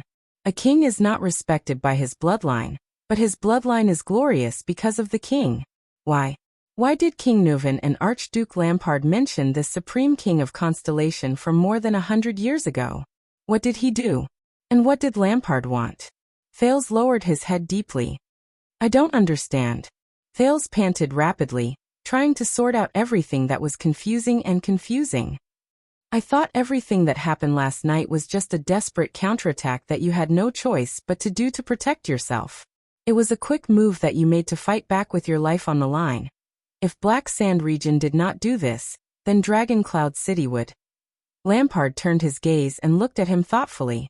Thales bit his lower lip. You roped in other forces like Shiles, mobilized so many troops into the city, replaced them right under the secret room's nose, and even bribed assassins to assassinate the king. The second prince raised his head and said anxiously, "Your plan was not thorough at all. If it was not a coincidence like the invasion of the Calamities, which caused the king to leave the protection of the White Blade Guards, you would not have succeeded at all." At this moment, Lampard snorted coldly and interrupted Thales' words. Coincidence? The Archduke of Black Sand Region's gaze sharpened again. Indeed. Normally, my flawed plan would not have stood a chance at all, Lampard said calmly. The common elected king, heavily protected by the White Blade Guards, sits in the tallest building in the city, Heroic Spirit Palace, controls the indestructible Dragon Cloud City, controls the most abundant and valiant soldiers, enjoys the best supplies and weapons, and even has eyes and ears like the secret room. Even if all 2,000 of my men are supreme-class warriors, it is impossible to kill him under these circumstances. Thales was slightly stunned. So, you're right. If there were no accidents brought by the Calamities, chaos in Dragon Cloud City, negligence in the city gates and gatehouse, the king's enlistment ban, the White Blade Guard's mistakes, the emptiness of Heroic Spirit Palace, and martial law in Shield District, Lampard said softly, then it would have been impossible to accomplish this with just the cooperation between me, Shiles, Vlad, or other allies. Thales' gaze froze. He heard another hint in Lampard's words. Thales' expression slowly changed. What do you mean by this? The second prince asked slowly and with great difficulty, using his most cautious, careful, and light-hearted tone. No. Impossible. Lampard sneered faintly. They didn't tell you anything, did they? The Archduke of Black Sand Region's tone was as if he was mocking an ignorant child. Whether it was the arrival of the Calamities or the assassination. Calamities? Assassination? Little rascal instinctively felt that the atmosphere before her was not right. As expected, in the next moment, with an incredulous guess in mind, Thales suddenly leaned forward and instantly raised his voice. Who are they? Who else is working with you? Lampard shook his head slowly. His eyes were full of disdain and sneer. Take a guess. The Archduke of Black Sand Region's voice was very calm, as if this was a very relaxing conversation. What kind of allies and forces of power could cover up everything for me, make connections, formulate a plan, and even create an almost impossible coincidence, like the Calamities for me to support me in accomplishing such a magnificent feat? What kind of existence could stir up such a storm in Dragon Cloud City? Thales was dumbfounded. He did not dare to think about the answer in his heart. It can't be. It can't be. At this moment, the carriage stopped. Thales snapped out of his daze and glanced outside the carriage. This isn't Heroic Spirit Palace. The second prince was stunned for a moment. What do you want? Lampard exhaled slowly. One of my collaborators wants you alive. Thales widened his eyes. Why don't we take a look? The Archduke of Black Sand Region opened the carriage door and said coldly, What price can you sell me for? Constellation Eternal Star City, an unknown underground area. The torches were gradually extinguished. The first ray of sunlight freely passed through the iron window, which was smaller than a palm, and cast a shadow in the shape of a hashtag on the ground. At this moment, a rough voice came from the sealed prison cell. It's sunrise. Outside the prison cell, the strong figure sitting on the chair paused for a moment before he slowly raised his head. Yes, the strong figure wearing the crown said flatly, it's sunrise. I guess you're not the kind of person who can sit across a prison cell door for half a night with a traitor in between you and him. The Duke of Northern Territory in the cell asked in a mocking tone through the sluice on the cell door. What happened? The figure on the chair said in a heavy and imposing voice, You noticed? Whenever you have something on your mind, you sit alone in a daze. Valerun snorted softly. I still remember when you were sent to Western City Police Station for an internship. because you caused a ruckus in Red Street Market. On your first day on duty, you came back with a bloody nose and a swollen face. That's how you look." The muscular figure trembled slightly. At that moment, his voice was mixed with a hint of liveliness and laughter. "You know, Gines is very strong." The Duke of the Northern Region replied with a disdainful snort. Silence. After a while, the well-built figure rubbed the Jadestar badge on his hand. "What, will you miss them?" The prisoner behind the small gate seemed to be slightly stunned. "Who?" the Duke asked in a low voice. The muscular figure revealed a pair of tired blue eyes, which were filled with unknown emotions. "Family," he said calmly. His voice was still deep. "The people we are used to, but only remember after we lose them." The person in the cell did not speak. Thus the muscular figure continued. "For example, old Duke Arund, your brothers Lohan, Kol Nuranor, your sister, your wife, your eldest son and second son." Boom! A loud hammering sound came from behind the cell. Enough. The Duke was panting heavily. He had been suppressing his anger for a long time. What's the point of saying all this now? There were a few seconds of silence. No, this is meaningful. The muscular figure slowly stood up. "It's about time," he said faintly. The prisoner behind the cell did not answer. "I came here to tell you," the visitor outside the cell slowly said. "The culprit who caused the Northern Territory to turn into a river of blood 12 years ago. The King of Extet who gathered his army and invaded the south." The Duke of the Northern Territory behind the cell door paused for a moment. His face reappeared at the opening of the gate. His breathing became heavier. Over there, he looked outside the prison cell at the Supreme King of Constellation, Kessel V. With his tall and sturdy posture, he spoke in the coldest and most terrifying tone in his deep voice. "The man who massacred the city for 3 days after breaking through Broken Dragon Fortress, and then marched his army into the Northern Territory after spring.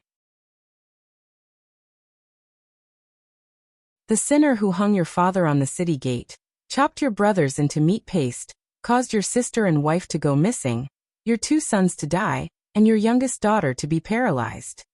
The tyrant who burned, killed, robbed, raped, and plundered your family's land in the Northern Territory. He committed numerous crimes.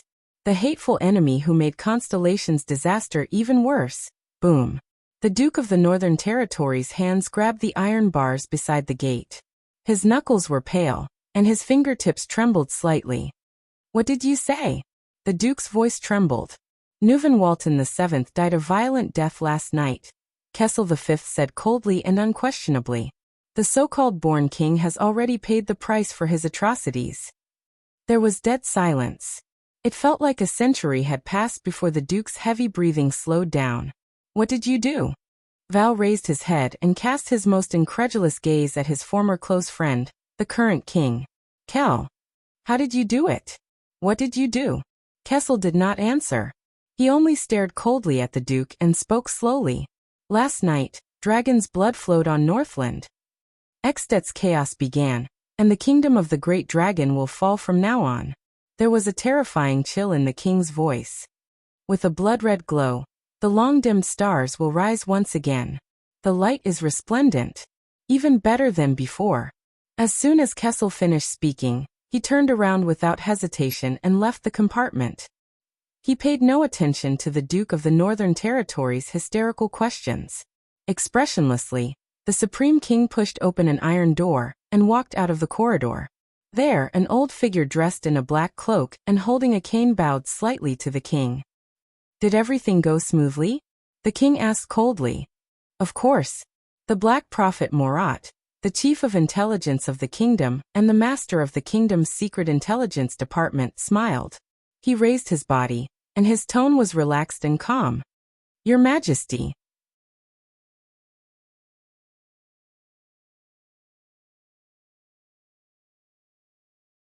Chapter 200. Lampard alighted from the carriage alone. The door of the carriage was shut tightly again. Clearly, he had no intention of letting Thales go down with him. Still immersed in the information revealed by Lampard, Thales held onto the carriage and steadied himself in shock and bewilderment. Under Little Rascal's worried gaze, he pressed his face against the window of the carriage. "Lampard said that someone wants me alive. Who is it? Who would want to keep me alive? Is it really what I think it is? Thales' thoughts were interrupted by the scene before him. It was not a big alley, and it had already been cleared out by Black Sand Region soldiers dressed in patrol uniforms. They had cleared out a slightly bigger empty space. Archduke Lampard regained his stern expression. Holding on to his saber, he took steady steps towards the center of the alley. There, a fair-skinned man in a thick cotton-padded jacket waited for the Archduke's arrival with a relaxed expression. Thales' eyebrows twitched slightly. He did not know this man, who was almost no different from an ordinary Northlander. The man smiled and pressed his hand against his chest. He bowed at Lampard, his lips moving slightly. Lampard nodded slightly and said something as well. Who is that? Little Rascal moved her head closer to Thales. I don't know. Thales frowned. Lampard and Little Rascal did not speak loudly. He could not hear them sitting in the carriage. But this concerned his survival. Thales told himself that he had to hear it. He had to. Thales clenched his fists and closed his eyes gently. He recalled the unique feeling of being on the brink of death over and over again. According to Black Sword, he repeatedly hinted to himself, as if there was another person residing in his body. This is for survival. Help me. 1 second, 2 seconds, 3 seconds. Finally, the familiar fluctuation struck him again. The sin of Hell's river surged to his head as if it had a life of its own. Thales tried his best to focus it near his ears. At that moment, he first felt that the other parts of his body were a little heavy and weak. But then, he heard sounds that he would not normally hear. The first thing Thales heard was his and Little Rascal's erratic heartbeats, followed by the restless sound of Little Rascal rubbing her hands. But Thales soon got the hang of it. He turned his ear and pressed it against the carriage. Amidst the noise from the entrance of the alley, he could barely make out the conversation between the two men. Yes, he expressed satisfaction and delight at our cooperation. An unfamiliar male voice that Thales had never heard before traveled slowly into his ears. The owner of the voice seemed confident and calm. It seems that things are progressing smoothly, but the person who answered him did not seem to have much patience to talk to him. Let's get straight to the point. Archduke Lampard's gloomy and deep voice rang out. The boy is in the car. Thales shuddered. He opened his eyes and held up a hand to silence Little Rascal, who was poking him curiously. That boy. The unfamiliar man's voice suddenly rose, as if he had found a treasure that he had lost for a long time. Thales raised his head and looked out of the window.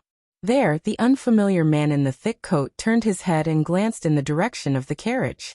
This gaze seemed to pierce through glass, causing Thales to shudder. It was a pair of eyes filled with greed and lust. Just like a poisonous snake before it hunts its prey. The unfamiliar man's eyes lit up, and he looked back at Lampard. Thales Jadestar? Is that him? Lampard did not say a word. He continued to stare at him coldly. So soon? The man narrowed his eyes. Just 2 seconds later, he confirmed the answer.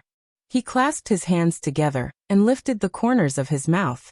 The originally lukewarm and polite smile on his face instantly became amiable. The last gatehouse and heroic spirit palace are clearly still in Dragon Cloud City's hands.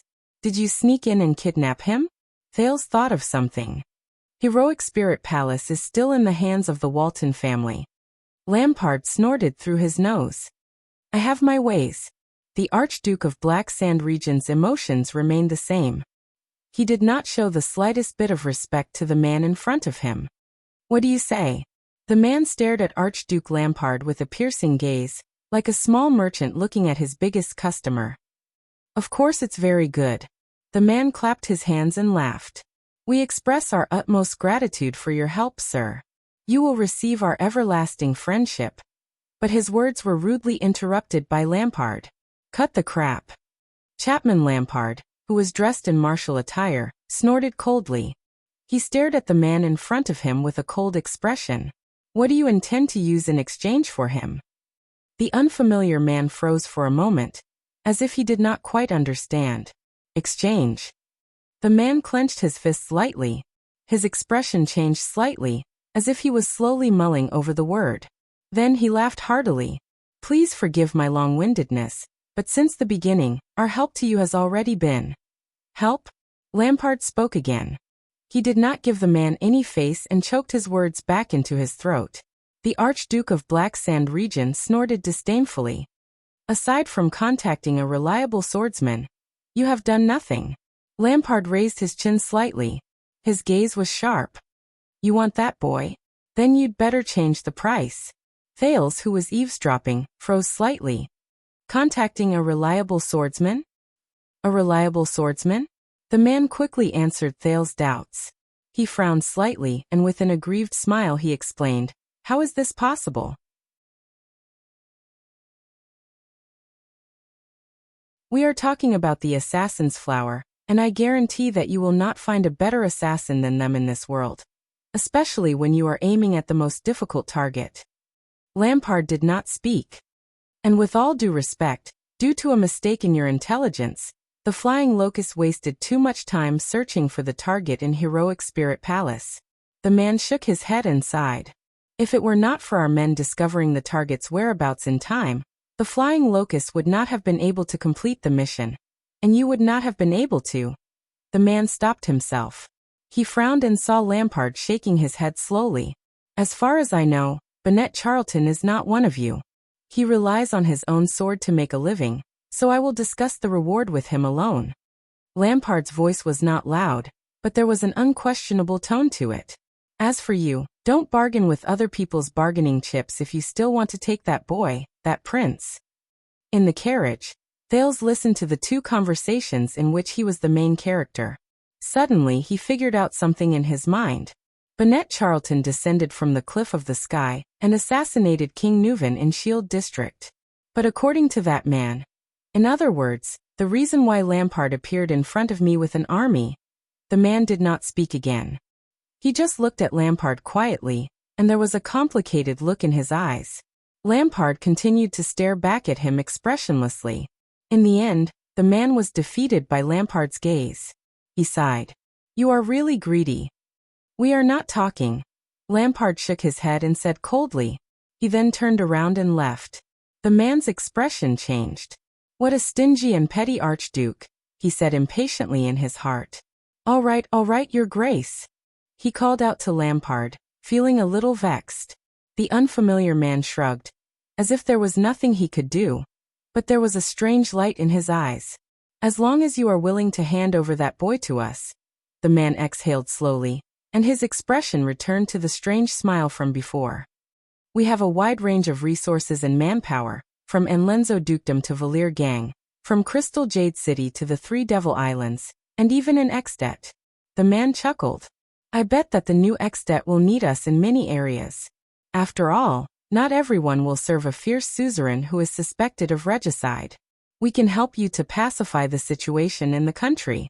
If there is any blind vassal who is difficult for you to deal with, resources, manpower, difficult to deal with. Thales' heart skipped a beat. At that moment, he suddenly knew the identity of the man in front of him. However, Lampard's reply was only two cold words. Not enough.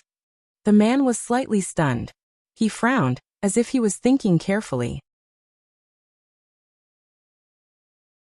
After a while he unfurrowed his brows and said cautiously, which was rare for him, if this does not satisfy you, we still have a lot of information, be it political scandals or national secrets. With some operations or even adjustments, it will be enough to cause a huge uproar in some small countries. The man's tone was no longer as relaxed as before. In Thales' ears, he was speaking faster and faster. As far as I know, Exdet has always been paying close attention to the situation in the west and the front line of the Golden Passage. We can make the Alliance of Freedom fall into internal strife for a few years, and we can also make White Mountain suffer. If your ambition is more than that. Thales clenched his fists and gulped softly. Not good. This sounds, not enough. Out of Thales' expectations, Lampard's reply was still only two cold words. This time, the man's expression finally stiffened like never before. He scrutinized Archduke Lampard for a few seconds. The man closed his eyes and exhaled a breath of hot air through his nose. When he opened his eyes again, apart from the seriousness in them, there was also a murderous coldness in them. Then what do you want? There was already a hint of impatience in the man's words. His tone began to calm down. Power? We can be your eyes, ears, and feet. We can use swords, shields, and horses to serve your ambition. Wealth. Although our inventory can't compare to that of a country, some rare treasures are rare even for the royal families of various countries. Beauty? We can. No, I believe that you are not such a low-class person. So, Your Grace, what is the price you have in mind? The man took a deep breath. The smile on his face had already disappeared without a trace. As long as you say it, we can discuss it. Lampard fixed his gaze on him. At some point in time, a mocking smile had already appeared on the corners of his lips. My price. The Archduke of Black Sand region snorted coldly. This caused a hint of displeasure to flash across the man's eyes. As the organization's signature assassins, and even the intelligence secrets that you rely on for a living, just for that boy, you are willing to pay such a price without hesitation. Lampard suddenly took a step forward, and slowly approached the unfamiliar man. His gaze was like a ferocious beast that had been lying dormant for a long time. This only proves one thing. The man's heart trembled. Feeling Lampard's extremely oppressive gaze, he subconsciously took a step back. In the carriage, Thales heard Lampard say word by word, "This boy's value is much more than all of the above combined." With his extraordinary hearing, Thales heard his own breathing speed up. My value? What is that? What does it have to do with us? The man's expression changed again. He widened his eyes and watched as Lampard slowly placed his hand on the saber at his waist. The Archduke's military uniform let out a scraping sound. There must be some secret on him that I don't know about, Lampard said in a low voice. His gaze lingered on the man's fluctuating expression. My request is very simple. I want that secret. The reason why you have schemed so hard to get him. Once Lampard's voice faded away, both of them stopped talking. The negotiation returned to silence. For a moment, only the faint sounds of people coming from outside the alley could be heard. The atmosphere of the conversation became strange. Both of them remained motionless as they confronted each other. Even the anxious Thales could not help but want to get down from the carriage to urge him. Your honorable Archduke, you haven't even taken down Dragon Cloud City and Ekstedt yet, and you're already thinking about other things? Finally, the unfamiliar man spoke slowly. There was a calmness and callousness in his voice that made people feel uneasy. You have such a bright future ahead of you. Why are you so ambitious? Thales could not help but purse his lips. I've already stated my price. Lampard did not have the slightest interest in talking to the other party. He looked at the man coldly. Tell me, why is he so important to you? The man glanced at the carriage and immediately lowered his eyes. He did not say a word. I'm pressed for time, Lampard added coldly. You have 10 seconds to decide. The man's eyebrows rose and fell continuously. His Adam's apple bobbed. He was hesitating. At that moment, even Thales held his breath. You know he's a prince.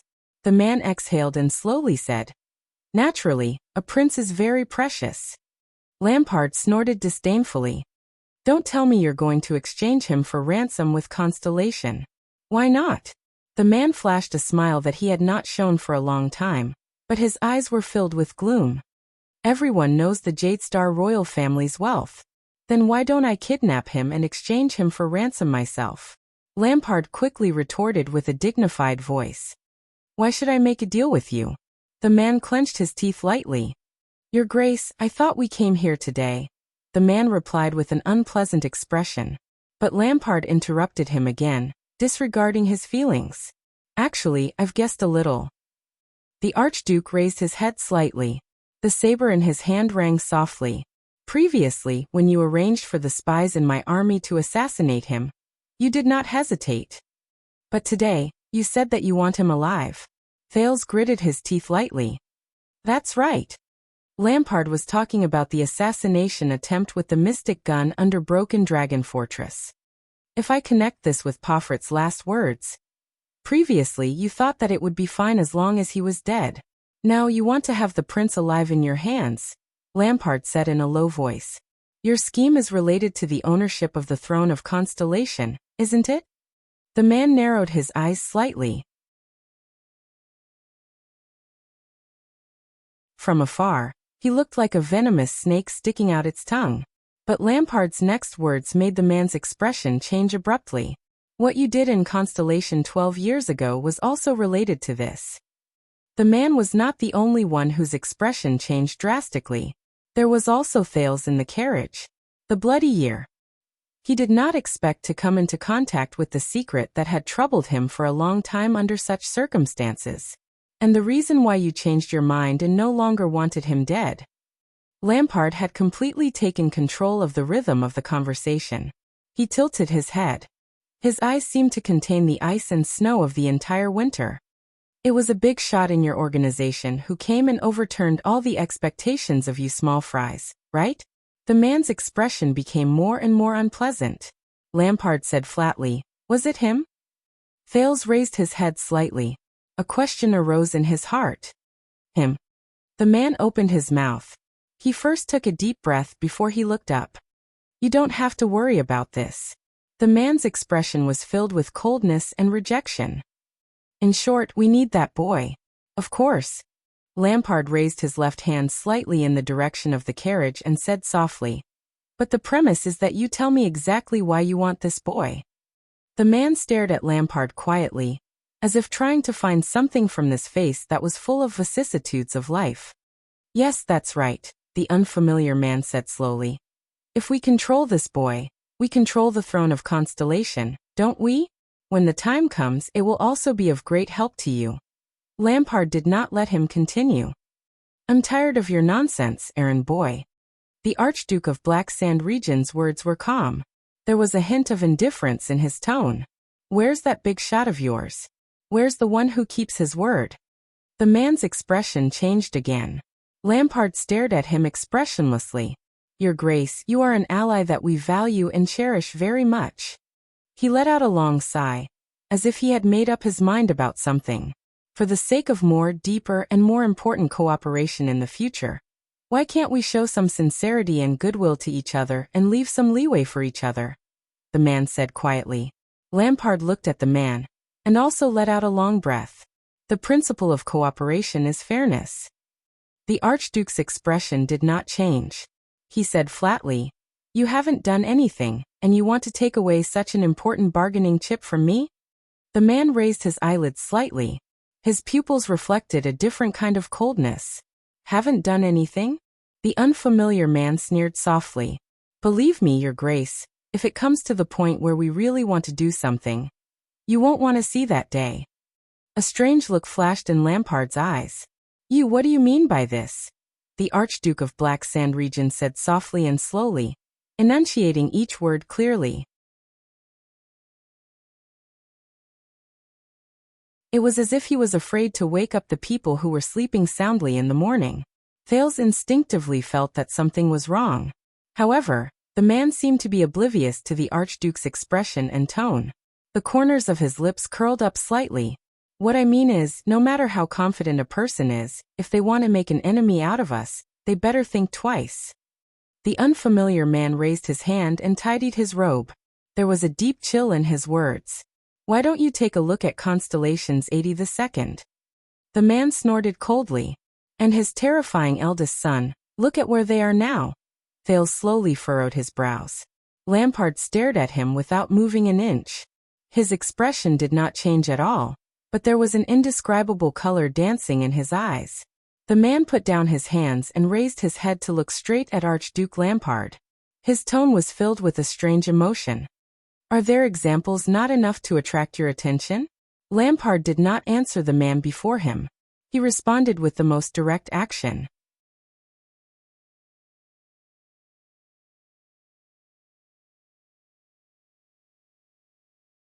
Chapter 201. Thud. Before the man's astonished expression could show on his face, he was lifted into the air by the burly Lampard. Watching everything outside the window, Thales and Little Rascal were both shocked. Why did he? Little Rascal shrank back in fear. "Quiet, continue watching."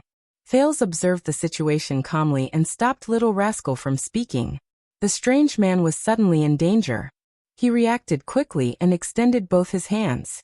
A dagger and an awl appeared in his hands in an instant, and he thrust them towards Lampard. However, his arms were only extended halfway before they were firmly clamped by another person from behind. One of the 5 war generals of Extet who had escorted Thales all the way to Dragoncloud City, Black Sand Region's Fire Knight, Lord Tolja, appeared behind the strange man. With a cold expression, he held the man's struggling arms. Lampard continued to choke him, his face expressionless. "You." The man, who was having difficulty breathing, widened his eyes. He wanted to say something, but he could not. In the next second, Tolja twisted his hands. Crack. The sound of muscles dislocating was heard. The man shuddered violently, closed his eyes and moaned in pain. Tolja loosened his grip. The man's arms hung limply behind him, and the dagger and all fell to the ground simultaneously. Clang. I gave you a chance, Lampard said coldly. What? The man broke out in a cold sweat and uttered with difficulty. Have you ever heard of this saying? Lampard said coldly, if you treat others like fools, you must be prepared to be treated like fools. The man mumbled desperately. Lampard loosened his grip slightly. Traitor. Getting a hard-won breath of air, the man gritted his teeth and said with a ferocious expression, We've arranged so much for you, but before he could continue, Lampard tightened his grip on his neck again. I've had enough. The Archduke of Black Sand Region's expression was as cold as ice that had been frozen for 10,000 years, but his eyes were filled with murderous intent. Charlton was the one who made the move, Camus Union was the one who pulled the strings, the gangs contributed their strength, Black Sand Region was the one who gambled everything, and my troops were the ones who controlled the situation. The top secret information and cover, including the most crucial calamity, were all thanks to those people from the south. Other than moving your lips, you bastards haven't done anything at all. Calamity. The group of people in the south. When he heard the key words, Thales sucked in a breath in a daze. Outside the carriage, everything was still going on. Lampard strangled the man's neck while Lord Tolja stood behind the man, watching with cold eyes. You're clearly unwilling to pay anything, but you're fanning the flames and adding fuel to the fire. Yet you still want to sit back and enjoy the fruits of others' labor. Lampard's voice contained a chilling, murderous intent. And you still dare to threaten me? The Grand Duke raised his eyes slightly, his tone suddenly rising. What gives you such confidence? Those hidden arrows in the sewers? A varmint that cannot be exposed to the light? A scumbag that feeds on garbage? The man struggled with all his might, but he could not say a word. Thales, who was in the carriage, took 2 deep breaths. He threw his messy thoughts aside, raised his head, and continued to look outside. Lampard's expression began to change gradually. He gritted his teeth, and his eyebrows furrowed. You think you're very smart? With your pervasive intelligence infiltration, despicable and sinister conspiracies, you happily toyed with the high and mighty nobles, and arrogantly toyed with the country's long-established political power. You even boast of yourself, and enjoy the fun of playing chess behind the scenes? But you're neither the Secret Intelligence Department nor the Secret Room. Lampard raised the man higher, his eyes filled with hatred. You're just a rat's nest that has been fleeing from place to place for hundreds of years. You're worse than calamities. You think I'm like that idiot Pofret? That I'm at your mercy? The Archduke of Black Sand Region's tone changed from an unceremonious coldness to a furious interrogation. However, his tone was strangely calm and indifferent. Do you really think I'm so magnanimous that I'll tolerate you sticking your hands into my army and planting spies in my territory? Lampard narrowed his eyes slightly. Controlling my mystic gun unit and toying with my officers in the palm of your hands is very fun, isn't it? The man widened his eyes in bewilderment and fear. His arms hung limply by his side. The Archduke of Black Sand Region continued to speak in a terrifyingly calm tone, saying fiercely, When I found you, contacted you, and negotiated with you, didn't I want to tear you into 1,000 pieces and destroy you all at every moment? Tolja seemed to have sensed Thales' gaze. He turned his head abruptly and looked at the prince. Little rascal could not stand his gaze.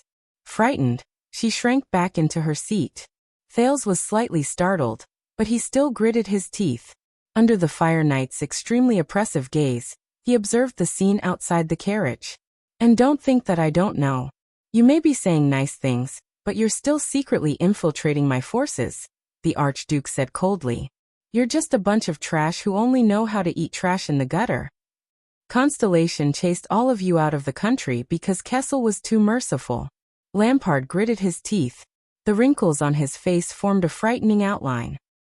If it were me, I would dig out every filthy rat like you from the darkest pit, regardless of the cost, regardless of the price, and regardless of the sacrifice.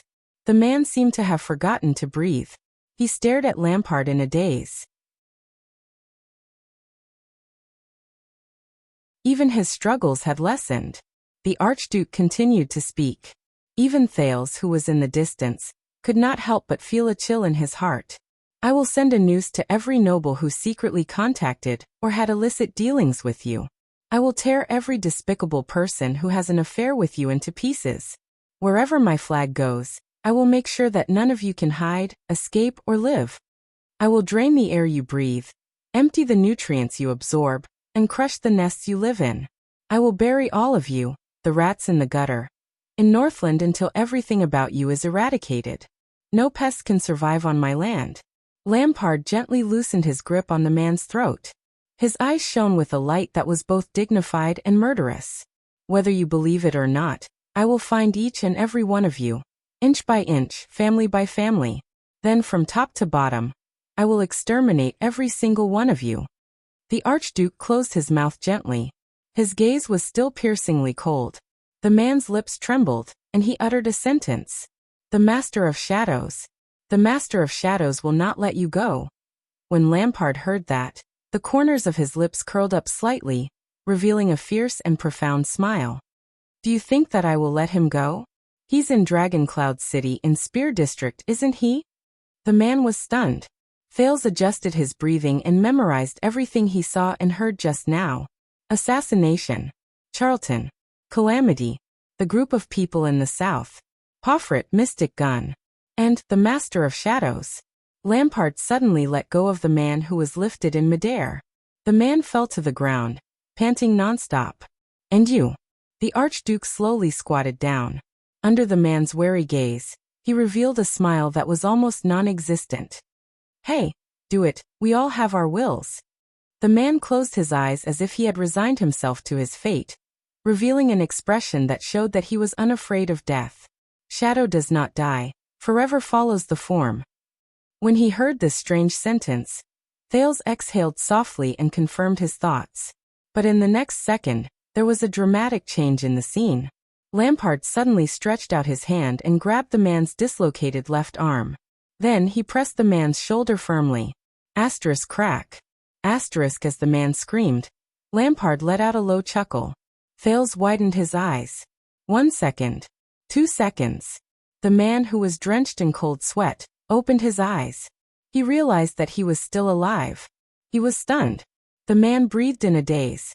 He exercised his left arm, which had just been reattached. Then he looked stunned. Don't be too nervous, Stake. The Archduke patted the man's shoulder and said softly in a calm and flat voice, I was just joking with you just now. After all, we are partners, aren't we? The man named Stake widened his eyes in disbelief. He turned around and glanced at Lord Tolja behind him. However, the latter was still expressionless. You should look at your face. Lampard laughed. You'll laugh at yourself. Stake turned his head abruptly and stared at Lampard in disbelief. You just now why? He gasped in surprise. It's okay. Report all this to your master.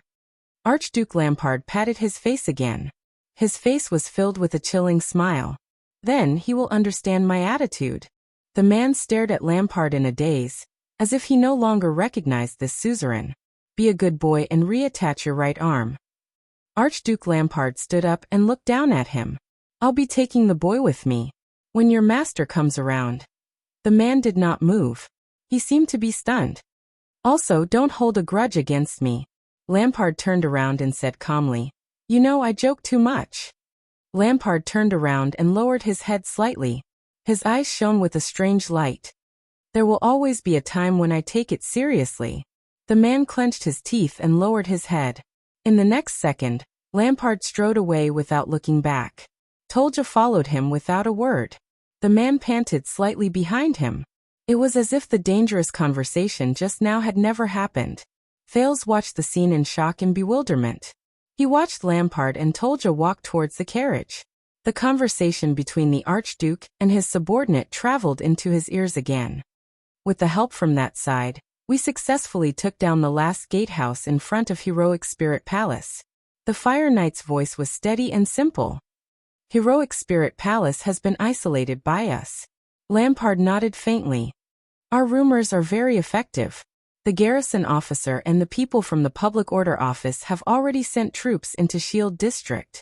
Prime Minister Leespan has also begun to work hard to control the spread of the news. This will help us a lot before we are exposed, Tolja said faintly. According to your plan, we still have 3 hours. Very good. The Archduke's expression did not change. He quietly expressed his approval. But your expression is not right. Is there anything else I need to know? There was an accident. Lord Tolja nodded slightly and said in a low voice, we took down Gleeward, but Nicholas escaped. Lampard furrowed his brows. When he heard the news, Thales was also stunned.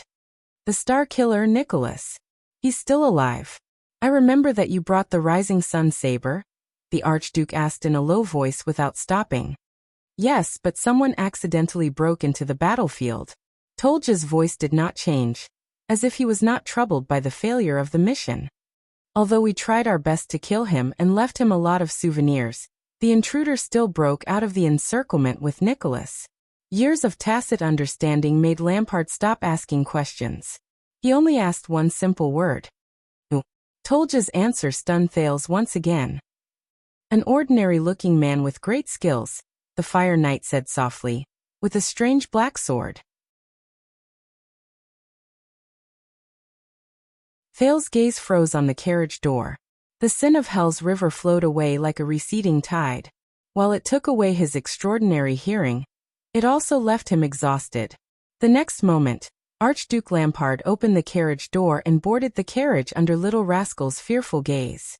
Thales rubbed his aching head to ease the aftereffects of the sin of Hell's river. He adjusted his thoughts, which had become increasingly chaotic due to the information he had just eavesdropped on. He exhaled and whispered to Lampard, who was sitting in the carriage with a cold expression on his face. I thought you wanted to sell me. Lampard turned his head and looked straight at Thales. You're more valuable than I thought, the Archduke said calmly. The buyer has to go back and discuss the price. Thales sneered in a mocking manner. Those who brought disaster to you, the second prince asked deliberately. Do they know how you plan to deal with me? In the face of Thales' probing, Lampard only snorted softly, turned his head back, and did not answer. All right. Looking at Lampard, who did not reveal anything, Thales sighed. What are you going to do next? Hearing this, Lampard narrowed his eyes. Next. The Archduke sighed softly. His eyes seemed to be burning. I'm going to save this country. Thales was stunned. The carriage moved again. You're tuning in to the Lee May's Sword of Destiny YouTube channel. We're so grateful for your support, and don't forget to subscribe to join us on this incredible journey through captivating stories. Your generosity through donations truly makes a world of difference, as it's the primary source of revenue that allows me to expand and enhance this channel for you. Thank you from the bottom of my heart for being a part of this adventure.